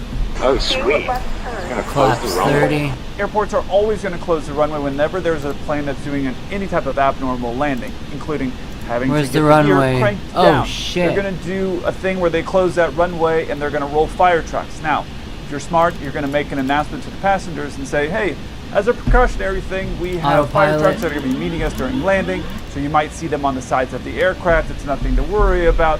Just pay attention and listen to your flight attendants. You will make that announcement so the people who are nervous flyers or not nervous flyers, when they look out their window and see a couple of fire trucks racing up next to them, they're not freaking out. So then people will also be quiet instead of getting on their phones and listening to their flight attendants in the event that you do need to do an evacuation. This is a horrible setup approach. I have made those announcements before when we've had problems where fire trucks are going to meet us. We tell them, hey, fire trucks are going to be there as a precautionary measure. Just be aware that they're going to be there. Listen to your flight attendants, because now if we do need to do anything, our flight attendants are going to be alerted, and obviously we'll have a conversation with them to let them know exactly what was going on. But now people will be listening to their flight attendants if something goes on. As for him talking about the gear door hanging down like this, I suspect they probably did a manual gear extension, and that's probably what forced the gear doors to just stay down like this. It does create some extra drag, not really a big deal, but I do think he's right. That's not normal. I don't know the systems of this aircraft. I've never flown it, and I'm not going to do a bunch of research to figure out which system, hydraulic system, those doors are connected to, because it's not really relevant. But then the guy does talk about the guy floating down the runway. And here would be my thought process if I was flying that plane and we had a gear which we were pretty sure was down but didn't want to go down. I would want to make as soft of a landing as I possibly could. And when you're doing that, sometimes what you do is you end up floating. And you could say, welcome to Float City when you do that. But my point is that you're not going to want to do a normal firm landing because you're thinking maybe it's not fully locked in place. Let's make it gentle just so we can kind of lock it in place. You're going to want to kind of think of it like that. Now, when those things drop out, they drop out pretty firm. So they usually are going to be down and locked. But that would be my thought process. Hey, let's make this a nice soft landing. I know it's a long landing. And then you saw it start smoking. Now the smoke at the end, I have no idea what's causing that. The right gear obviously has been having some problems, so it could be something where the brakes are locked up on it, or who knows. But clearly this gear is misbehaving badly. All right, let's see how this thing ends. 4,000 feet remaining. Might have extinguished itself, perhaps? 2,000 feet remaining. 317 runway 9, let's close, thank you. There's our heroes. Let's spray that. So the 1630 from Mike 16 cross down right, 27 right, hold for 27 left. It's going to be a little while longer still.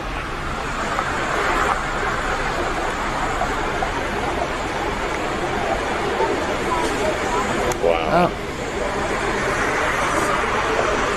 That is wild. Yep, we can use 118.65. Oh, they want to use a discrete frequency. 941, if you want to communicate with the emergency vehicles, we can switch over to 118.65 and talk to them. Alright, that's the landing. I'm gonna shut off P3D. This guy's I want to upset do because they're the using Concorde. a discrete frequency. Oh, they want to use a discrete frequency.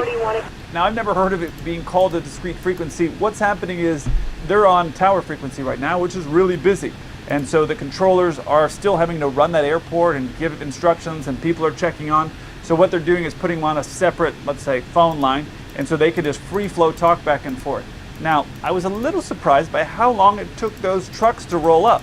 Typically what would happen there is those trucks would be rolling up there right behind them, and you saw the brakes catch on fire. So I don't know if the brake was seized up or what, but usually they're going to be right behind that. Inside those trucks, which have like crazy technology, they have all kinds of super cool things like thermal imaging. They can see what's really hot, what's not so hot, and they can see that from their truck, and they got these cannons, which I put some photos of that, I don't know, a year or so on Instagram. I would love to shoot one of those because it looks like a lot of fun, and I'm still a boy at heart. So they were able to come up behind there, and from the safety of those trucks actually direct their hoses to spray something that could be on fire. It looks like the brakes actually extinguished, so there's really no reason for them to spray it down if it's probably cooling down just fine right now. Thank you again to the ATC men and women that do Okay, I their don't know job to what's keep us going safe in the on. sky. Why it's reloading. I look forward to hearing from you. Until then, keep the blue side up. But we're gonna do Mexico to KSCA. Air traffic in the control versus Concorde. pilots. We're unable. We may end up in the Hudson. Coming up. I don't know why it's loading. Hey 74 crew, welcome back. If you don't know me, my name's Kelsey. I'm a 747 Hit pilot. the like up My button channel, on Rumble if you don't 740, mind. is all about It's aviation. much If you're appreciated. in aviation, you know about the miracle on the Hudson. Even if you're not into aviation, you'll know about that story. Well, Cactus 1549 or US Airways 1549, the interaction between the pilots and air traffic control goes pretty quickly. So I decided to put that in this air traffic control versus pilot series, and of course, I have some funny ones in here as well. Let's get into it. Cactus 15.9, turn left lane 270. This is Cactus 1539. Hit birds to lost thrust on both engines, returning back towards LaGuardia. Okay, you need to return to LaGuardia. Turn left heading up 220. 220. Tower, stop your departures. Got emergency returning. It's 1529. He bird strike. He lost all engine. He lost the thrust in the engines. He's returning immediately. Cactus 1529, which engines? He lost thrust in both engines, he said. Got it. Cactus 1529. We can get it for you. Do you want to try to land 1013? We're unable. We may end up in the Hudson. Hi, Cactus 15.9. It's going to be left traffic to runway 3. Unable. Okay, what do you need to land?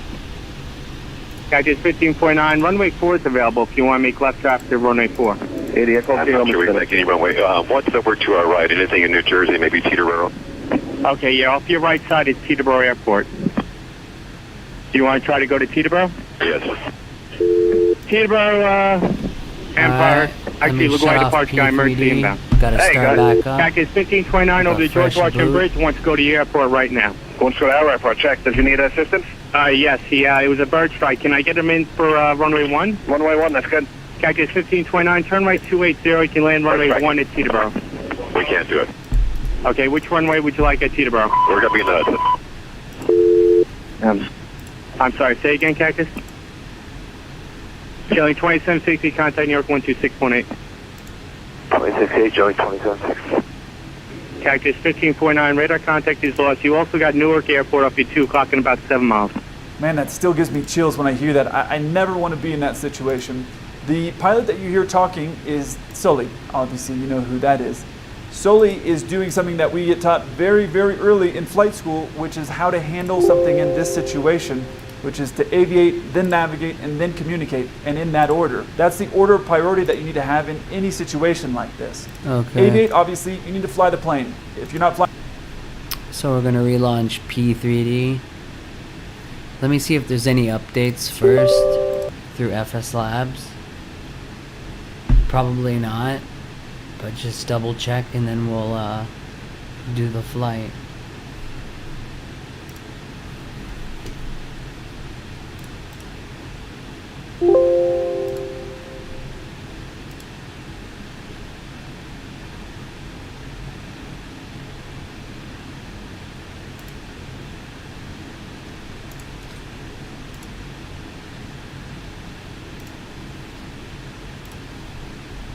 Nope, everything's up to date. Alright. Let's start P3D V5.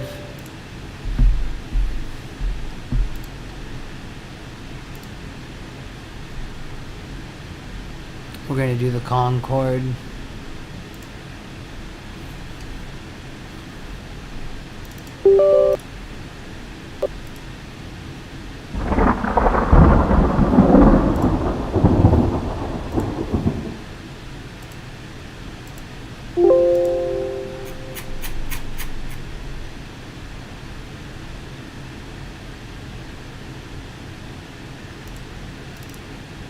Whoops, wrong flight plan. We need to do...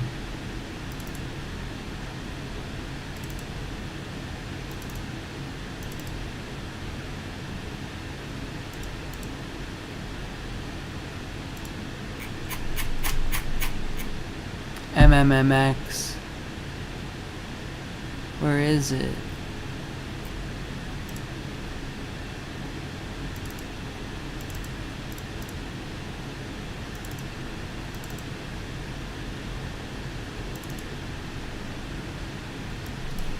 $60,000. Refresh. Okay. Now we're gonna type in Concorde. Where's the Pepsi one?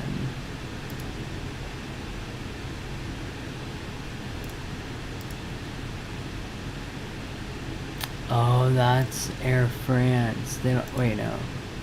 Yeah, there we go. Pepsi Concorde, hell yeah.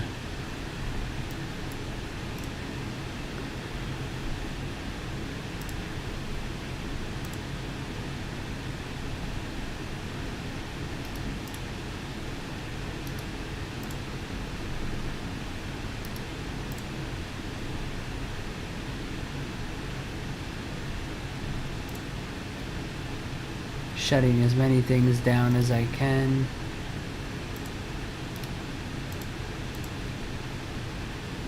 Alright, airport, MMMX, runway 23, right? We'll do. And load in. Let's hope it loads in with no crashes.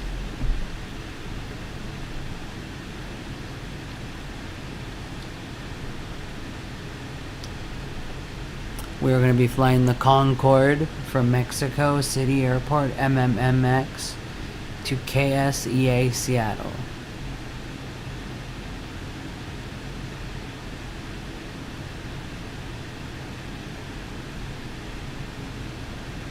Oh, it's loading quicker today. I'm running the experimental version of Concorde.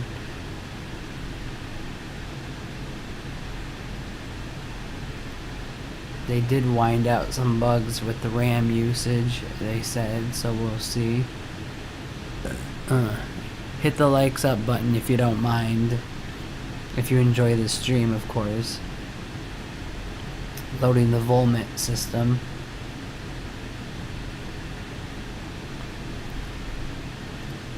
I have a feeling they fixed the crashing. Let's see. Okay. Now we're loading into the simulator. Let's see if this part makes it.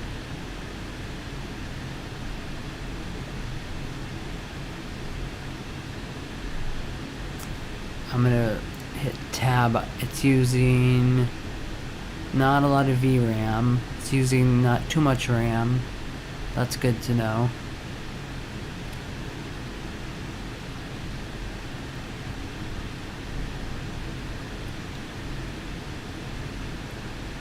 %.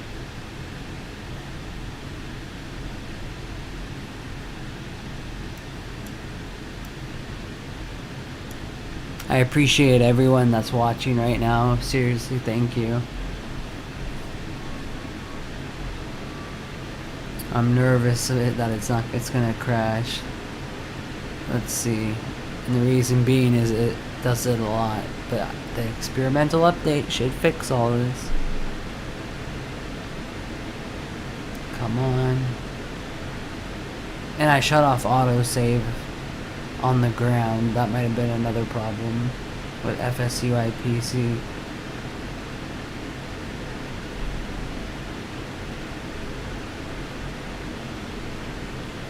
It gets around 28 and then it jumps. See, there we go.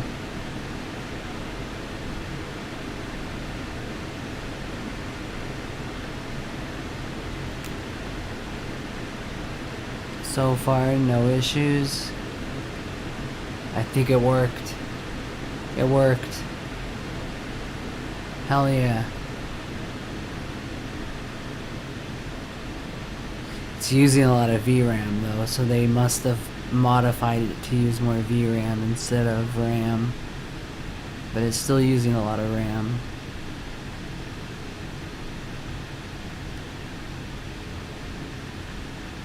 Alright, Concord systems are initializing.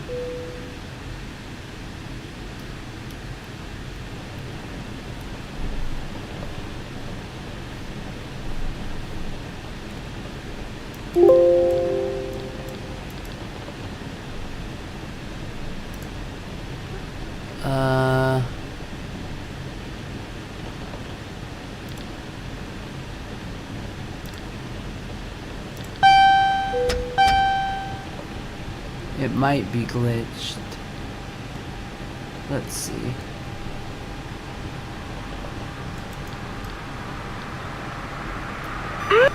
Visière basse. It's not in English. D'accord, nez 5 degrés.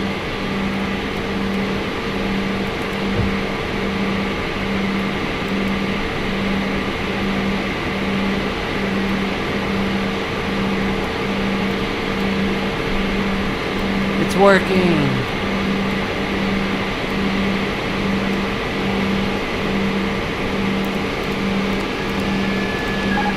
Autopilot's not working.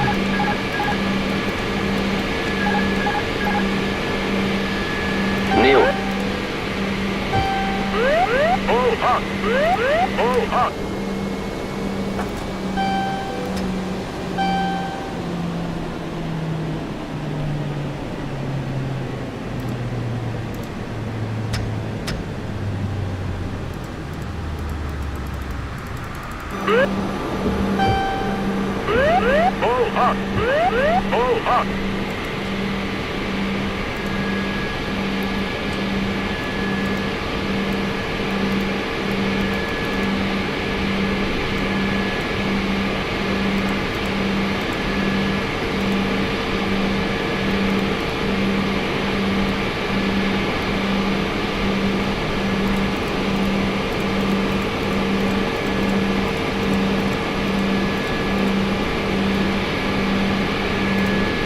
Okay, autopilot working. Auto throttle's working.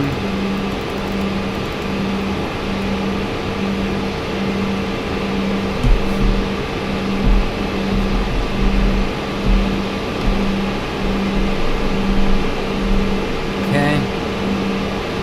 We're at 6,000, 7,000. Alright, let me make the flight plan. And let me turn down the simulator.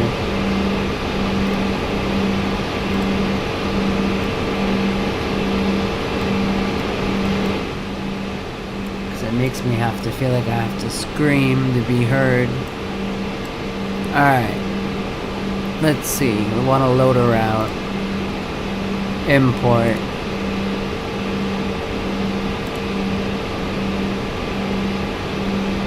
Number 4.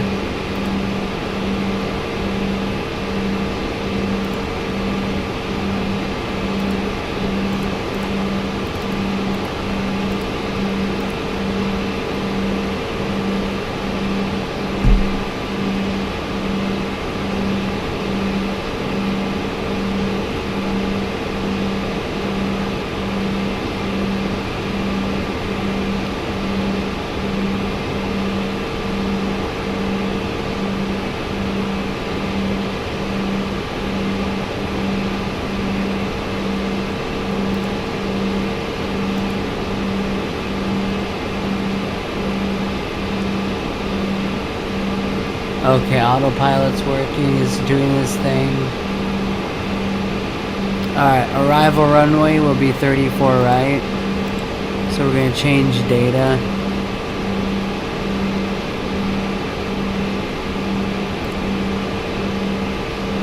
Or is it 34 right? Yeah, it's 34 right.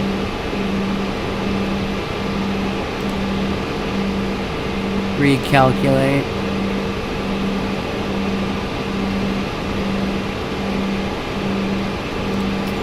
We need to open it in this window.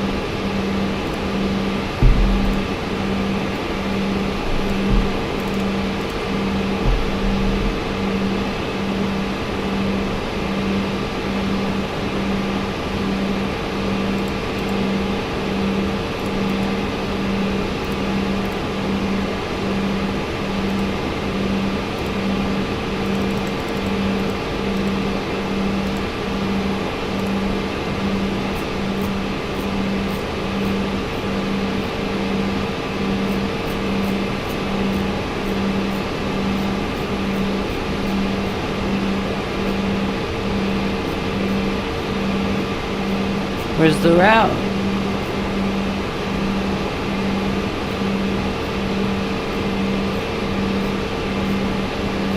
That's not right.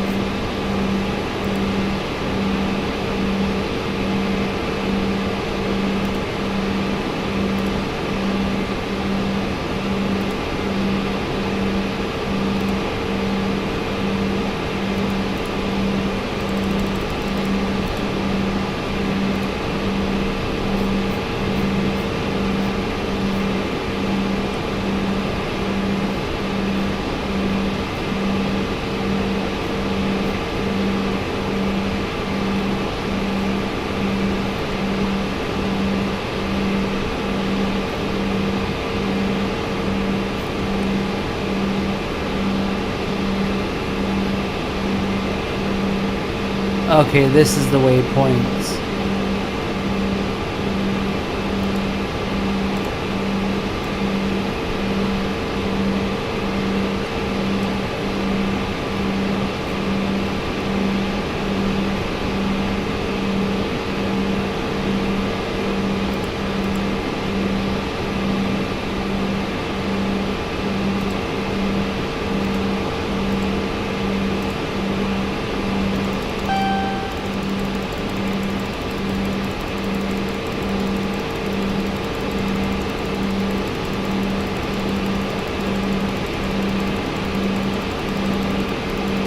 I always add a little fuel, more than what it says. I don't trust it being accurate.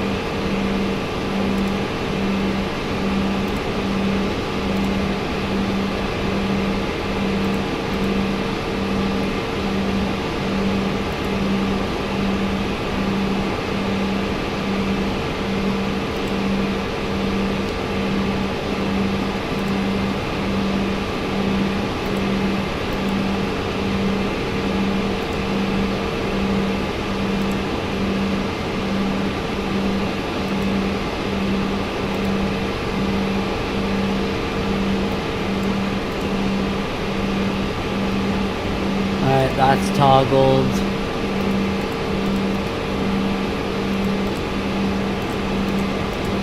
Afterburners are. There's a timer set. Alright. Let's move on to the runway.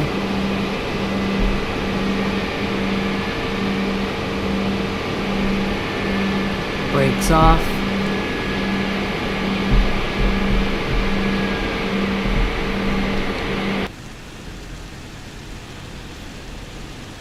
The wheel chocks are on.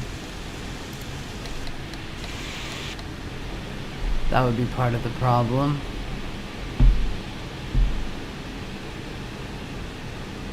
And it's still not moving.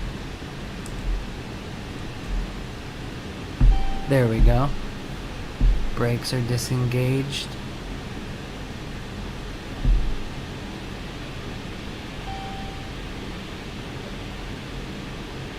We're aligning onto the runway. Wait, is this the runway?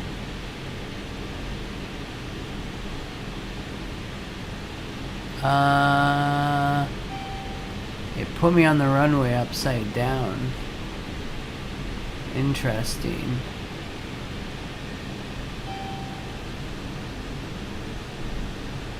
No biggie.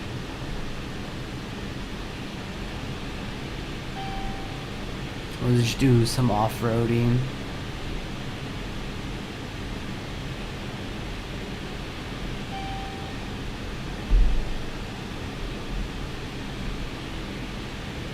My rudders are really bad.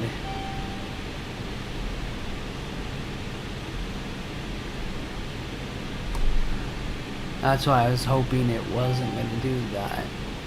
But it did. Spawning me wrong.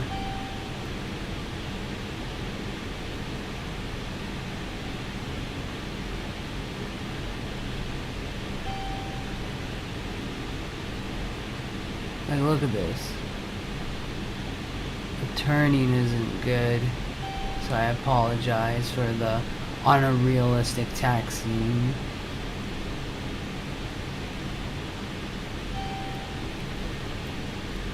Okay.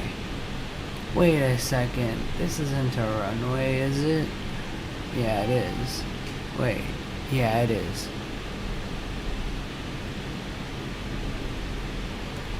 And this is me with horrible rudders.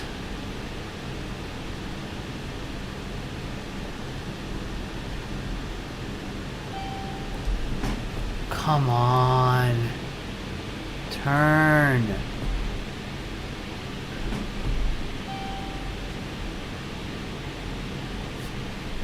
I'm gonna have to do a pushback.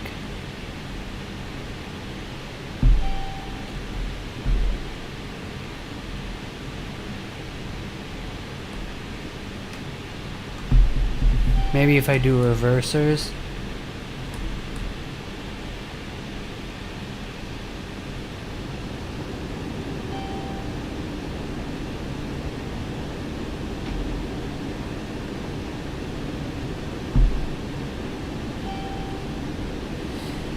I think I need to get new rudder pedals, guys.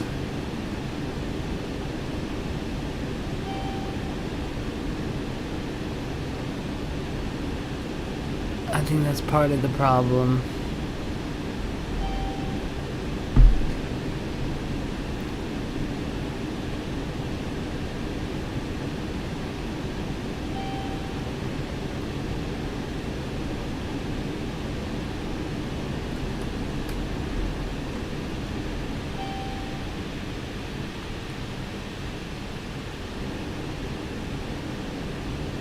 And this is why I add extra fuel.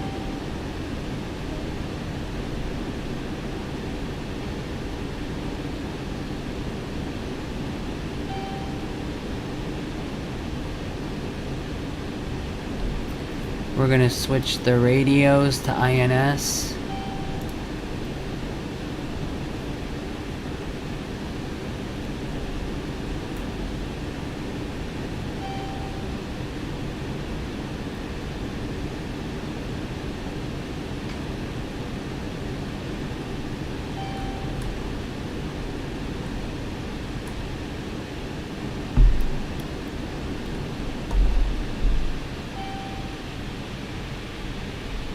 Oh, that is not using my... Okay.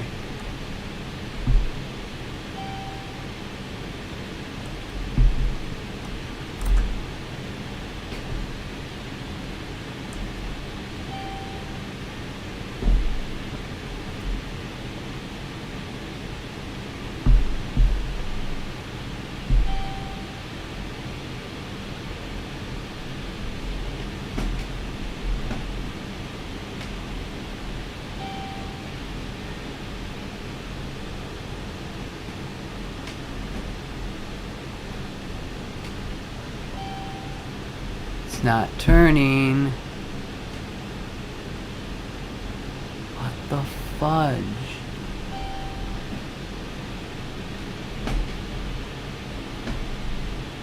It won't turn.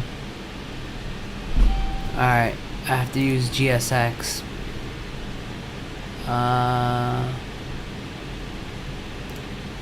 Warp me to runway 23.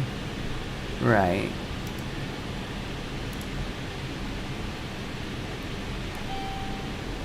And it's to the right.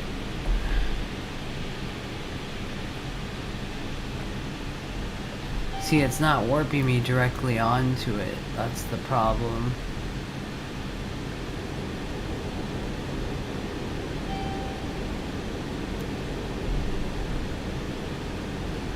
My rudders aren't working.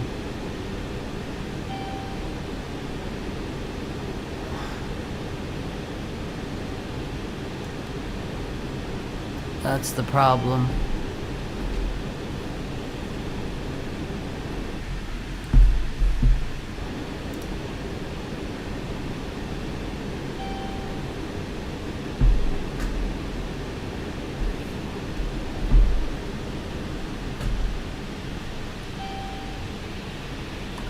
Fucking A.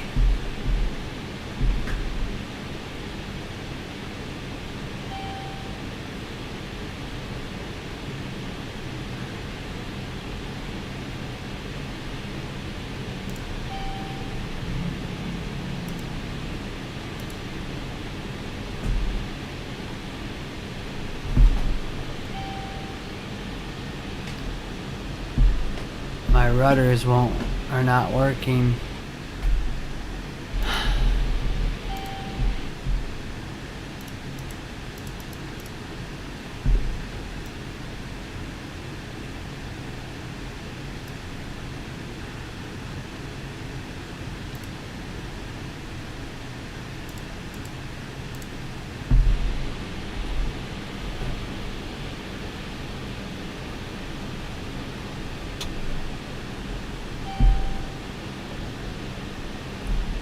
The brakes are on.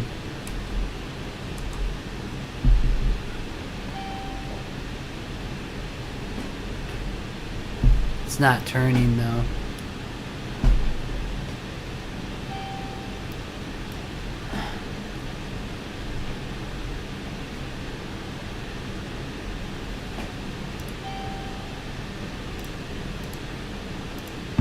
That's what I'm having issues with, is the control calibration. Calibrate.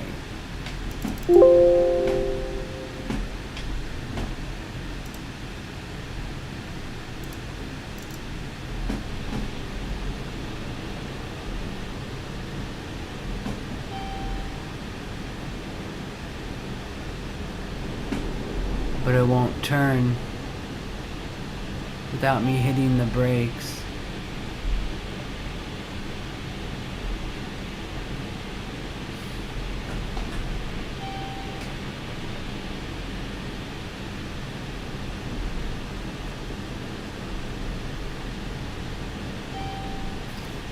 Why is it doing that? I'm gonna have to buy new rudders. This is ridiculous.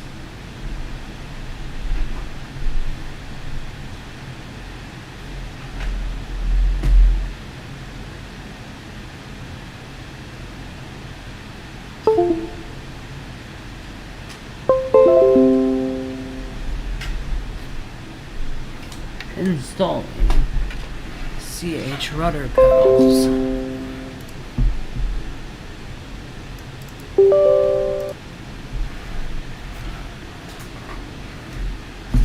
I don't know why they're not working.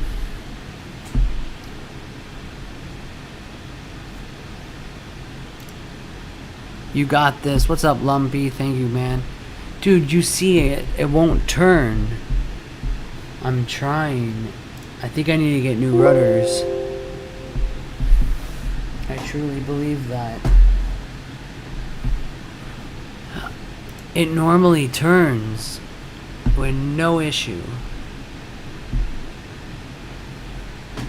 Oh, I got a wire stuck now.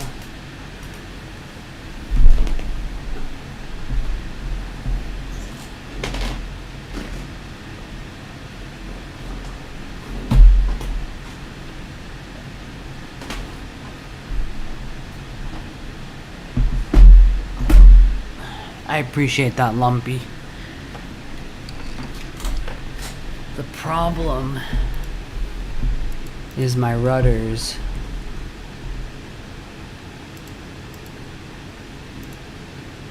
And I don't know what to do anymore with them.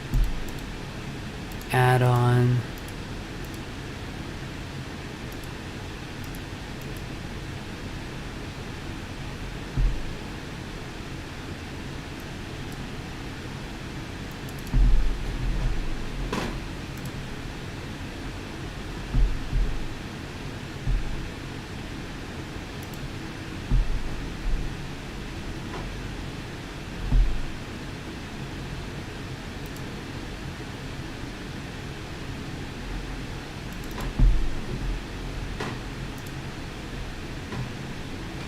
Wait a second.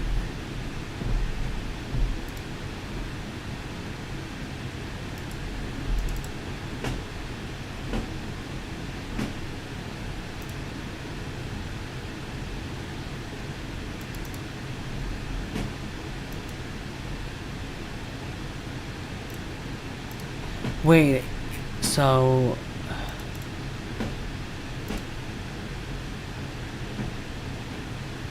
my brakes.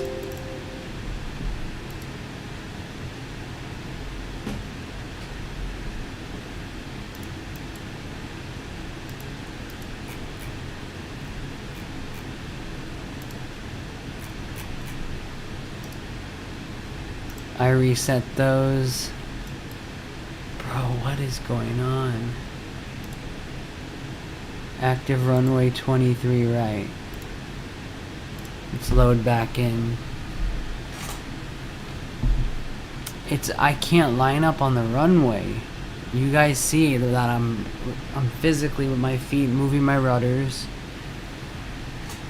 I think I'm gonna have to go to Micro Center and buy my own rudders as a test, like a new rudders. Let me go to microcenter.com. Obviously not tonight. They close at like 9, but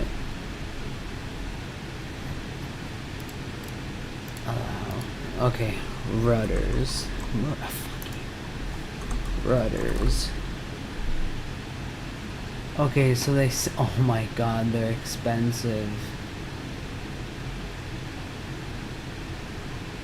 They're freaking $170.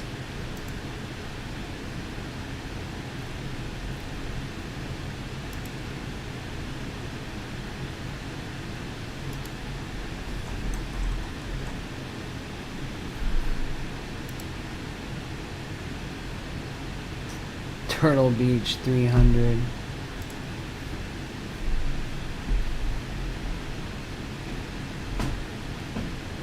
God, this is bad. My simulator now works, but now the rudders don't.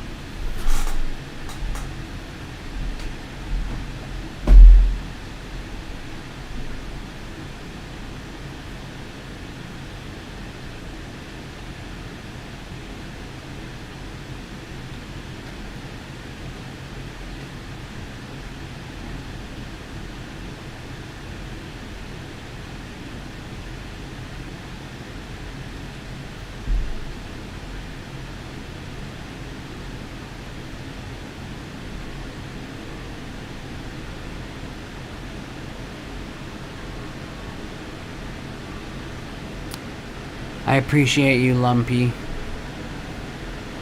for the positivity. If there's anyone else in there, please say hi and shoot a thumbs up of the vid.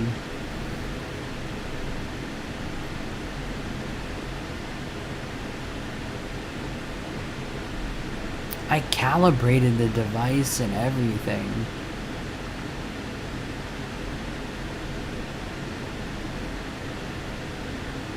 Maybe if I use my yoke to turn, it'll help. I don't know. Until I get new rudders. But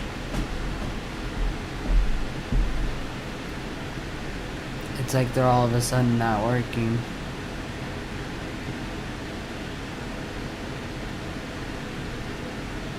This is crazy.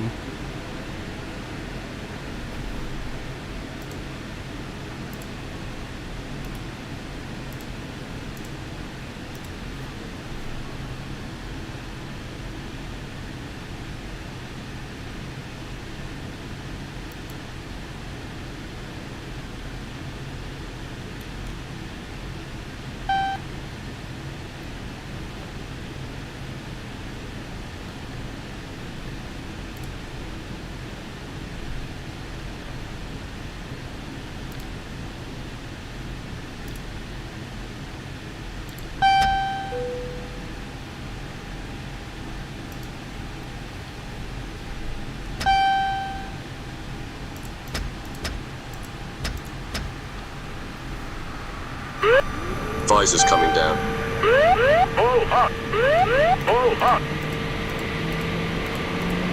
Nose 5.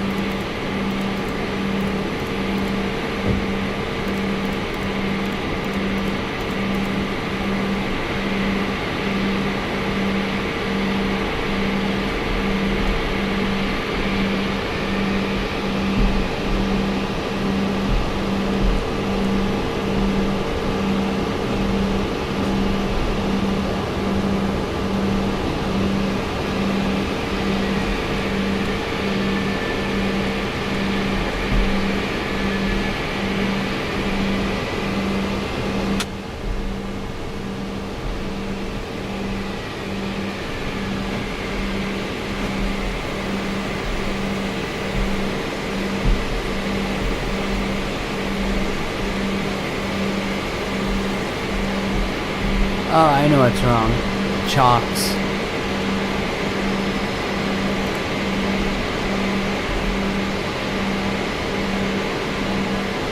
Oh, it's turning.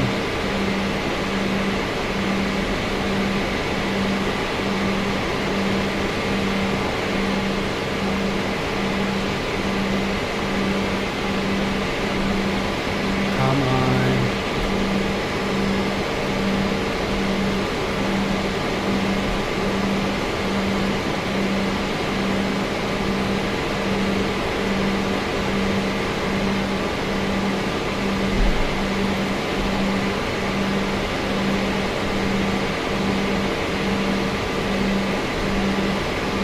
Alright, we're gonna be able to line up, I think.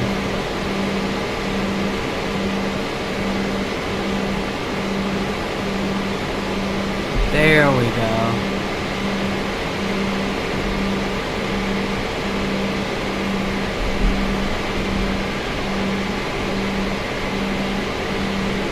There we go.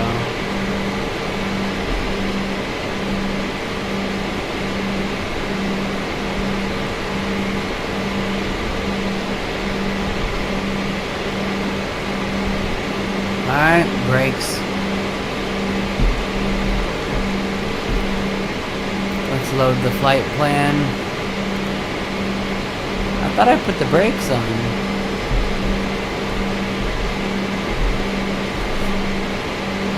Load route. Import. 4. Supersonic. Set payload.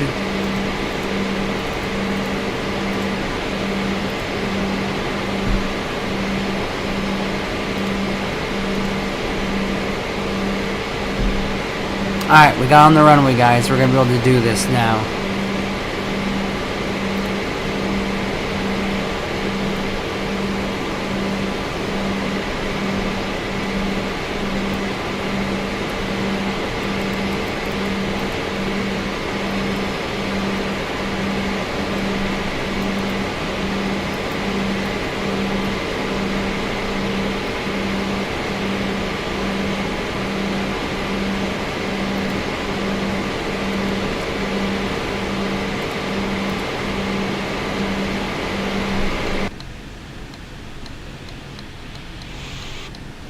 Wait, what runway am I on? Hold on. Oh, fuck. I might have messed up. I might have needed it to take off on the others. Let's see.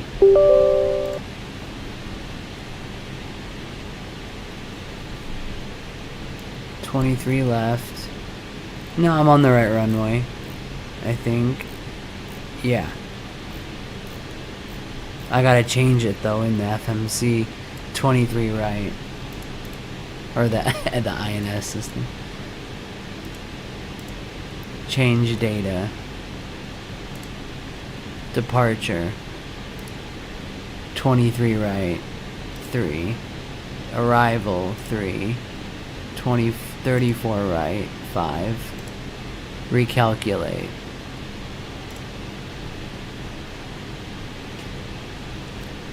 There we go. Print data. I gotta do it from here.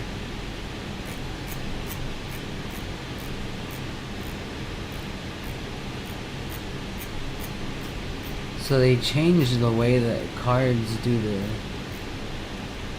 Oh no, routes are done the same. Okay.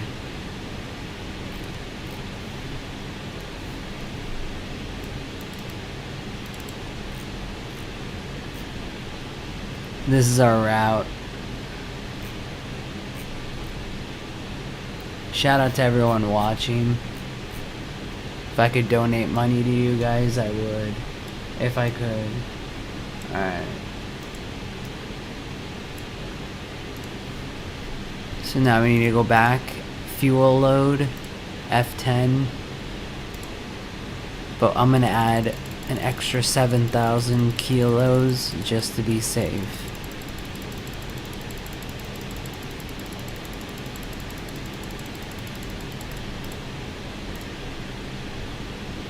Alright.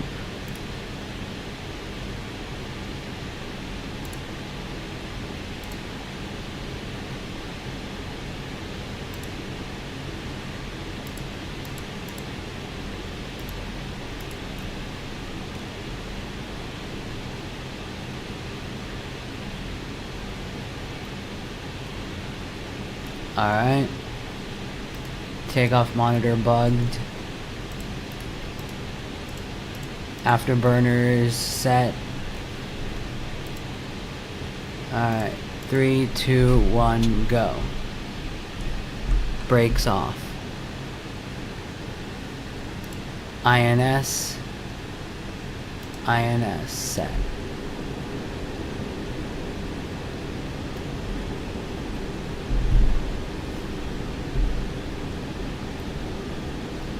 Airspeed building.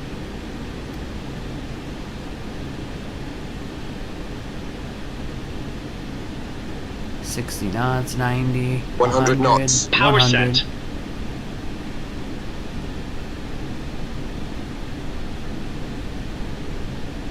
Oh boy. V1.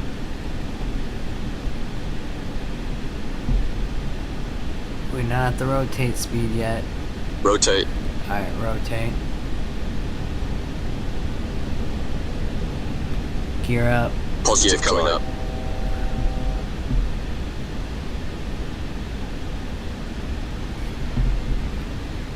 Autopilot INS.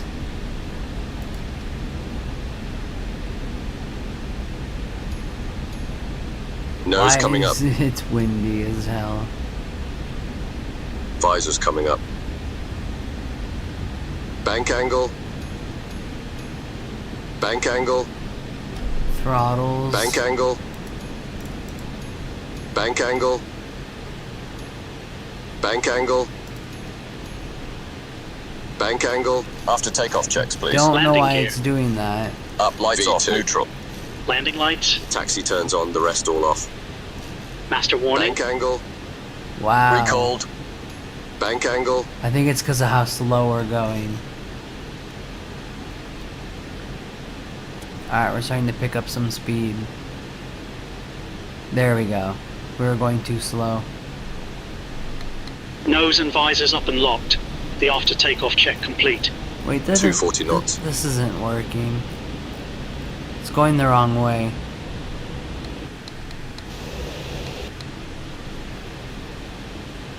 going the wrong way.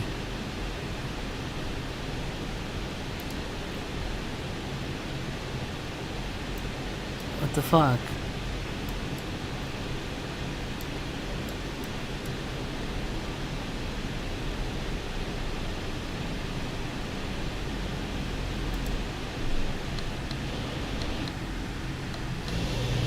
This is going in the opposite direction. Completely. I'm gonna restart it. Maybe I made a glitch. I don't think I did, but this aircraft is glitchy. That's just an FYI. But I'm gonna try again. I'm gonna shut down the simulator. Give it about 10 seconds.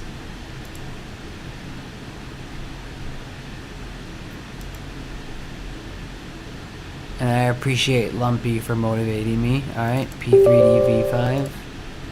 Reloading. And I'm sharing my whole screen, I don't give a shit.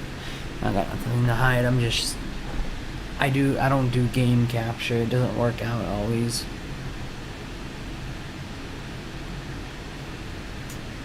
I need to look at my routes.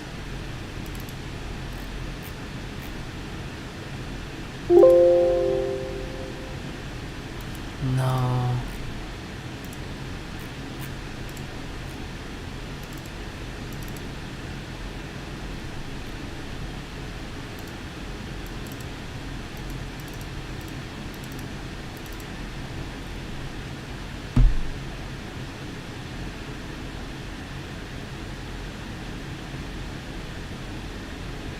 I might have loaded one of the wrong ones. No, I didn't. We could do the Kitech approach if this one doesn't work again.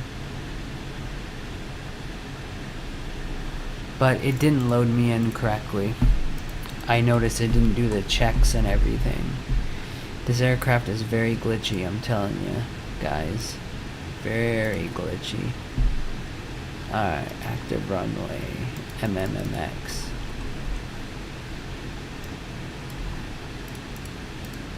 $23. Right.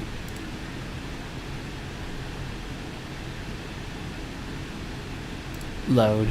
It's at least not crashing as much like it was before. They did fix that. But they,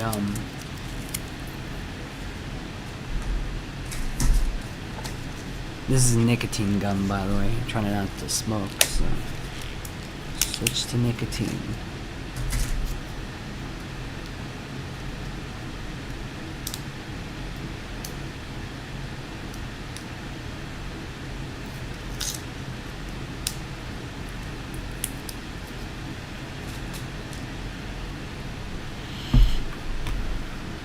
Wow, 28 viewers. Thank you.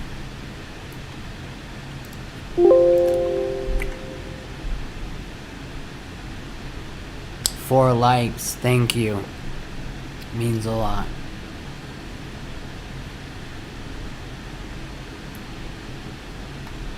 Throttle's idle.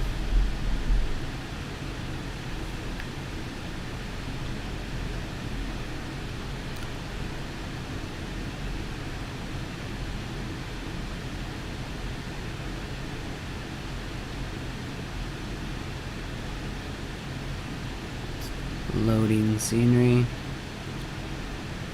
The pedals seem to be working again. Kinda. I've always had issues with these pedals. But the Satex are 170. Like, that's crazy. Let me go to Best Buy and see what comes up. Best Buy.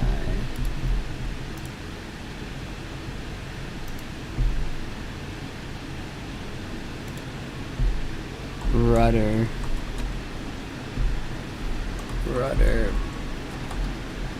pedals. Oh my god, they're expensive. I wonder if I connected this and use them as rudders. I wonder if that's possible. I'm gonna try it.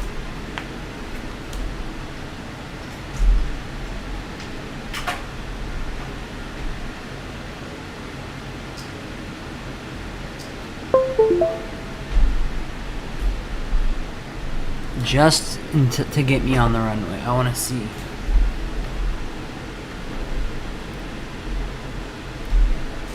If I can connect these and use them as rudders.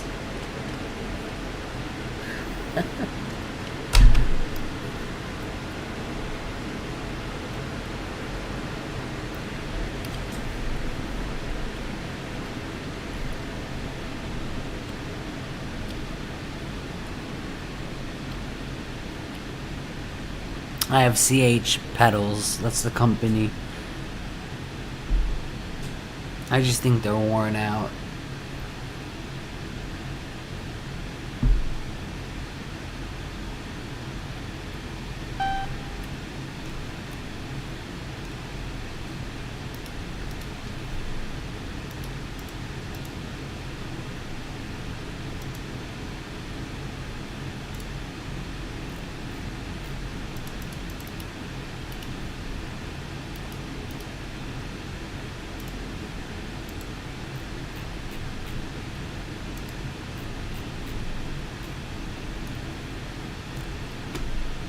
See, why is it set on it's completely shut off. It shouldn't be like that.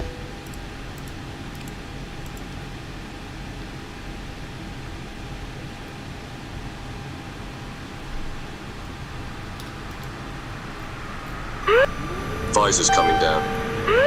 Pull up! Pull up! Nose 5.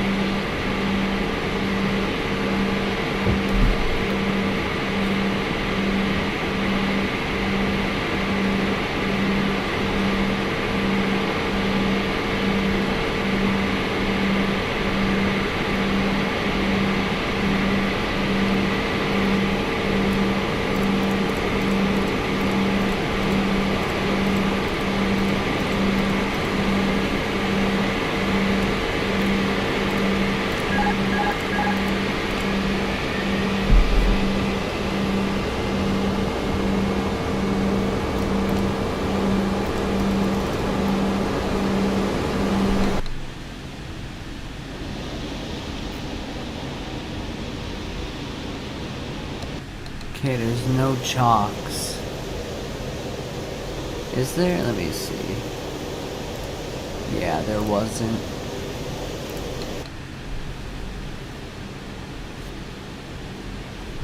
Load route.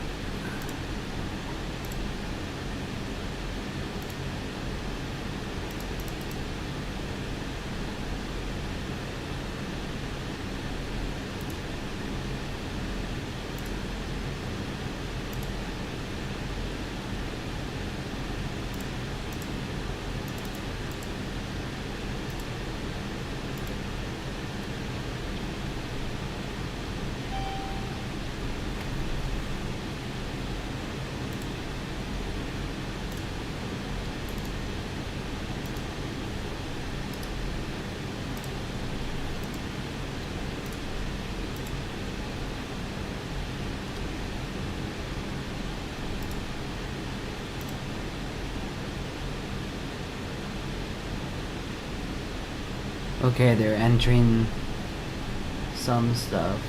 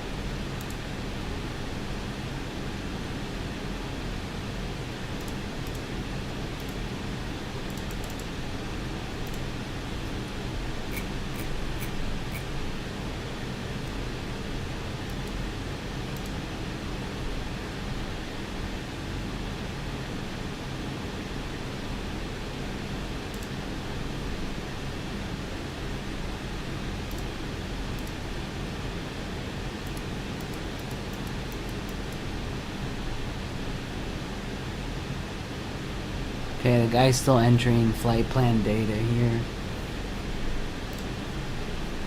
It seems. Fuel load 85,000. That seems about right. But then it jumps when I hit F10, so no.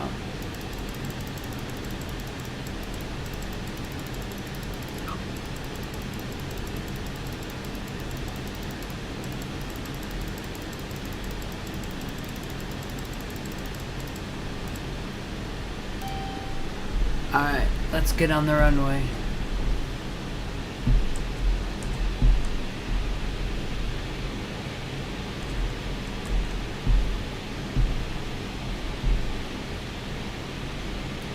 Oh wow, it's being more responsive, or maybe I'm wrong.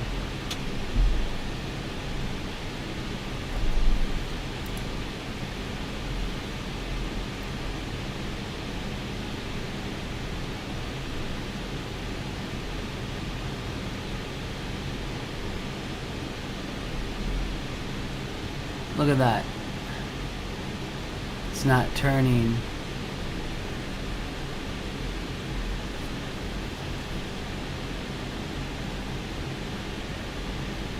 And it's not working even with this. So maybe it's not rudders, maybe it's my settings.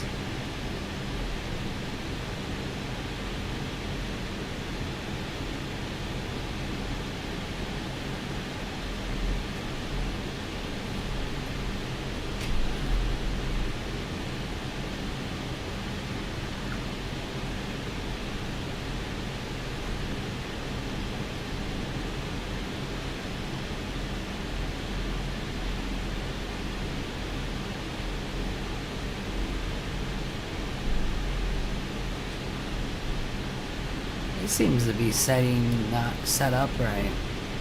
This airport. Let's see.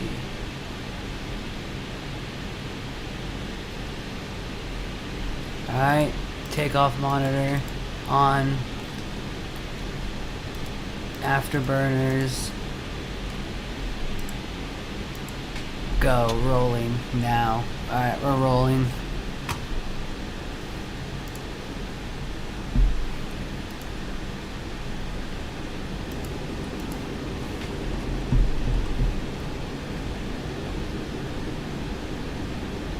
Airspeed building.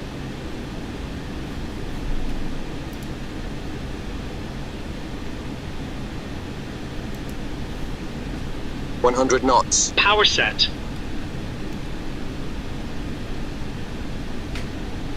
Runways are way short. Maybe it is 5, right? I don't know. V1. Rotate. It's not rotating. Positive climb. I'm gonna have to do a different route, I think. Gear coming up.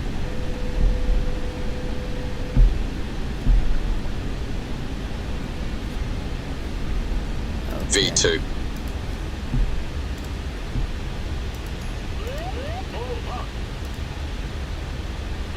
After takeoff checks, please. Landing gear. Nose coming lights up. Off, neutral. Landing lights. Taxi turns on, the rest all off. Visors coming Master up. warning. Recalled.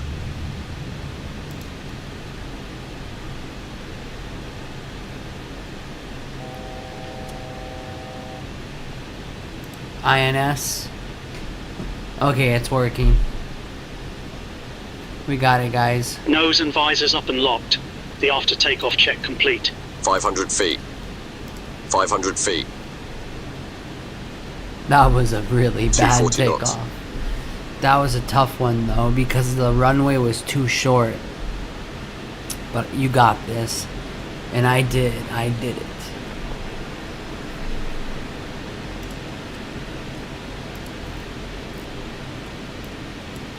I'm gonna restart nav map.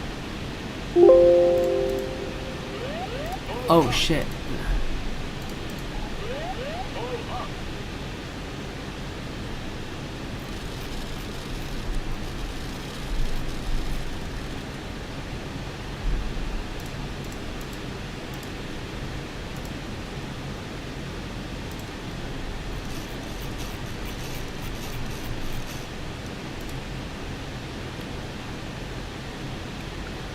We need to do a quick altitude hold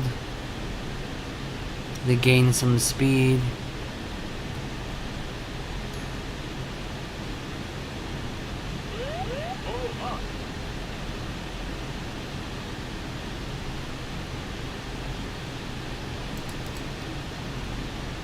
Okay. Let me open up a little nav map. Looks like we're going in the correct direction, except we need to go max. We need to get higher up.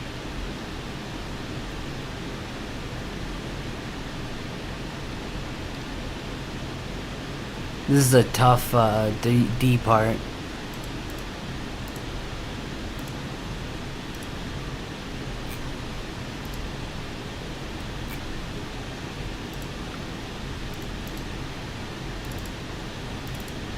Through 10 for 311. No prime, 3027. Oh God, Is we're set. barely I've got making 53.0. It is static.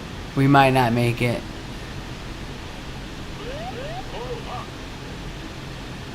We might bounce. It's okay, forget it. Positive climb.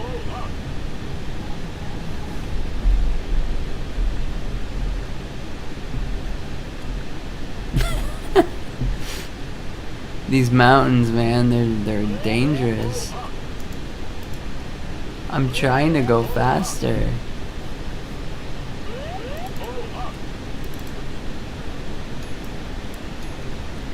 We are going the right direction though. It's just we're heavy.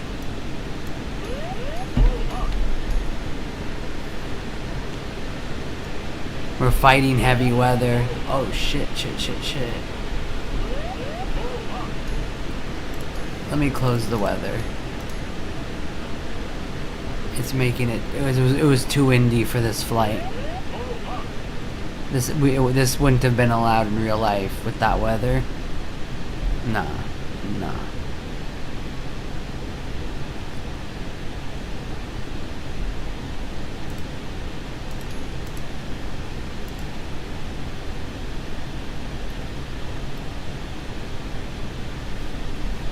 But we are in the right direction.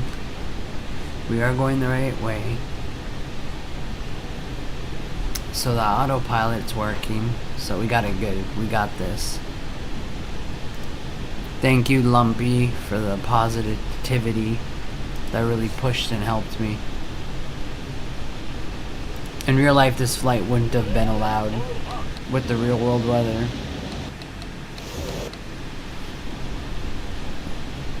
Alright, we need to do an altitude hold.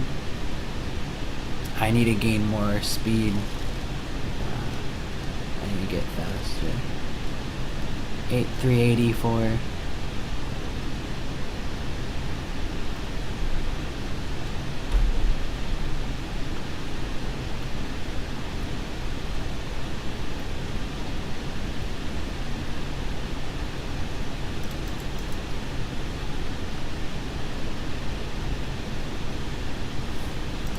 Feels like I'm gonna have to go down a little to gain some speed.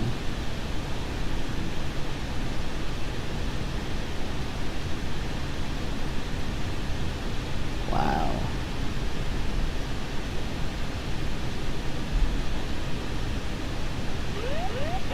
We gotta gain that 50 knots right here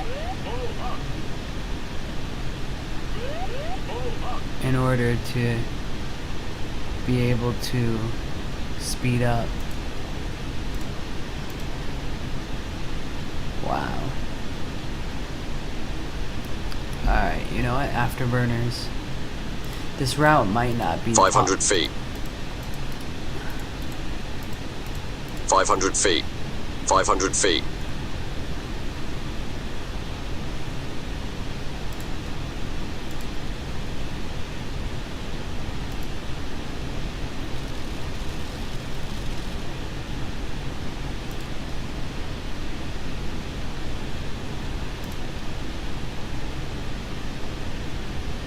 This route won't work right now. We're too heavy, I think.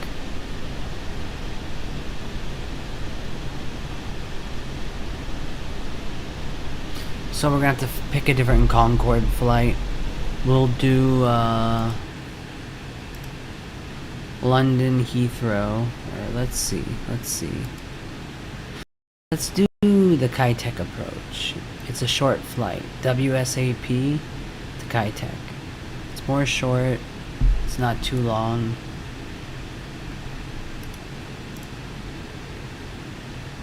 And we'll do that. 5, 4. You gotta count down.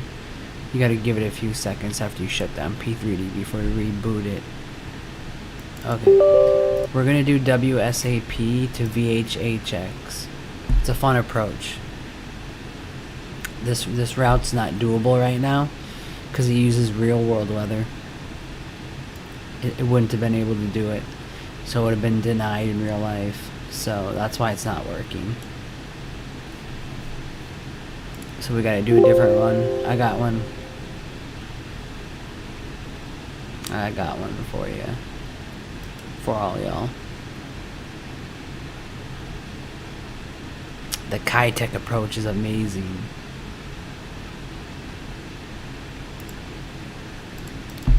Concorde. And it hasn't been crashing at all. Like in terms of the simulator program. It loads in. Seems like they fixed the bugs in the beta. I'm in the beta right now. WSAP. And the runway is 2, I believe.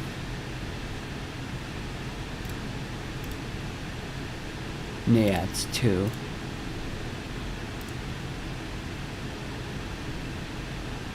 Alright, we're gonna load in. Throttle's idle. It's just gonna spawn me on the runway. This is gonna be a quick flight. Just FYI.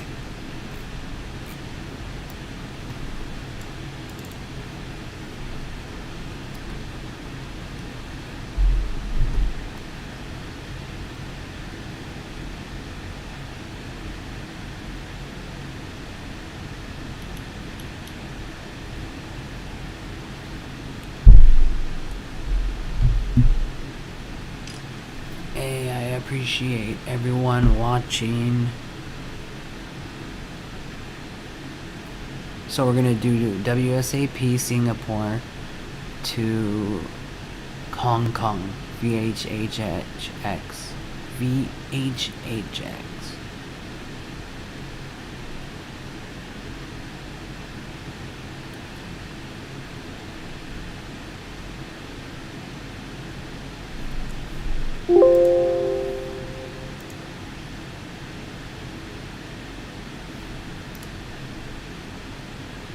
Let me reopen little nav map.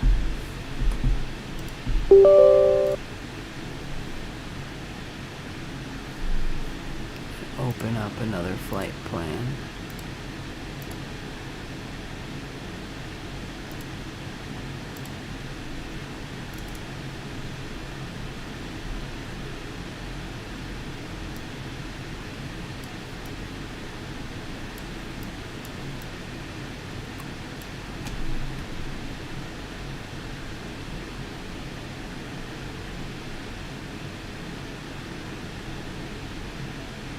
I think also me turning off save flights while on ground fix the crashing, because that would also cause an issue, I think.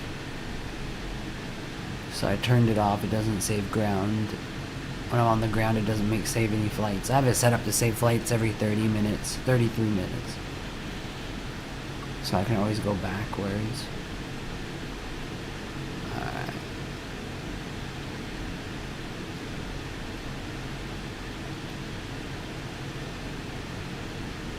Come on.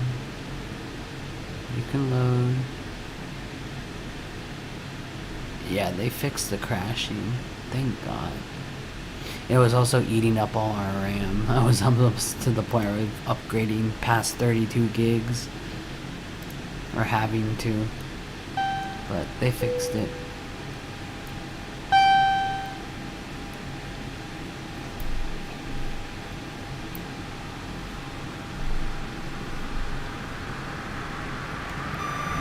Visors coming down.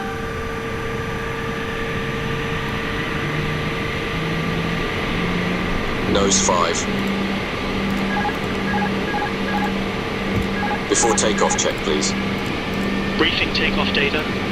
Okay, no change to the briefing and we're a stopper. Okay, understood. Landing lights. Taxi turns on, the rest all off. Transponder. Squawking. 2000. Wheel lights. Off. Yep, they're off here. Master warning. Called. There's nothing there. Inhibited. Takeoff monitor. Armed. Reheats. Selected. 4 white. Pitch index. 13.5 degrees. Radar. It's off. That's the before takeoff checklist complete.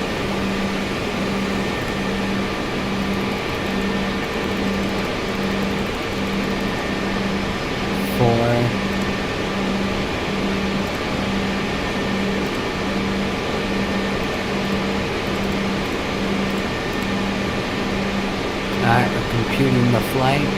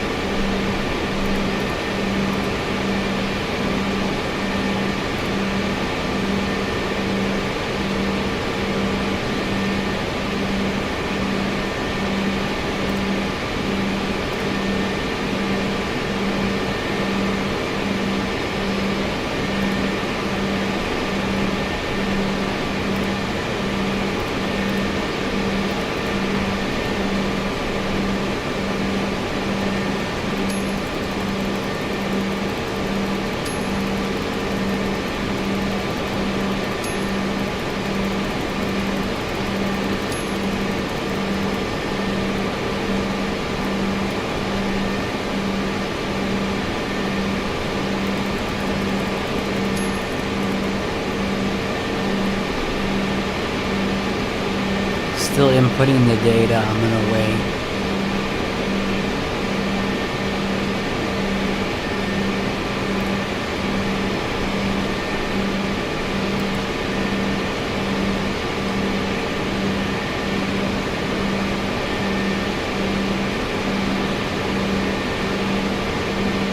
See? Still inputting data. I think he's done.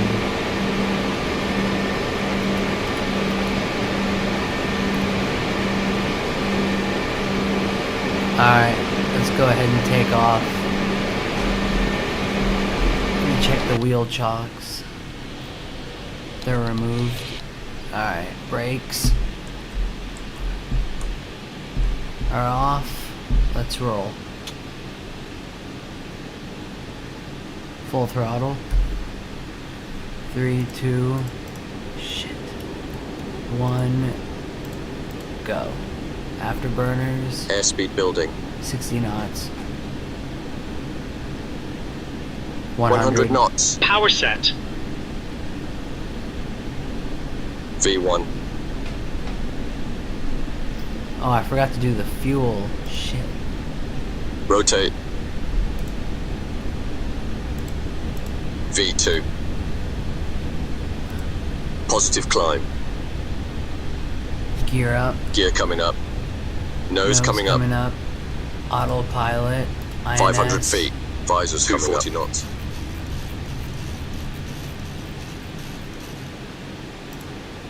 After takeoff checks, please. Landing gear. Up, lights off, neutral.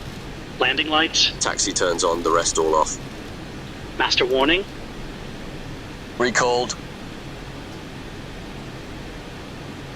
ILS, I think it's following it. Oh, whoops. INS.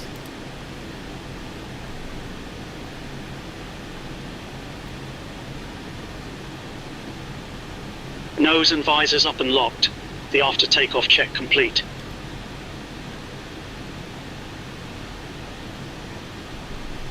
It's gonna have to make a right turn eventually. Not yet.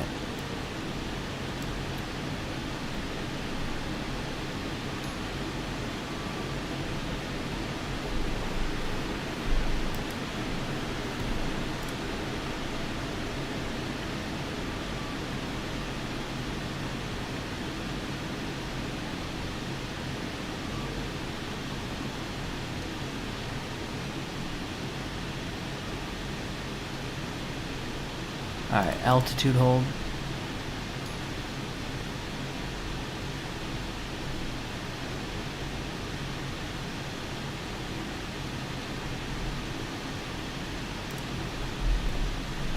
Full throttle. We're getting ready to go on a max climb. Altitude acquired. Max climb. Don't overspeed. Damn it.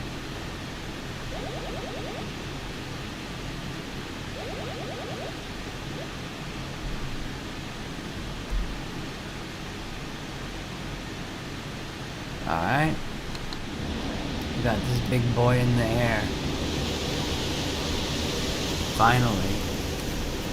Through 10 for 300 with a prime 1013 is set, and I've got 53.3. It is static. Coming up on point 7. The fuel is just starting aft. Everything looks good so far.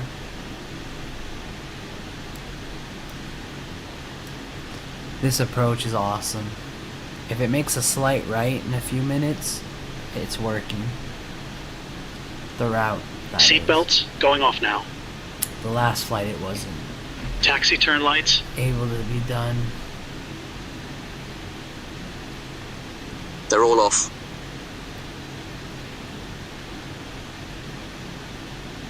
It's gonna be a right turn, a sharp, or not sharp, slight. Climb checks complete. The fuel is running aft.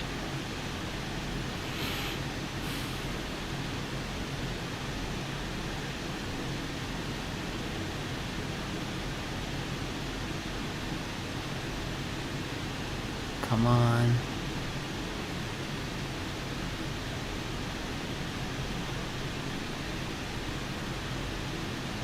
Yep, there it is. We're making the right turn. Flight route is loaded and we're properly working. We're gonna have a successful flight, guys.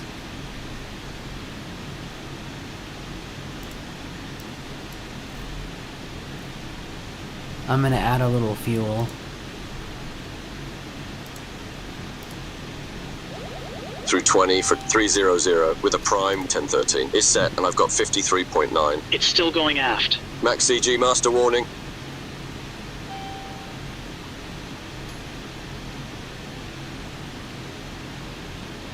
Obviously you can't do that in real life, but I forgot to do it before flight.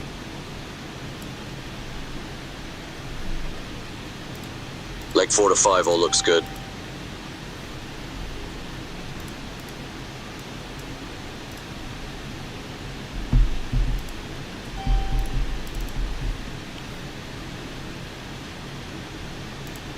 Air traffic control versus pilots.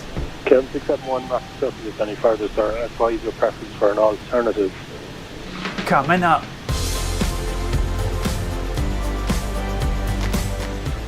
Hey 7-4 crew, welcome back. If you don't know me, my name's Kelsey. I'm a 747 pilot. My channel, 74 Gear, is all about aviation. In this air traffic control versus pilots, I got a European airline, KLM, that's crossing the ocean and arguing with the controller. I know sometimes in the comment section people say, oh, this would never happen in Europe, so I got that one for you. And then I have a controller who's putting some pilots in a pretty bad situation, trying to get them to do some things they probably shouldn't be doing. Let's get into it. Ground, boy, 4078, we're on the taxiway Tango, head down 36 right as instructed. We got an aircraft close. Altitude alert, 1000 to go. Tango. I'm sorry, Delta Altitude 1540, acquired. stand by on ground. Stand by. Envoy 4078, is there any making a 1-8 or making a right turn there on Juliet? It's probably a little too tight to make a 180 for us. If there's nobody behind us, we might be able to throw the reversers on, but we can't make the 180. Through 30 for 300 Alright, with a prime locked on. 1013 is set, and I've got CBG. 53.3. It's the airport It's that's still going next to aft. Cincinnati. And usually what you have in an airport, you'll have a runway, and if you have two parallel taxiways next to it, you'll have one taxiway where the Alright, pilots we are need always to going slow in one down. direction, and one where the pilots are always going in a different direction. Or not. This is a chart of CBG, and this is the area where I think this is taking place. So if they're using Afterburners. this runway here for takeoff and landing, Inboard you could reheat, select hypothetically outboard use selected. Tango here Mach for 1. the direction going this Mach way, 1. and then you would use Sierra for all the directional traffic on the Transparency is taxiway de-iced and going demist. this way. Now, for whatever reason, and They're I don't all know off. the Mach 1 situation checks behind complete. this, they could have been 53, landing one 7 direction going and they aft, call it reversing 1.1 the Mach. flow. So if Secondary you're landing on nozzles one looking direction good. and then you 53, switch the 7 airport going around, aft. now you're landing a different direction, they'll actually switch the taxiways as far as what direction each one is going. I don't know if they just kind of made 2 a minutes brain to the fart and messed acceleration up point. and put them on the same way. I don't know what created this situation here. And that's really not a big deal, but what really surprised me was when the Envoy pilot said this. If there's nobody behind us, we might be able to throw the reversers on. So can jets use the reversers to back up? Technically, yes, but in any airline that I've ever been at or anyone that I've ever seen, you're not allowed to do that. Now, I never flew for Envoy, so I don't know what their procedures are, but I've never seen an airline where they would allow you to reverse your jet that way. Now, let's say zombie apocalypse, and you needed to get your jet reversed and, you know, you were getting chased by a bunch of zombies. Could you do it? Yeah, you could do it, but you're not typically going to be allowed by your airline to do that. So when the Envoy pilot said, oh, we could throw reversers on, I'm sure what I'm guessing has happened is the other pilot was in there saying like, no, we don't want to do that. Okay, we just hit subsonic. That is not something that Supersonic, you I want mean. to do or say you're doing, because if you get caught doing that, you're going to be in a lot of trouble. But then you heard what air traffic control said next. Listen to this. There's absolutely nobody behind you if you're able. So even though it's air traffic control saying, yeah, go ahead, you can do it, there's nobody behind you. If they're saying that, the problem with that, though, is that by them saying that, they don't necessarily 10 know miles. what you're allowed to do or not allowed to do for regarding your airline. I'm accelerating So if early. you were to reverse your jet and back up, the controller's not going to be in any trouble because he didn't do anything. Your airline is going to be upset with you, the pilots, for making that decision to do that. The controller's not going to be in any trouble for him saying, yeah, there's nobody behind you. You want to go ahead and reverse your jet? Go ahead and reverse your jet. That's not going to be a problem on them. That's going to result on you, the pilots, that made that decision to actually reverse the plane, 5 which is miles. not going to be typically allowed by your standard operating procedures decided at the to go airline that supersonic you're working early. at. So it's just something that's kind of something to note. Even though the controller is saying, yeah, go ahead and do that, 3. doesn't mean that it's going to. 2. I went supersonic early. Max CG master warning. Be okay. And ground Envoy 4078 Axel. looks like XL. I already did it. we're not going to be able to do that either. It's, from where we're sitting, it looks like Delta might have enough room to make a left turn there. You guys can't just do a right turn on the taxiway there? We're already past the intersection right here. Yeah, Delta's unable to make a left or right. We're stuck where we're at as well. Okay, Envoy 4078, so you're saying that there's absolutely nothing you could do to move, because otherwise we're talking about bringing the tug out. Yes, sir. We thought we could put our reversers on, but there's just too much room to go backwards for us, Envoy 4078. Okay, and Delta, same with you. There's nowhere that you can either make a 180 or head back. Unfortunately, no. We are unable for the right or the I've left. never heard of throwing a reversers on. Alrighty, I'll start talking to Ramp Tower. I'll get right back with you. Sorry, guys. This is funny because both pilots are trying to get the 1.3 other back. airplane to commit to doing something. Listen to what Envoy says to the Delta pilots here. From where we're sitting, it looks like Delta might have enough room to make a left turn there. So let's say the Delta pilots say, okay, fine, let's do this. And they put full power and all the thrust on one engine, and they leave the other one at idle, and they stomp on the The ramps brake are all on the inside modulating. tire to try to make a really tight turn. 1.3 Let's say they do checks all complete, those things, 55, and then they 7 run over a going bunch aft. of lights, they run to the grass, they break some stuff on the airport area, as well as something on their plane. They're going to need the maintenance guys to come out and inspect everything. Maybe they need to change a tire. All those things are going to happen.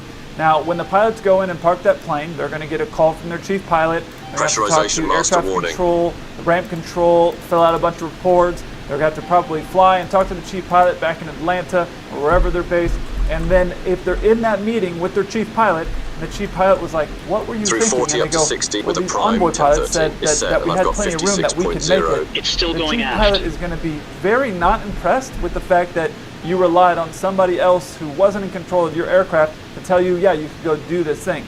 So even though these onboard pilots are saying, yeah, you got some room to make that turn, if the pilots made that turn, if the Delta pilots made that turn, I've used my and then reversers they started so to many break a bunch of times. stuff, or anything were to happen besides perfectly executing it and staying on the taxiway, if they were able to do that, then fine, nobody knows, it's no big deal. But if they mess anything up, they're going to end up talking to their chief pilot, and then when they tell their chief, well, these other guys said that we could do it, so we did it, the So I'm chief just is not checking the going to be next leg impressed with here, that. and I think But we have then an the issue. Delta Can you pilot take a said the look? same thing to the regional pilots. Listen here.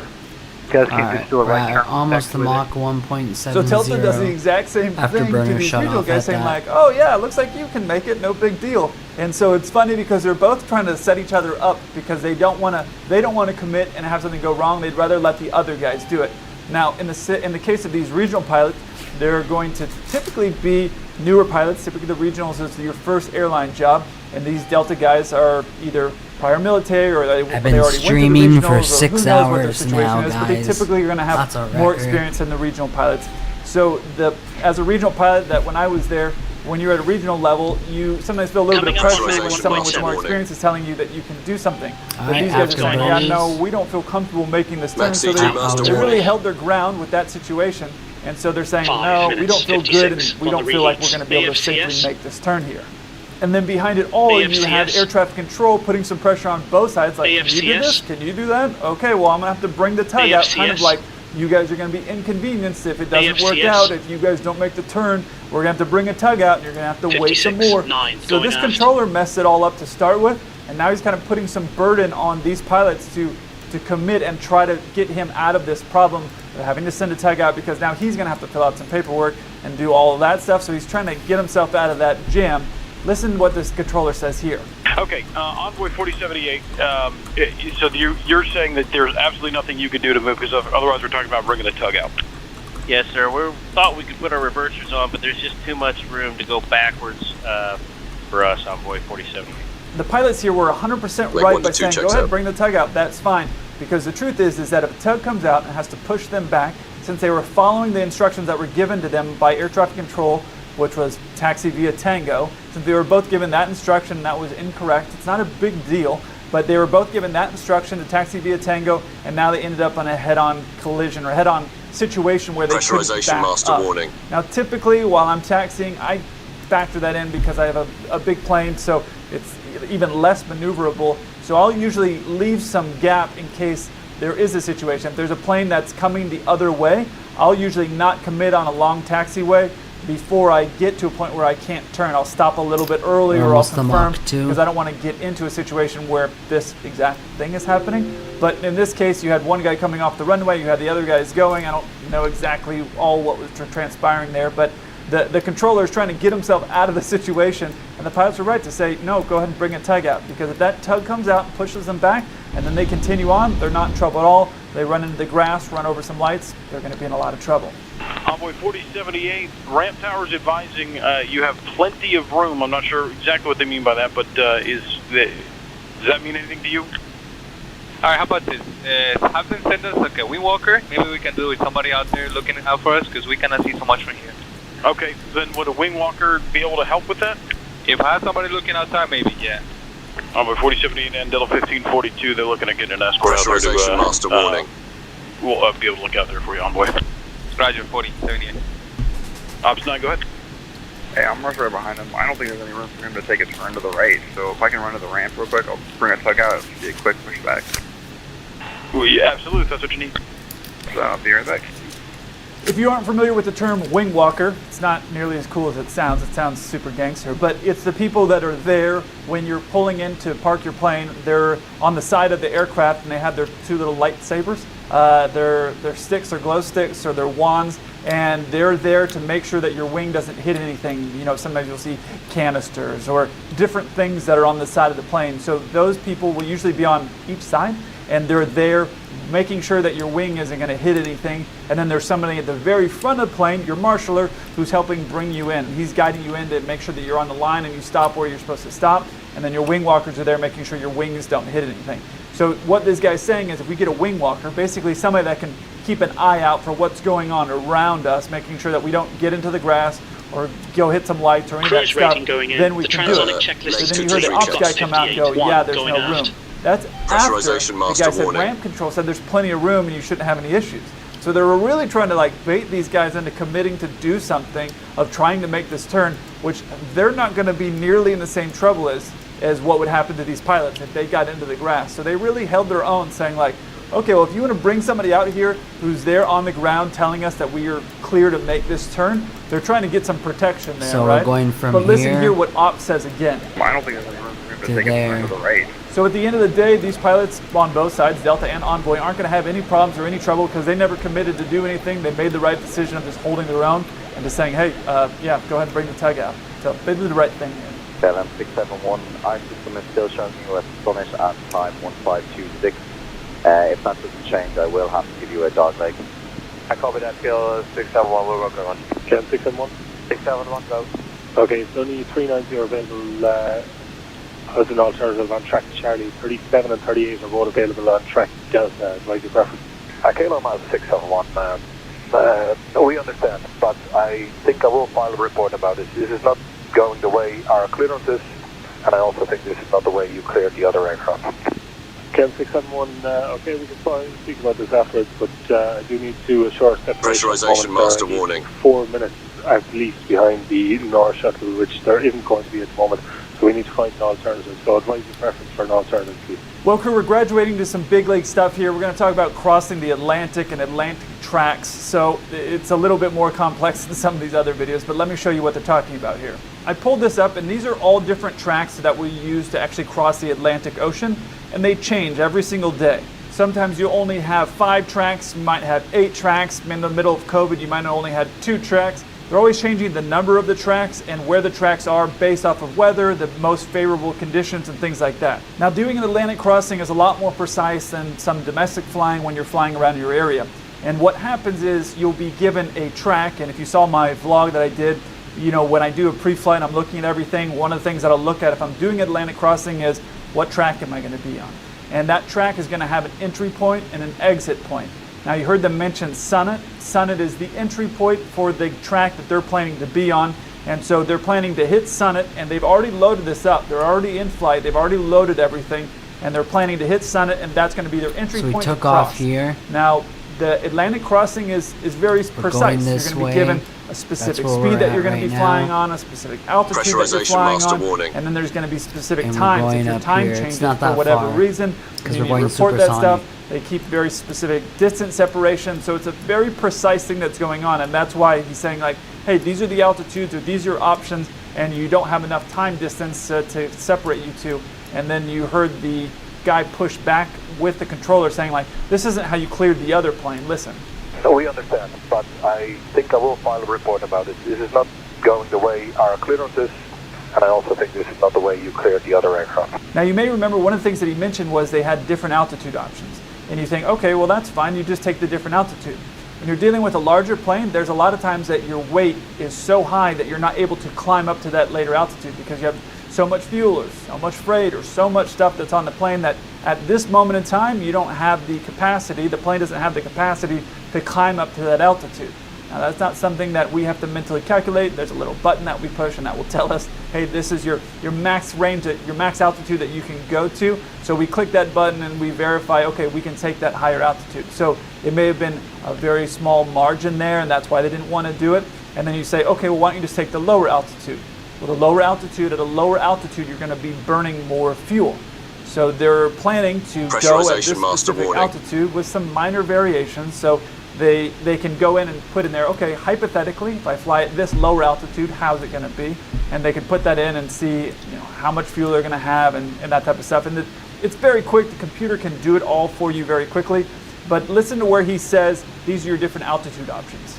As an alternative on track Charlie, 37 and 38 are both available on track Delta. Advise your preference. So the controller was giving different altitude options, and if those altitude options weren't going to fit what the pilots wanted, then they gave them a totally different track that they were going to have to go on to.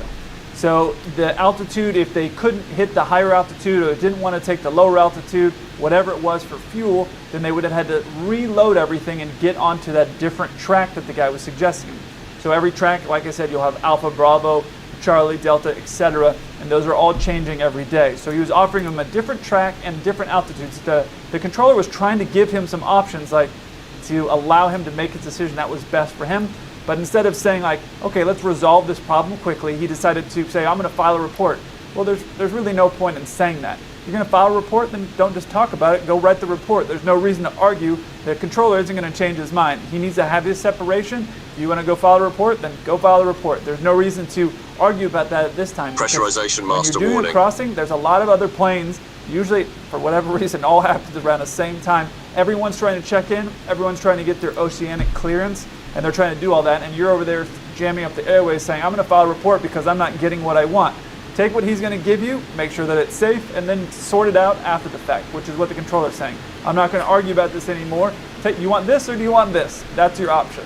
I think Dawn Shuttle will be accepting the clearance at 1522 at Synod. You have 4 minutes with us, almost 5. Kevin 671, it looks on my system like he's going to cross the 2-3. I'm not discussing this any further, sir. Advise your preference for an alternative. I can offer you 390 on Charlie or 370 or 380 on Delta. We'll take 390 KLM 671. Understood, call you back. Summit, just so you know, is the entry point in this particular track that he's talking about. I'm going to show you what it looks like on our chart. You can see at this particular time that I'm taking a picture of this Summit doesn't have a track associated to it, but this would be the entry point onto this particular airway, which I've used multiple times, but this would be the entry point onto this given track. There's not one here. Typically, you would just see a normal line like you see off of all these other ones here. So you heard the pilot arguing with them, oh, well, you gave North Shuttle this at this time, and we're going to be at that time. Pressurization master I don't know. warning. That guy's got a lot more situational awareness than I have. I'm typically aware of the other planes, but I'm not writing down the time when they're going to hit their entry point. I usually don't care that much. A little bit up or a little bit down is not going to be a big deal.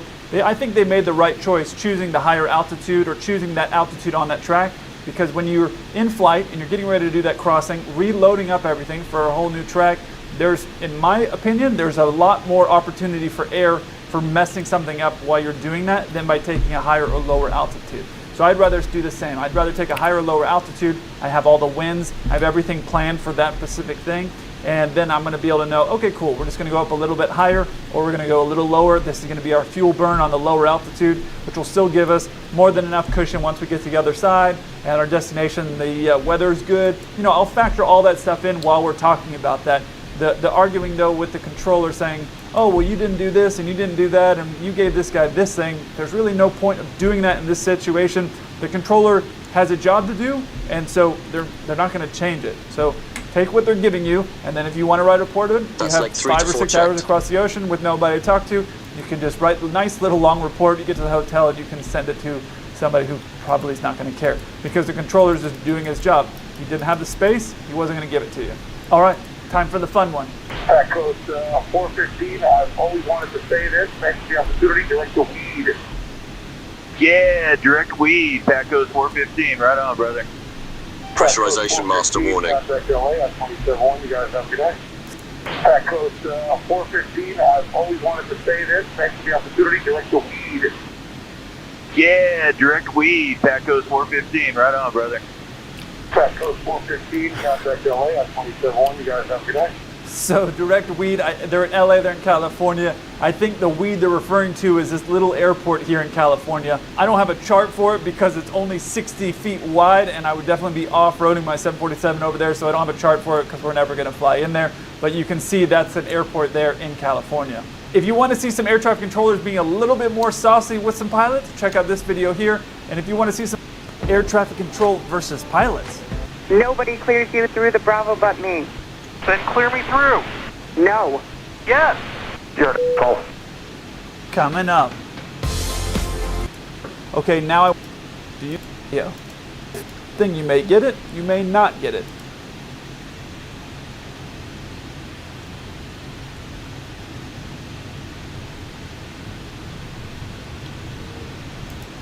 air traffic control versus pilots. Nobody clears you.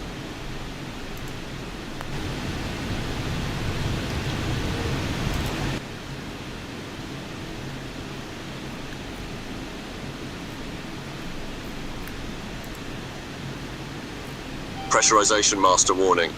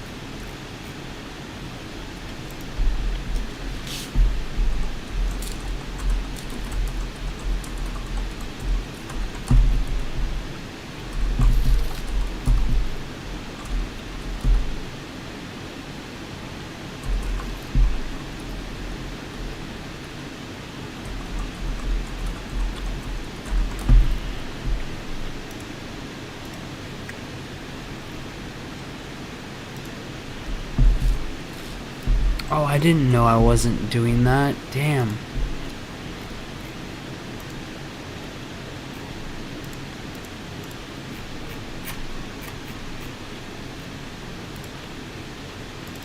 Pressurization master warning.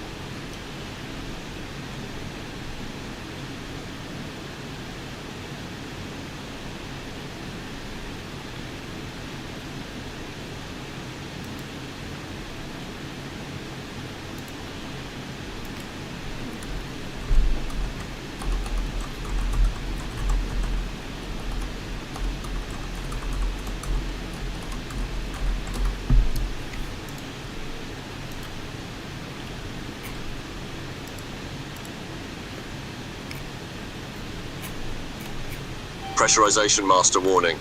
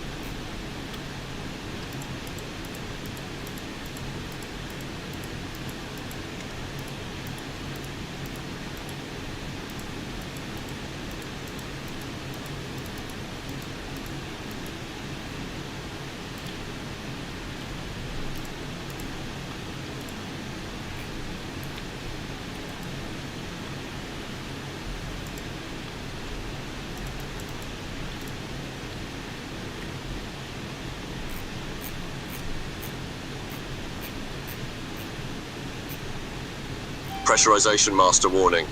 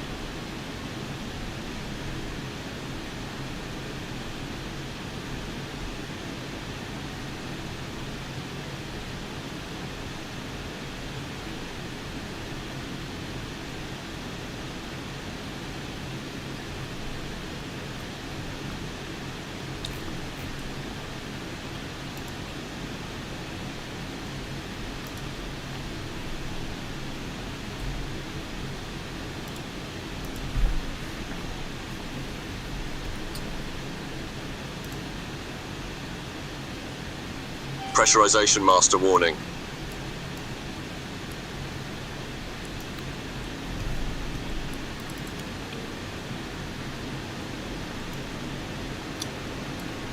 We're getting there.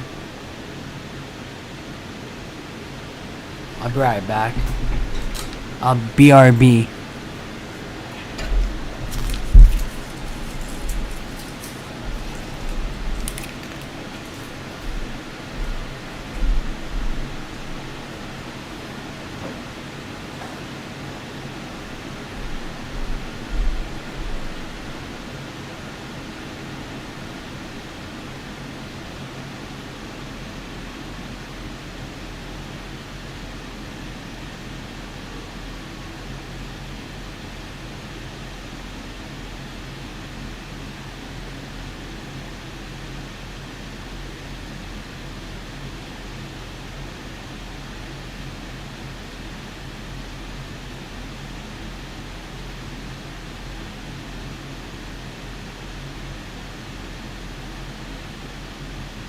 Leg 4 to 5 all looks good.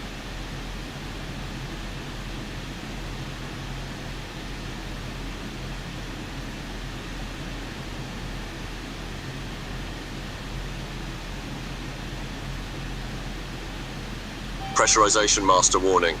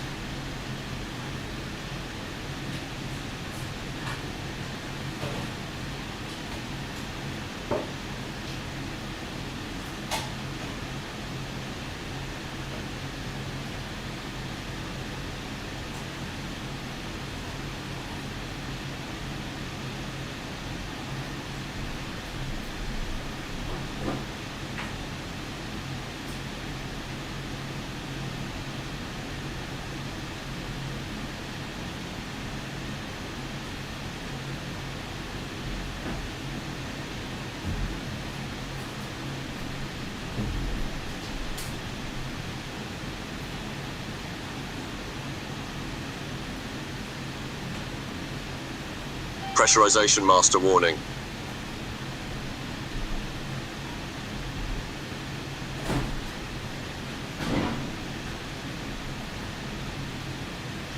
And leg 5 to 6 all checks out.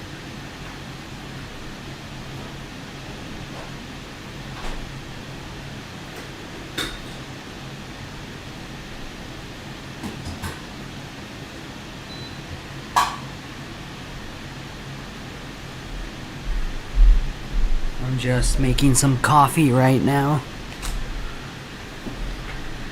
How's everyone doing? Sorry for going AFK. But yeah, so we're almost halfway. It's a short flight. But I'm making coffee. I'm gonna open a new tab. Let's watch something like this. And then we'll figure it out from there. So that would be my answer to you, that one of the core foundations of us doing what we're doing is with love. There's a scene of a father who, a guy comes in and every day he's bullying his daughter. Finally, the guy's like, listen, stop.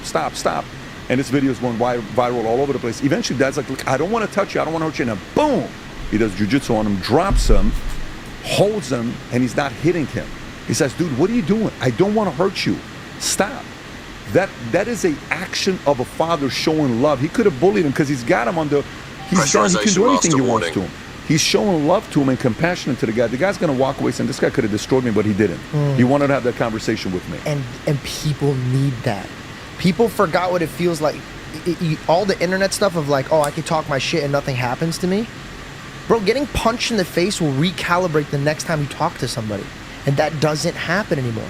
Somebody out overpowering you, showing you, bringing you to the ground, humbling you, letting you know your mouth could only pay so many things. That level of, that's why when my kids are at a certain age, immediate martial arts. Immediate martial arts. It shows you that you could have power, but most importantly, you could control that power. If you can't control that power, you're lost. More than anything in the world, you're lost. But let's tap into the school system. The school system is at a place right now where it makes me at a point where I don't even want kids. I get scared of it because I see where it is. 1 second, I'm making coffee.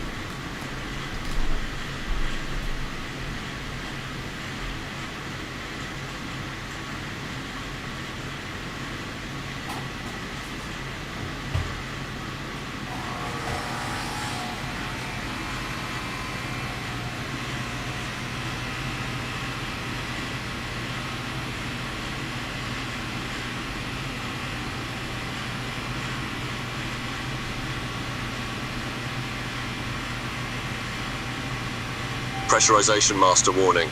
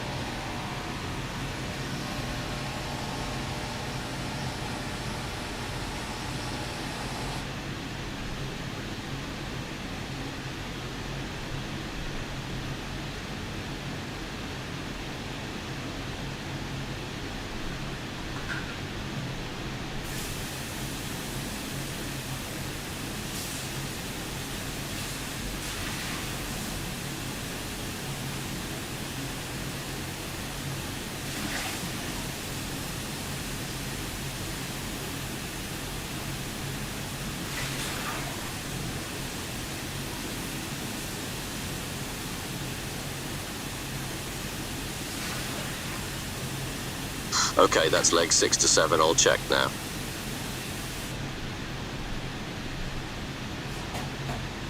Pressurization master warning.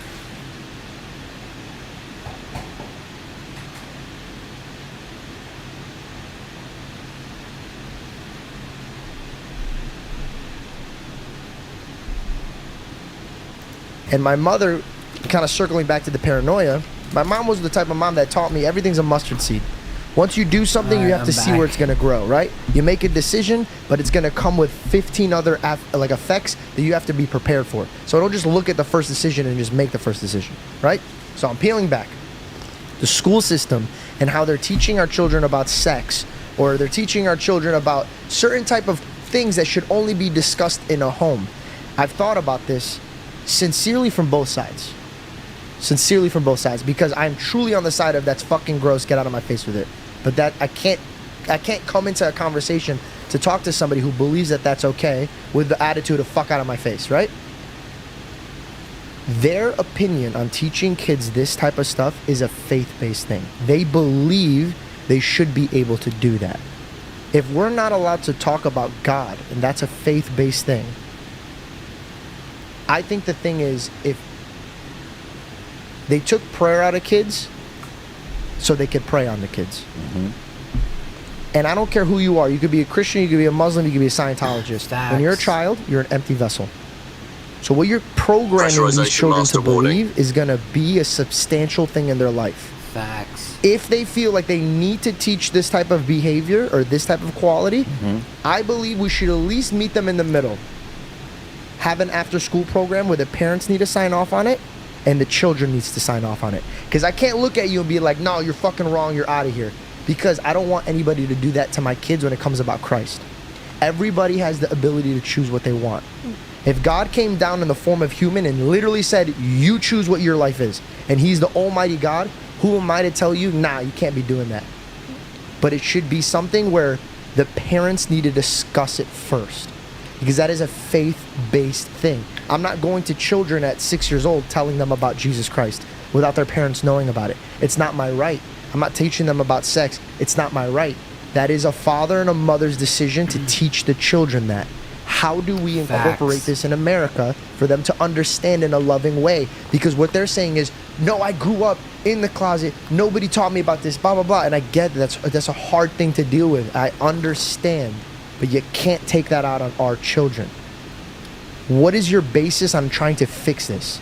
You're a tolerant Christian, is what you are, and you're gonna go through it when you have kids, and you're gonna have your moment when you're gonna call, and you and I will have a conversation, and you say, Pat, I'm dealing with this, bro. What do you think? Pressurization master And warning. we'll talk about it. You know, as a father, when you go through it, it's different when you're in it right now. You're doing like one of the things I would talk to my wife about before we even had kids or before we even got married. I'd be laying in bed, I'm like, what if one day my daughter comes up and she says this to me? I'm going to tell her this, and I'm going to tell her this, and she's going to tell me this, right? Okay, so I get that, right? You're I'm preparing for the conversation. Totally get it, totally get it. And you, by the way, you know what's one of the hardest conversations I had to have? How am I going to process my daughter choosing to have sex before getting married? How am I going to handle it? Do you know how much in my own brain I had to go through that to feel comfortable and get myself in a position to not be so overly paranoid where I cannot enjoy the love I have for my daughters? It's very hard for me to go through. But I finally got to a point where I'm okay with it. But let me go back to you, the lazy Christian side. Look, do we know what immoral is? Do we have a standard to define what is immorality? Is what's immoral whatever you think is immoral? Is that what the definition of immoral is? That we no longer want to define what is moral and what is immoral. We no longer want to sit there and say, this behavior is immoral. You can choose to do it, but guess what? That doesn't make it moral. You're choosing to exercise immoral behavior, no problem. But just so you know, it's still immoral, okay? Yes. No problem. Okay, I don't think we need to cave to this gang that is pushing on us in a certain way where we're afraid because, well, for example, like I watch the podcast with the first time I saw your material and I fell in love with what you were talking about was on the Impulsive podcast, right? And you know, I watch Logan and I watch Jake.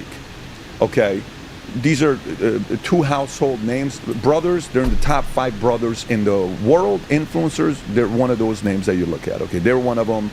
You can put, you know, Tates, Hemsworth, a bunch of these brothers that we can put in that category, right? And I asked myself, like the other day, some clip was shown, and Logan and Jake are going, and you know, Jake has got a black eye. No, Logan's got a black eye, and he's holding Prime like this, and he's saying, what did he say? He says, yeah, if I fight him, you took Fury away from me. He said, I'm going to go out and finish Fury. Well, you took Diaz away from me because I would have done this to Diaz. He says, well, what are you talking about? You're not even a boxer. You're this. And then he says, Jake says, I'm a boxer. Who are you? You're an exhibition guy. You don't even win. You just do exhibition. He says, exhibition. I wouldn't have fought with Mayweather 8 rounds and all this other stuff. And the entire time he's holding this, right? Prime, the logo like this. He's handling it like this. Okay. I'm glad you noticed that. So I'm standing there myself, and I said, Leg I 8 to swear 9 is to checked God, now. if that was, those two were my sons, I would fly to Pressurization Puerto master Rico, warning.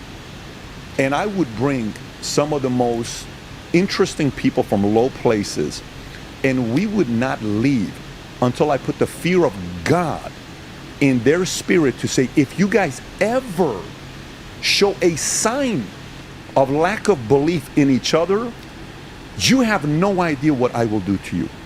Privately, beat the crap out of each other, make fun of each other, do whatever you want. Don't you ever, at the cost of promoting a drink, ever, don't you ever call each other out publicly, whether you're talking to each other and saying, let's create some controversy so other people can talk about it to promote their drink. Totally fine.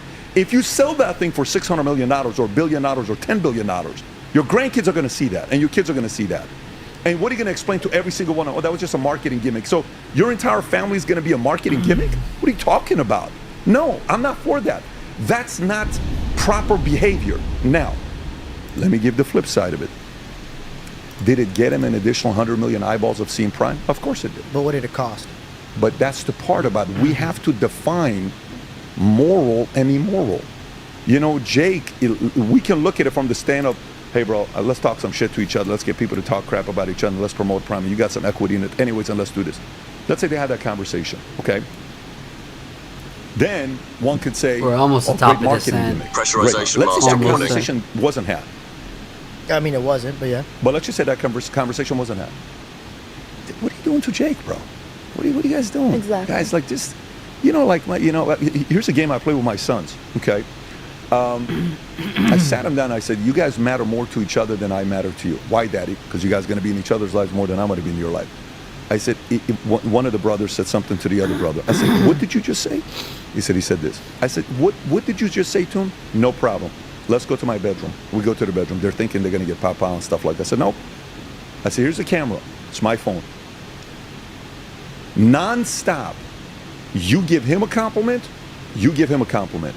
I'm going to come back after you guys are done giving compliments. And I want to see who's going to give a better, sincere, real compliment to the other person. If you give a fake compliment, you're in trouble. Don't bullshit each other. Real compliments, because the world is so ugly. If there's anyone that cannot be ugly to you, is your brother. It's not going to happen in this household. So they sat there. I go take a shower, I come back, and they're still going at it. And next thing you see, they're like becoming like this, like it's a beautiful thing that's happening, a bond between those two guys. What am I doing with these guys? These guys got to stay close to each other. How many siblings don't even want to talk to each other? Like, well, no, it's not going to happen. So going back to we have to define what's immoral. No, bro, this is not moral behavior. Warning. So you want to exercise teaching a boy about how to give a blowjob? Go do it in your household. Yeah. You ain't going to do it in school. Yeah. By the way, if you're a parent, you want to teach your son how to give it, go for it. Do it. Not in school. Yeah. It's your kid. You go do it. There's certain things that we can't sit there and be so tolerant about. Facts. Just because we're so worried that somebody from a community that we're getting a sponsorship from, or somebody from our community that's going to go out there and do this. We become like everybody else. Like, I'll give you an idea here, numbers for you to be thinking about. So July of last year was an epic month, historic month. Why? Because that was the first time where streaming passed up cable. The viewership went like some 34.4% to 34.8%, okay? Membership. So you got 34.4% is cable, 34.8 is streaming. It passed it up. July of last year. Numbers came back this month for July of this year. That went from 34.8 streaming to 34.4. The 34.8 went to 38.9, and the 34.4 went to 29.7. 9.1% difference, some number like that, right? When you look at it, and 20, whatever the number is, you can find a Nielsen report. What the hell is going on with cable? What's keeping cable in business? 3 things. What are the 3 things? Old people watching news, MSNBC, CNN, Fox, boomers. Right? Boomers. Which, by the way, we're not all going to live forever. That's going to go away, which means if you just look at the boomer model, pressurization master warning is checked. Number 2 is sports, okay? Which nowadays, Tom introduced me to Hulu. Cable was down. I'm like, dude, I'm trying to watch a World Series. What's going on? He said, just go on Hulu. So how do I get or on? the ESPN app? Right, that's right. Did you say Tom? Tom Ellsworth. So Tom Ellsworth, one of my partners. Got it. Yeah. So I go, oh shoot, this is great. This is sick. I can watch. I love Hulu. Okay. So you know who the third one is that's keeping cable in business? Pharma. Do you know what percentage of every dollar on sponsorship and ads cable TV gets from pharma? What percentage is from pharma? Percentage for every dollar. Percentage. So think about it. Movie commercials, car commercials, clothing commercials, all these different companies that do commercials. So many industries. Something ridiculous like 70%. It's 75%. You're right. 75%. So check this out. Watch how crazy this is. Okay. How is that even legal to do that? Can you, while I'm doing this, just on your phone, Google what percentage of pharma cable advertisement? It's going to come up saying 75%. Now watch this. 75%, right? Stay with me here. So now we have to answer the question, is it moral to advertise getting more people taking drugs? Okay. What's wrong with that? It's their choice. They got to do it. No problem. So then why is it out of nearly 200 countries in the world, only 2 of them allow pharmaceutical companies to advertise on TV, master warning. and the other 198 don't? Who are the 2 countries? U.S. and New Zealand. Why? Wait, I didn't know. You mean to tell me Germany doesn't allow? Nope. You mean to tell me China or Japan? No. Not even Venezuela? No. Damn, that's Canada? crazy. No. Only 2 countries? Yes. Why? I don't get it. Because they allow it. 75%. You're out of your mind. Yes. So what if a president gets elected Now watch this here. President gets elected, it's an executive order. Moving forward, guess what? Big Pharma can't advertise anymore because it's immoral. You know what happens? Cable is gone. Wiped out. Some of these guys that are making 8 million a year, 10 million a year, 20 million a year, they're going to go and have a meeting with the agent from WME and CIA, and they're going to say, what? Listen, John, we can't pay you 20 million a year, bro. We just lost 75% of our revenues. We can only pay you 3 million a year. That guy that was making 20 million a year reading teleprompters is going to have to go make in the podcast world. He's going to realize how hard this game is. This is not an easy game. But what's stopping them from coming here? This is not easy, brother. No, I'm saying, like, if they conquered TV to take over commercials. To go to YouTube and all that other stuff. That's what I'm saying, because gambling's doing that right now. But by the way, they can say no. They can say no, we're not, there's no advertising with Big Pharma. Right now, if you go look at your commercials on your YouTube videos, sometimes go watch your videos and just watch who does the ads. Do you ever do that? Yeah, of course. Okay, so you're like, oh, okay, interesting. Yeah. Oh, wow. Oh, these guys are interested in my product. Okay, cool. That guy's running an ad. Huh. But you can't control it.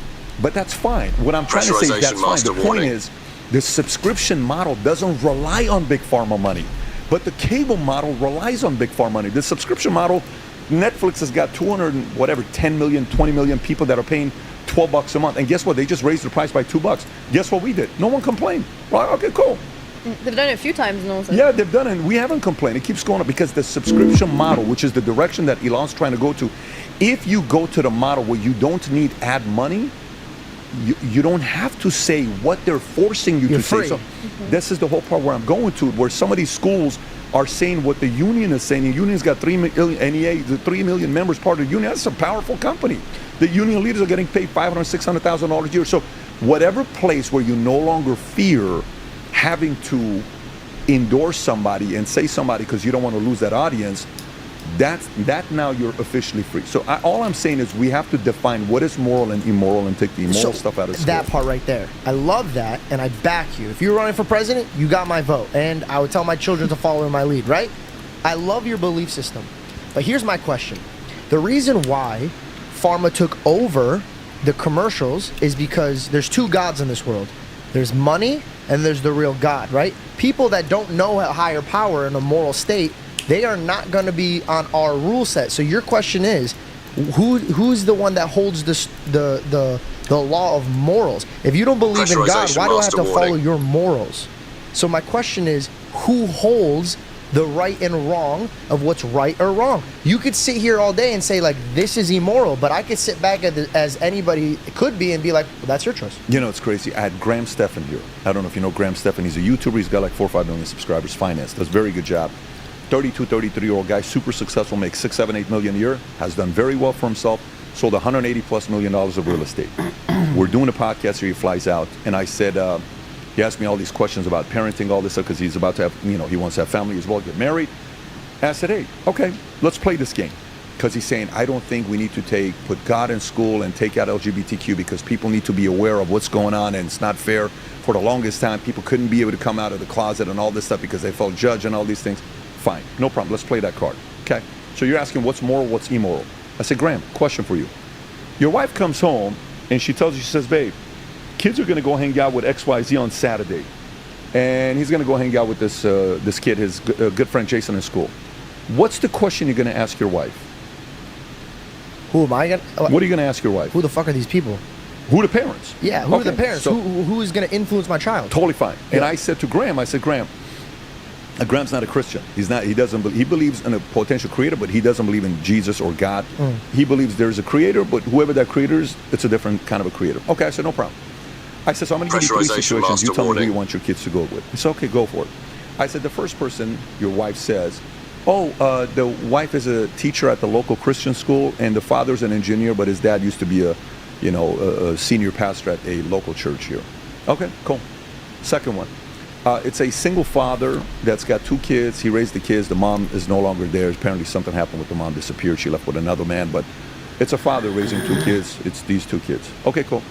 The third one, it's a mother. She's funny as hell. She's freaking hilarious, but she does smoke weed, but she's on Section 8 and she gets some money. But dude, she's the funniest cat out there. She's so hilarious. Who you gonna feel comfortable, your kids, going to their house and playing all afternoon and you're not there? Graham says, of course, the one with the school teacher Christian. I said, okay, how about the second one? The father. How about the third one? Mother. I said, based on what though? How did you come up with your decision-making process? Based on what? I said, you feel safer that a kid of yours is around somebody that is a school teacher that's Christian. Why do you feel that way? What? You're not a Christian. Why do you feel so much safer around that? So, okay, so now let's take it to a different place. You have to choose a mother who's got kids. A mom's decision will be made purely on what country she wants to take their kids to based on an S-letter word. A woman's going to marry a man based on one word first, and it's the S word. What is it? Safe. Safe. Pressurization I want master my kids warning. to be safe and secure. No problem. So guess what? She wants a place that's got cops. She wants a place that's got military. She wants a place that the kids are not going to be bullied. She wants a place that's going to be safe. She wants to make sure the husband's going to protect her. She's going to feel safe, feel safe. When she has the kids, the money's going to be there. Roofs, all this stuff, right? Okay, cool. I said, you got 3 countries to go to raise your family. One country is ran by a leader who is an atheist. The entire country's foundation, the Constitution, is built on atheism. Another one is built on Christianity. Another one is built on Hindu. What country, not saying you become that religion, what country do you want to raise your kids based on those 3 religions? Oh, of course, Christianity. Why? Why do you choose that? What's the second one? Hindu. What's the third one? Atheist. But why though?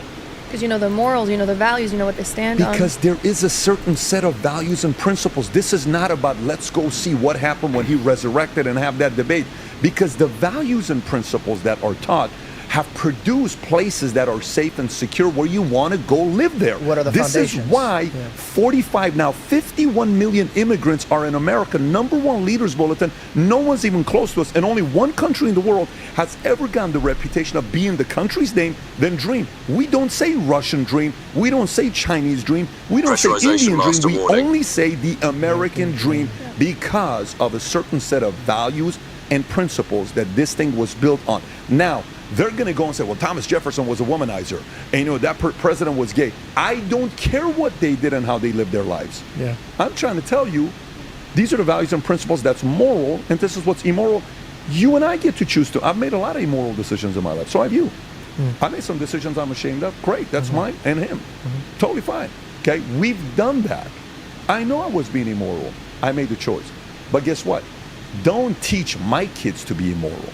They're going to learn it already on their own because of temptation of life. And especially in our school system. That's problematic to me. There's a Christian joke that goes, there's 2 demons. One demon is exhausted, and he is trying so hard to get this man to sin. And he can't. He's chasing him up and down, but this guy is just in it, and he's doing so well in life. He turns to this other demon, and this other guy's on the couch drunk, fucked up, doesn't got going anything on. Like, there's nothing going on for this guy. And the demon comes up to the other demon and goes, how the fuck are you doing this, man? How are you getting this guy to do drugs, to cheat, to beat, to lie? He goes, dude, you're doing too much. Just make him lazy. And then everything else follows. So my question to you, the school system, we point our fingers at. What the fuck is up with you guys? But when I was growing up, Pat, my parents would never let me go to other Pressurization people's master houses. warning. Because they were scared of who was running that house, right? Everybody came to our house. In fact, we have an ongoing joke in my neighborhood. The parents would always say, what did George's parents say? And so the kids would get mad at me like, dude, why the fuck is your mom and dad saying this? Okay. But what I saw, Pat, is when my mom dropped me off at school, she was there locking in, who's the teacher, who's the principal, who's this, what are you teaching, what are you doing this, blah, blah, blah. And then I would see my other friends, they were there by themselves. So is it the school's fault, or is it the home's fault for dropping off the kids there being like, you deal with it? Yeah. Well, first of all, remember 1940, 4% of kids born to a mother that's a single mother. Today's 40%. That's 10x. That is not a number to be bragging about. That's a terrible number. And by the way, it's one of the worst in the world out of all the countries. That's like 3 to 4 checked. It's one of the worst numbers. How did that happen? What happened since there? Did we take the Bible and church out of school with Woodrow Wilson when we became too secular? Maybe.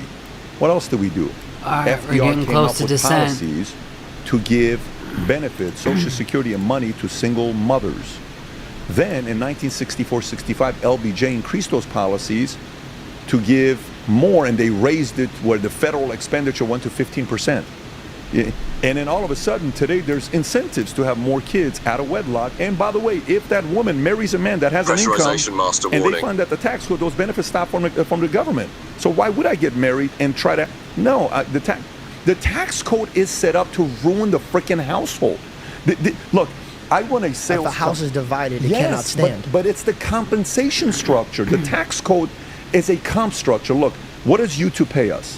What's the structure on ads? 70-30. Whatever the structure is. Some say 50, 10 minutes 55, to decel. 45, 70, 30, whatever the number. Say 70, 30. Okay, Sure. great. Guess what? That's the comp structure that they want to pay us. Okay?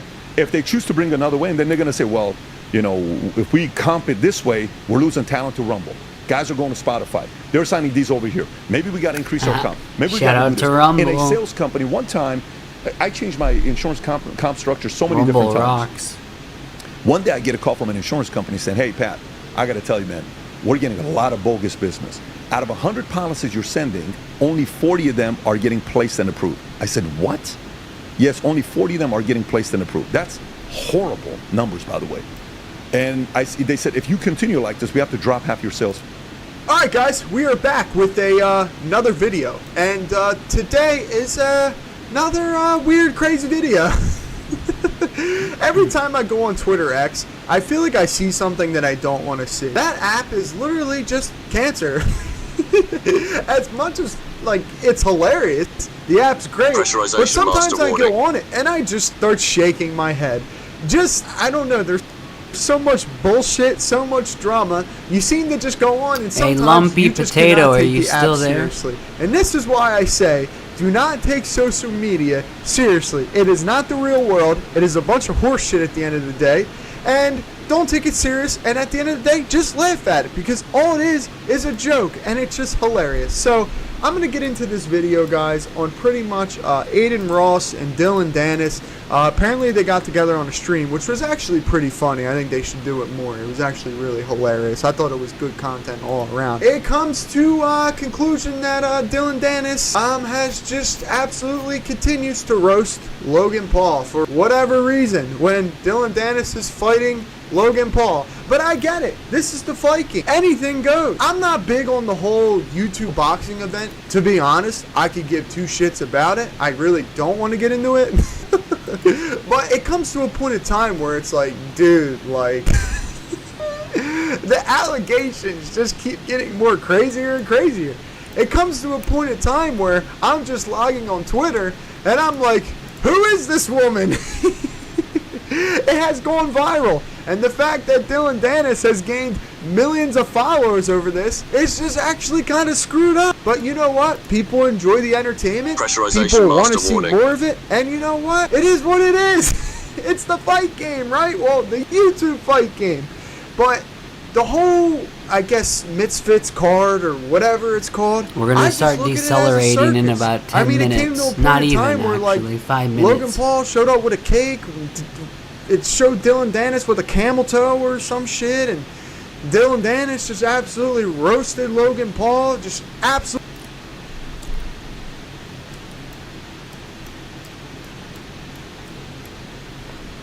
So, Dulop is where I'm going to start slowing down, and then halfway between Dulop and Demal, I'll start descending into VHHX. Leg 4 to 5 all looks good. So once we get to Dulop, we'll start our deceleration, and I'm going to do one more update. Okay, 151 nautical miles.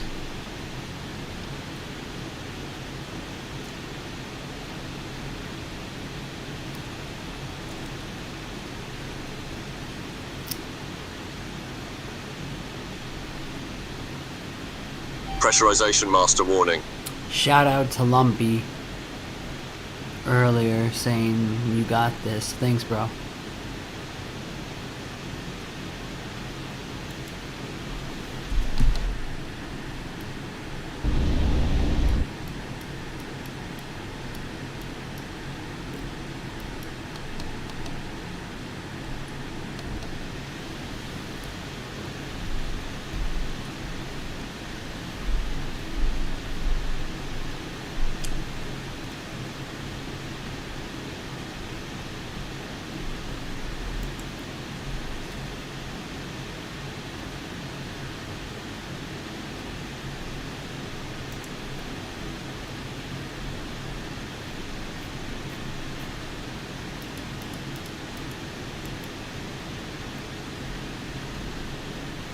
Oh, here comes the left turn.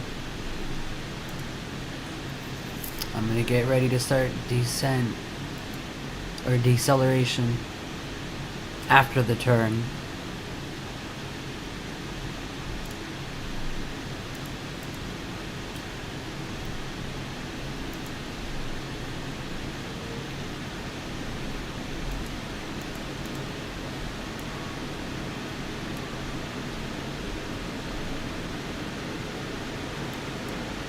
Pressurization master warning. Alright, altitude hold.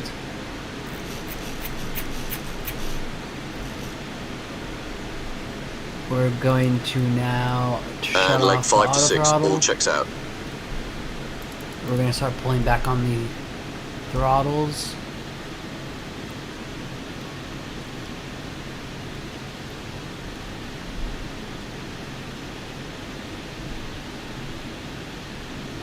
And get ready for descent.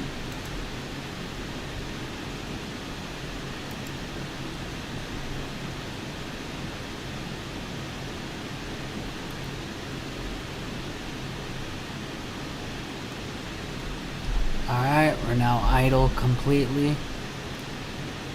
Once we get to 360 knots, I'll hit IAS hold.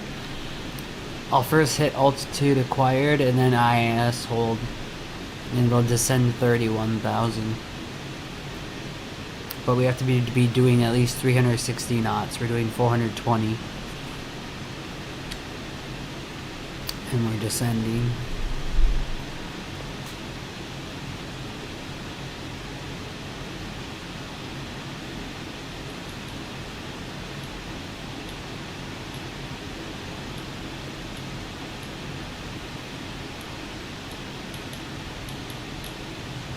Pressurization master warning.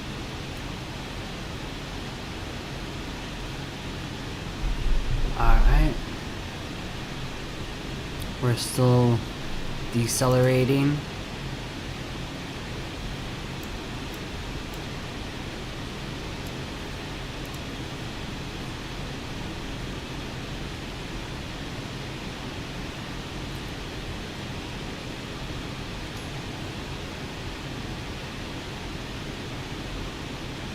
.360 knots almost.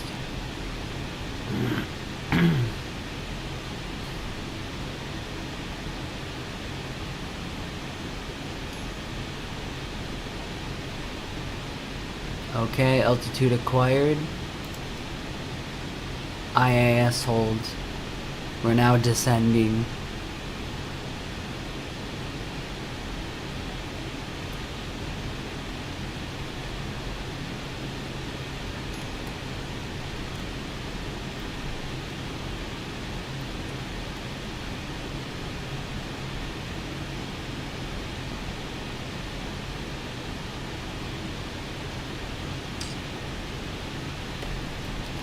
Engines are idle, but it still eats up a lot of fuel. The Concorde eats fuel like crazy.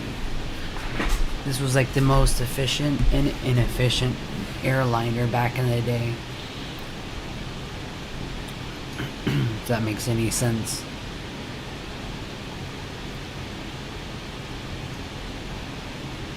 Let's see how long I've been streaming. Let me check. We're about to hit 7 hours live. I'm not even joking.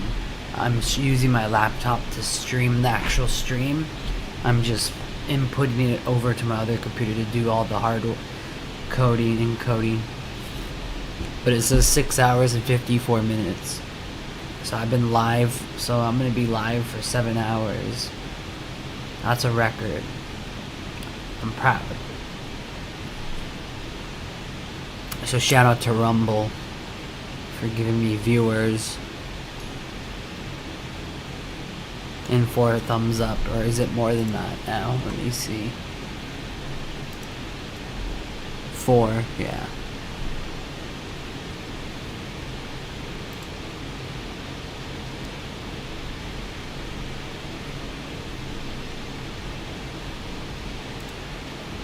And we're descending now. Hopefully we get down in time.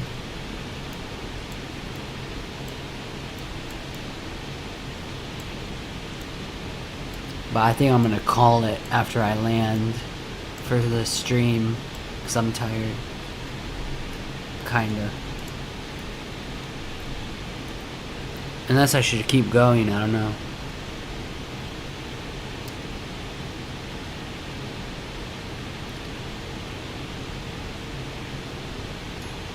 $46,000 feet.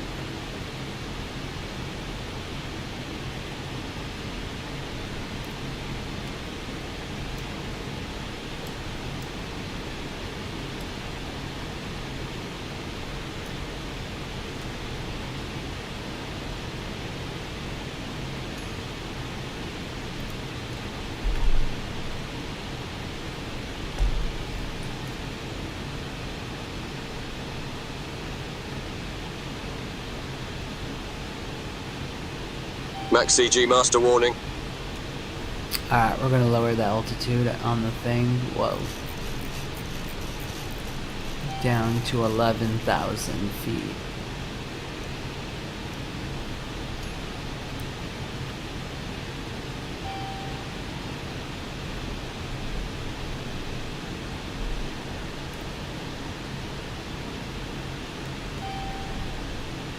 miles. 10 miles to descend, but you have to actually do it earlier.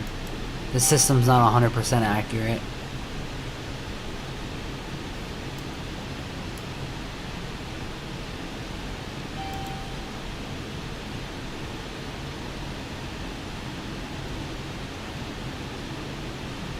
Okay, 41,000. 5 miles.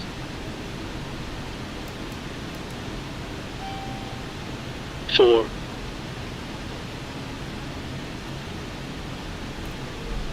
3.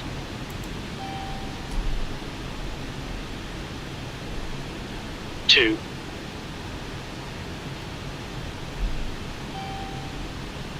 1.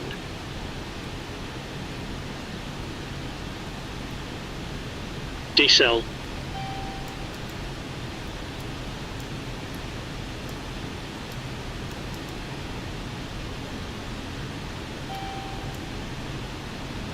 Through 40 for 110 with a prime 1013 is set, and I've got 57.7. It is static. Shout out to everyone watching, I appreciate you.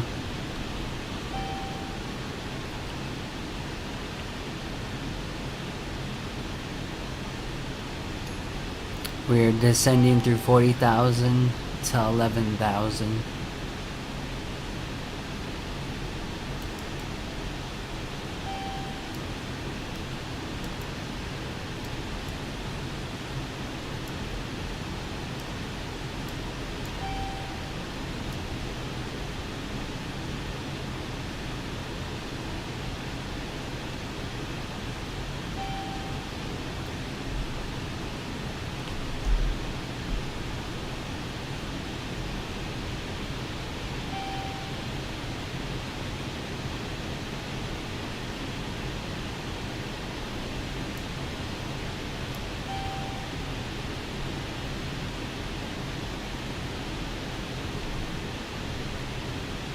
I'd rather get down in time than be high up and just be slower. It's better to get down sooner. Hey, Redskin, what's up?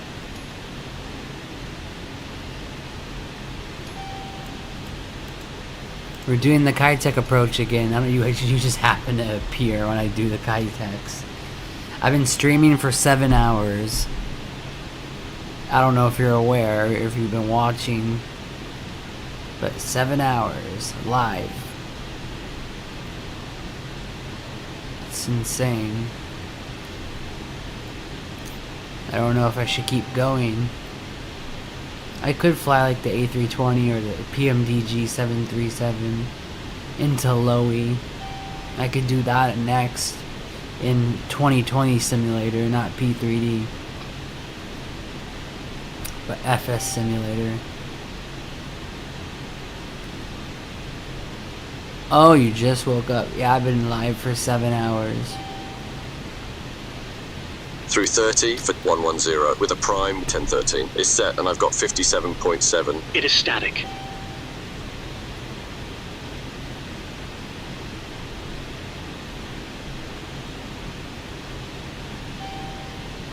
I can't believe I've been alive for 7 hours.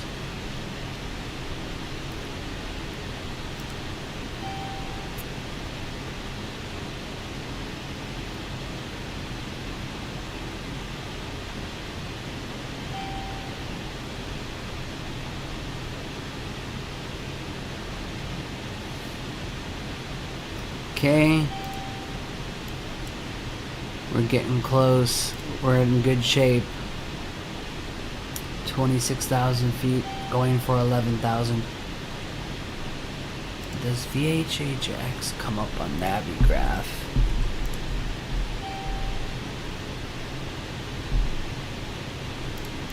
I doubt it, because the airport doesn't exist anymore.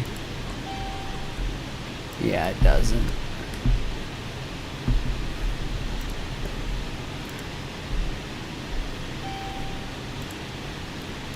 It's good to have you on board, though, at least for the landing.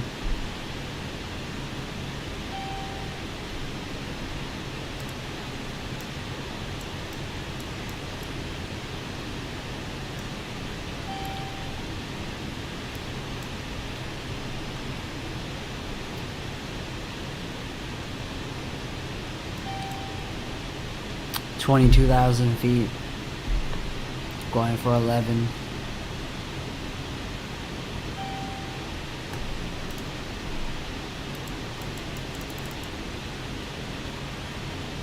It's a 17-minute deceleration and descent is 17 minutes. That's accurate. I'll say this system's pretty accurate. Fuel load performance for landing.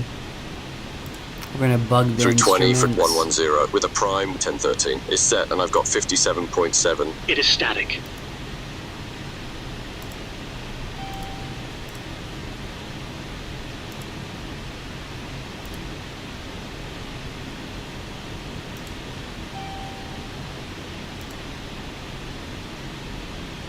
We're gonna have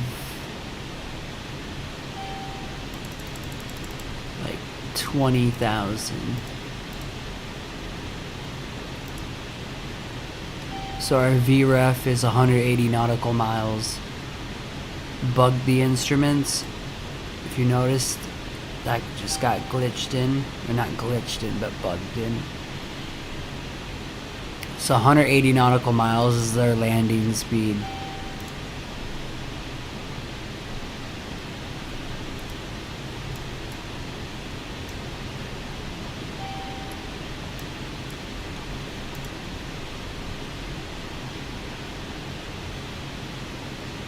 So I'll stop at 11,000 feet and then just kind of speed up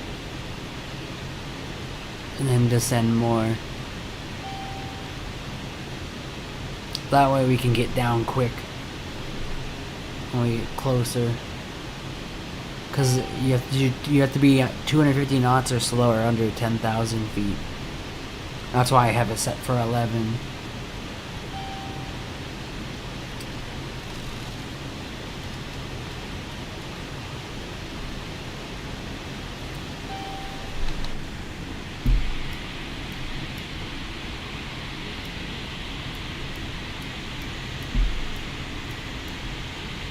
Isn't that crazy though that I've been streaming for 7 hours?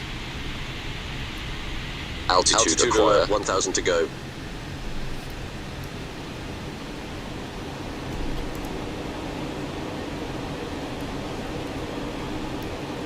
You can hear the cabin in the back, the passengers.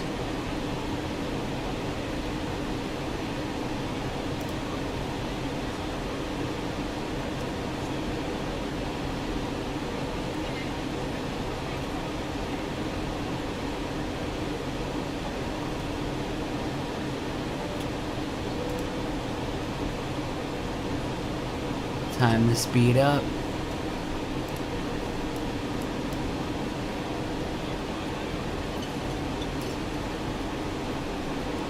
We still got a decent amount to go. 10 minutes.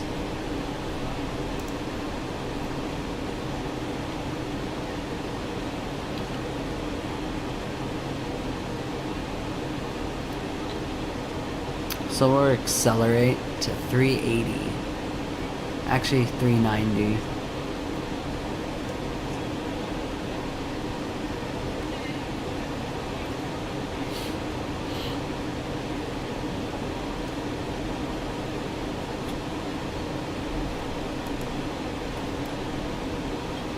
Still gotta decelerate then again from that speed and altitude. But you can see we're moving much slower. Fuel, we're really low on fuel. We're barely gonna make it, I think, with the fuel. Hit a thumbs up if you haven't already. We have 4 thumbs up.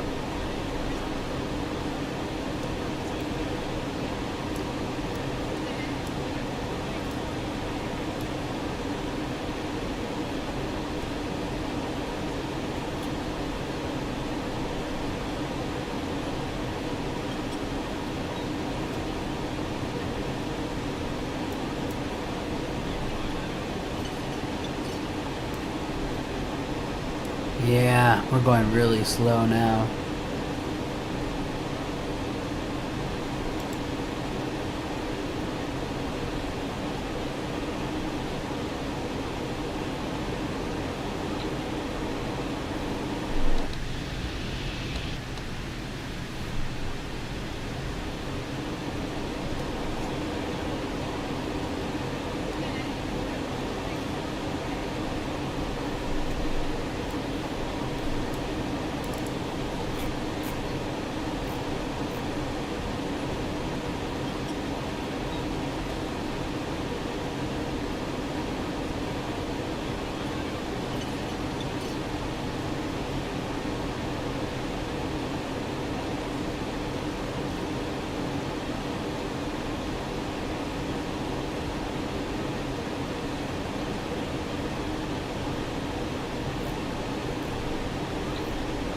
So it's saying I think we're supposed to have about 10,000 kilos during landing, which we actually have 20,000, so it's double.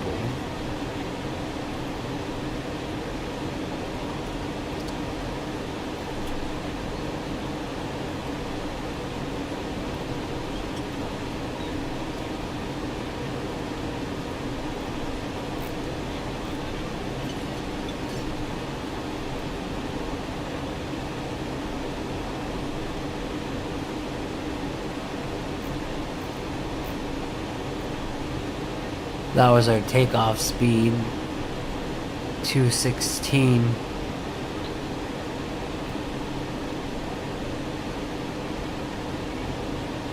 Or 209. I'm not sure. 46,000 kilograms for takeoff. I had added a little, like 50.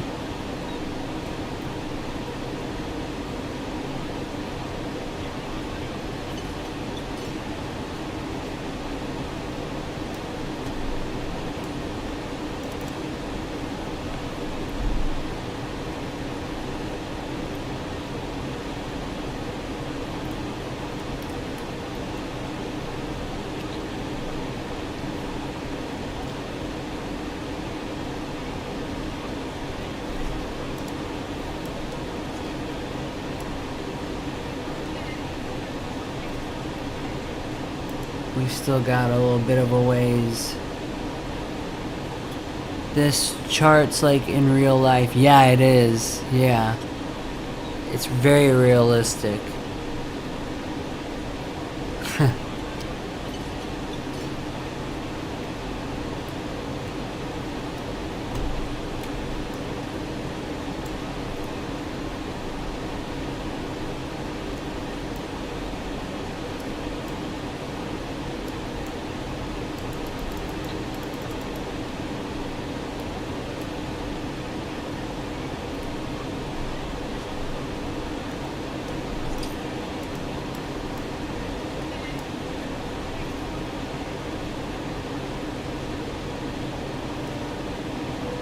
That's me telling the engineer to get back in his fucking seat.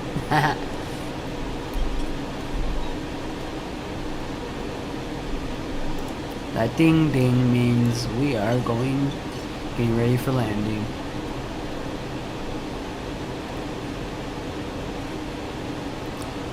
You see, we still have some ways to go. We're going pretty slow, 390 knots at 11,000 feet. So it's going to take a little bit.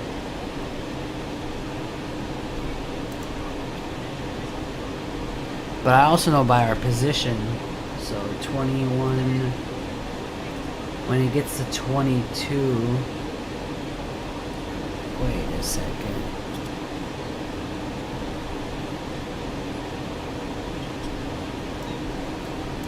Dumal has 21.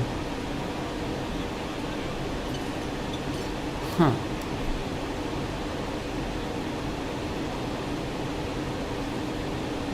Oh, Chiang, Hong Kong is 22. Okay.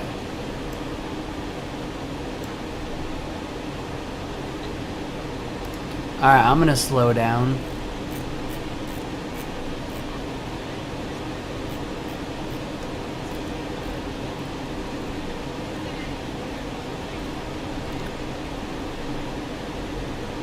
I'm gonna start slowing down now and get into the 250 range so we can go down, go below 10,000 feet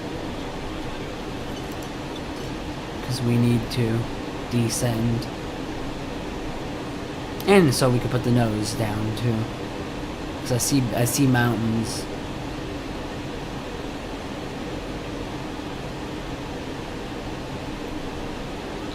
Engines are idle.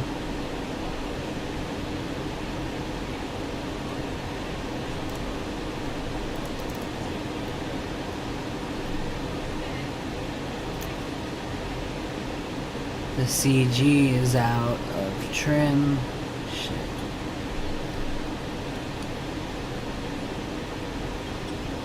Alright, let's lower the altitude to 3,000. Altitude acquired. IAS hold. Now we're starting descent. Once we hit 10,000, I'll drop the nose. Alright, let's drop it. Visor's coming down. The visor. Through 10 for 30 with a prime 1013. It's set and I've got 57.6. It is static. Yeah, we're almost there. Finally.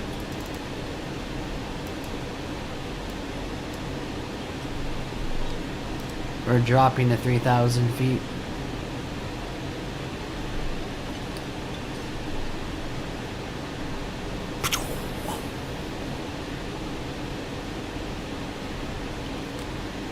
I had 30 viewers earlier. I was like shook. I was like, dang, how? I think Rumble helps expose your like channel. The longer you stream, the more viewers you get. I think they help you out or something. I don't know. Cause I had 30 viewers earlier. I've never hit that many. Even now, 17 is a lot to me. Oh, there's. Yep, we're very close.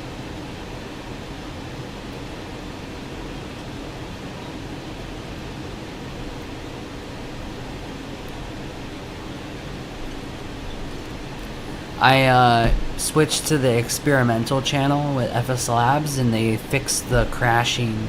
You know how I kept trying to launch the game or the simulator and it would crash? Had no issues today. Was able to do it with no issues, yeah.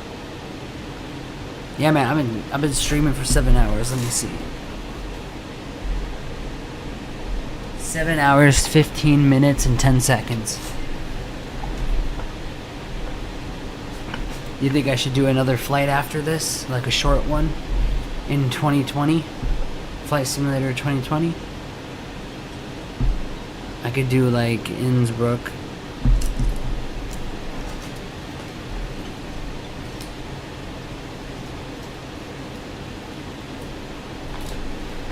could do it like Innsbruck or something.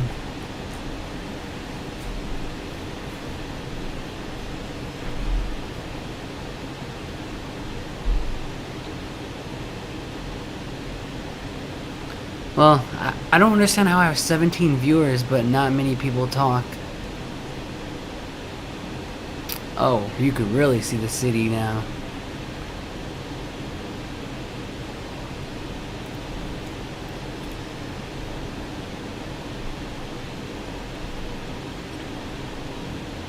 Altitude alert, 1,000 to Or go. should I call it a night? I've been streaming 7 hours. But then again, I might as well try to beat 7 and hit 8. I don't know. Alright, we're almost at 3,000 feet. Altitude acquire. The altitude's been acquired. Alright, 300 feet to go. Oh, this bug. We gotta put to 200 feet.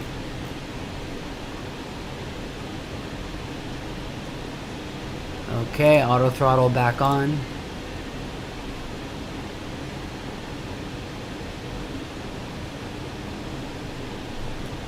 Let's drop the nose. Visor's coming up. One Nose more. 5.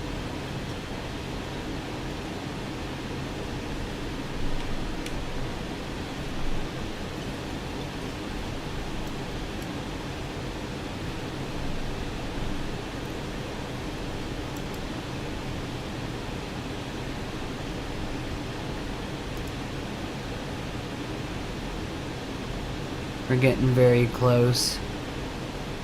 I think when the total contents hits below 19 or 18, it doesn't show anymore, which means that's like your emergency level amount of fuel left, which is like in the 10K range. My room stinks. Soon I'll go. Wait.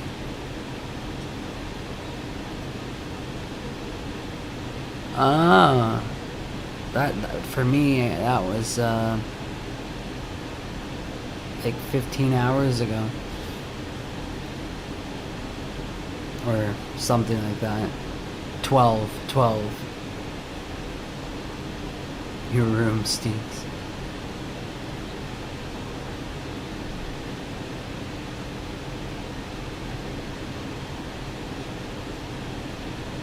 I appreciate you chatting.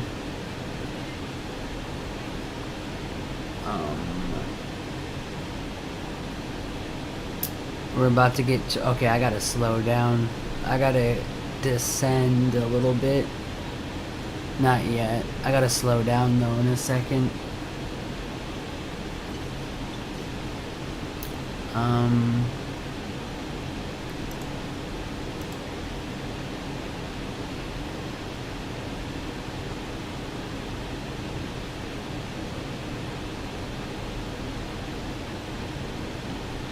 Let's slow to 220.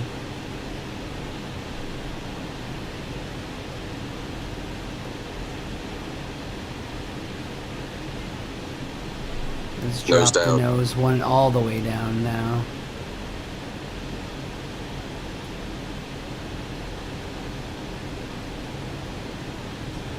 There's the runway, not the runway, the airport and city to the right.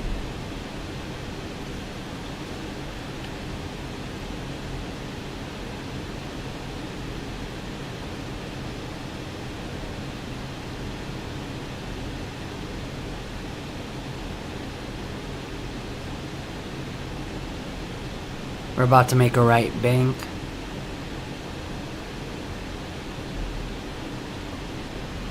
Let's slow to 210.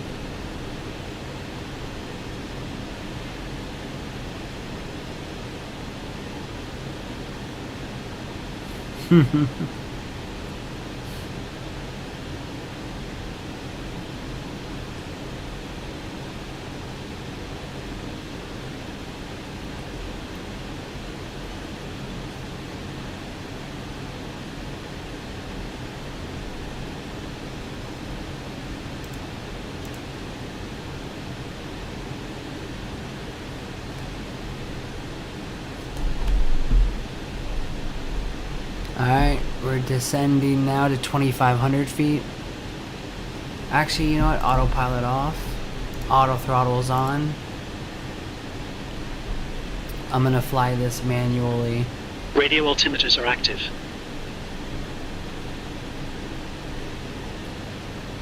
It's a bit laggy though. Let's save the flight.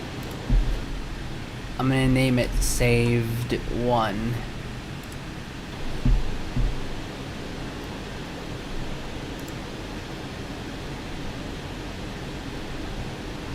Alright, let's pull back on the stick. We're at 2,000 feet. That's a little too low. I forget the Concorde's a weird aircraft to have to fly.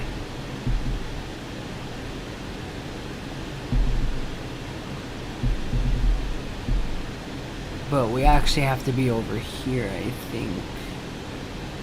I have to get used to this approach. I never get used to it. I think that's why I enjoy it. I saved it just in case, but we're gonna slow to 190. 10 nautical miles above our landing speed.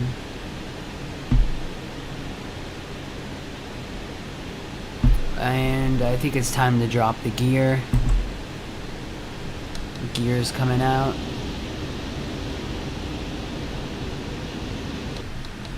Landing checklist. Alright, we're gonna slow to our landing speed. 4 greens. Checks 4 greens. 180. Nose. Down in green. Brakes. Check normal. Landing checklist is complete. Alright, I'm in control.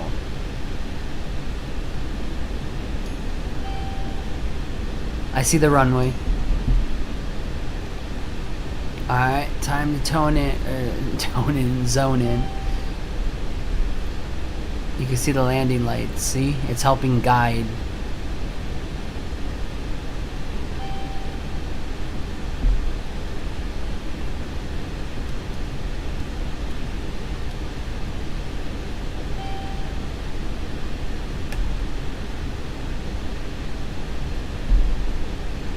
$1,000 feet radio.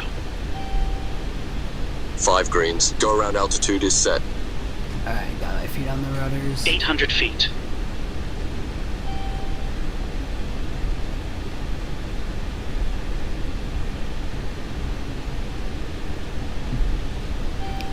It's windy.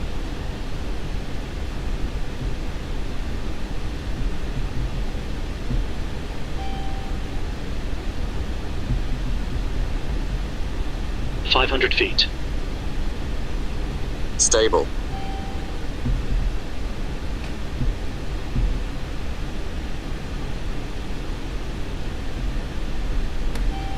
$400 feet. 100 above. 300 feet. Decide. Decide land. 200 feet. Engines idle. 100 feet. 50, 40, 30, 20, 15. And we touch down. Reversers.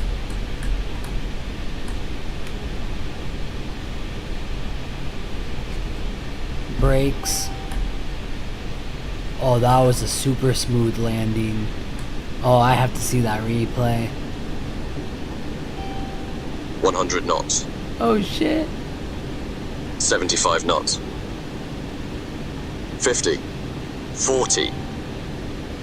20 knots. Alright, let's do the replay.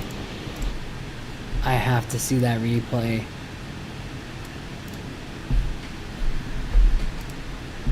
That was nuts. That was a good approach. I actually handled that pretty well.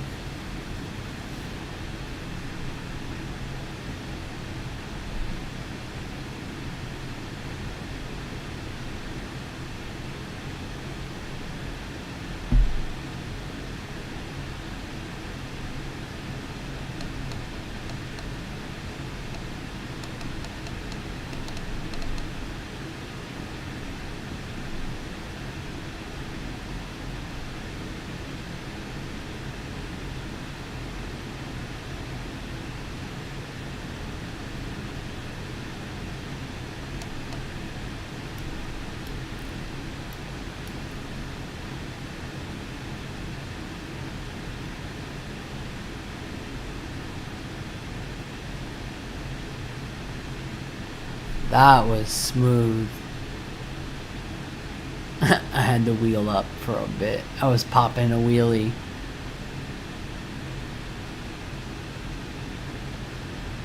Bam.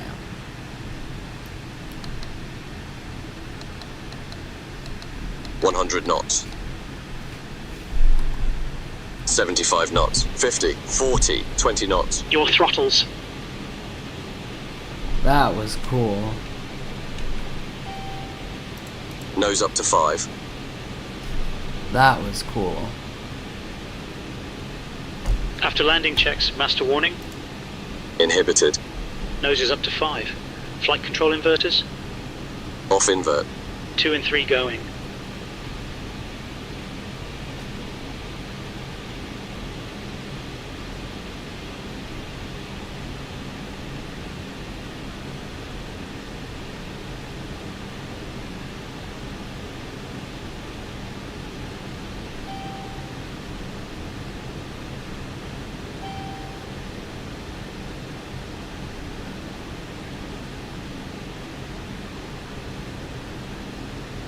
It's not gonna turn. I need to get new rudders. Anyways, that was a good flight. Good landing. Anyways, I want to thank everyone for watching today. 7-hour stream. I think I'm gonna cut it for today. Cabin Call crew, it a this is the night. flight engineer. You can place the doors to manual. Doors to manual now. So I'm out. And Skin, I'm out. Peace.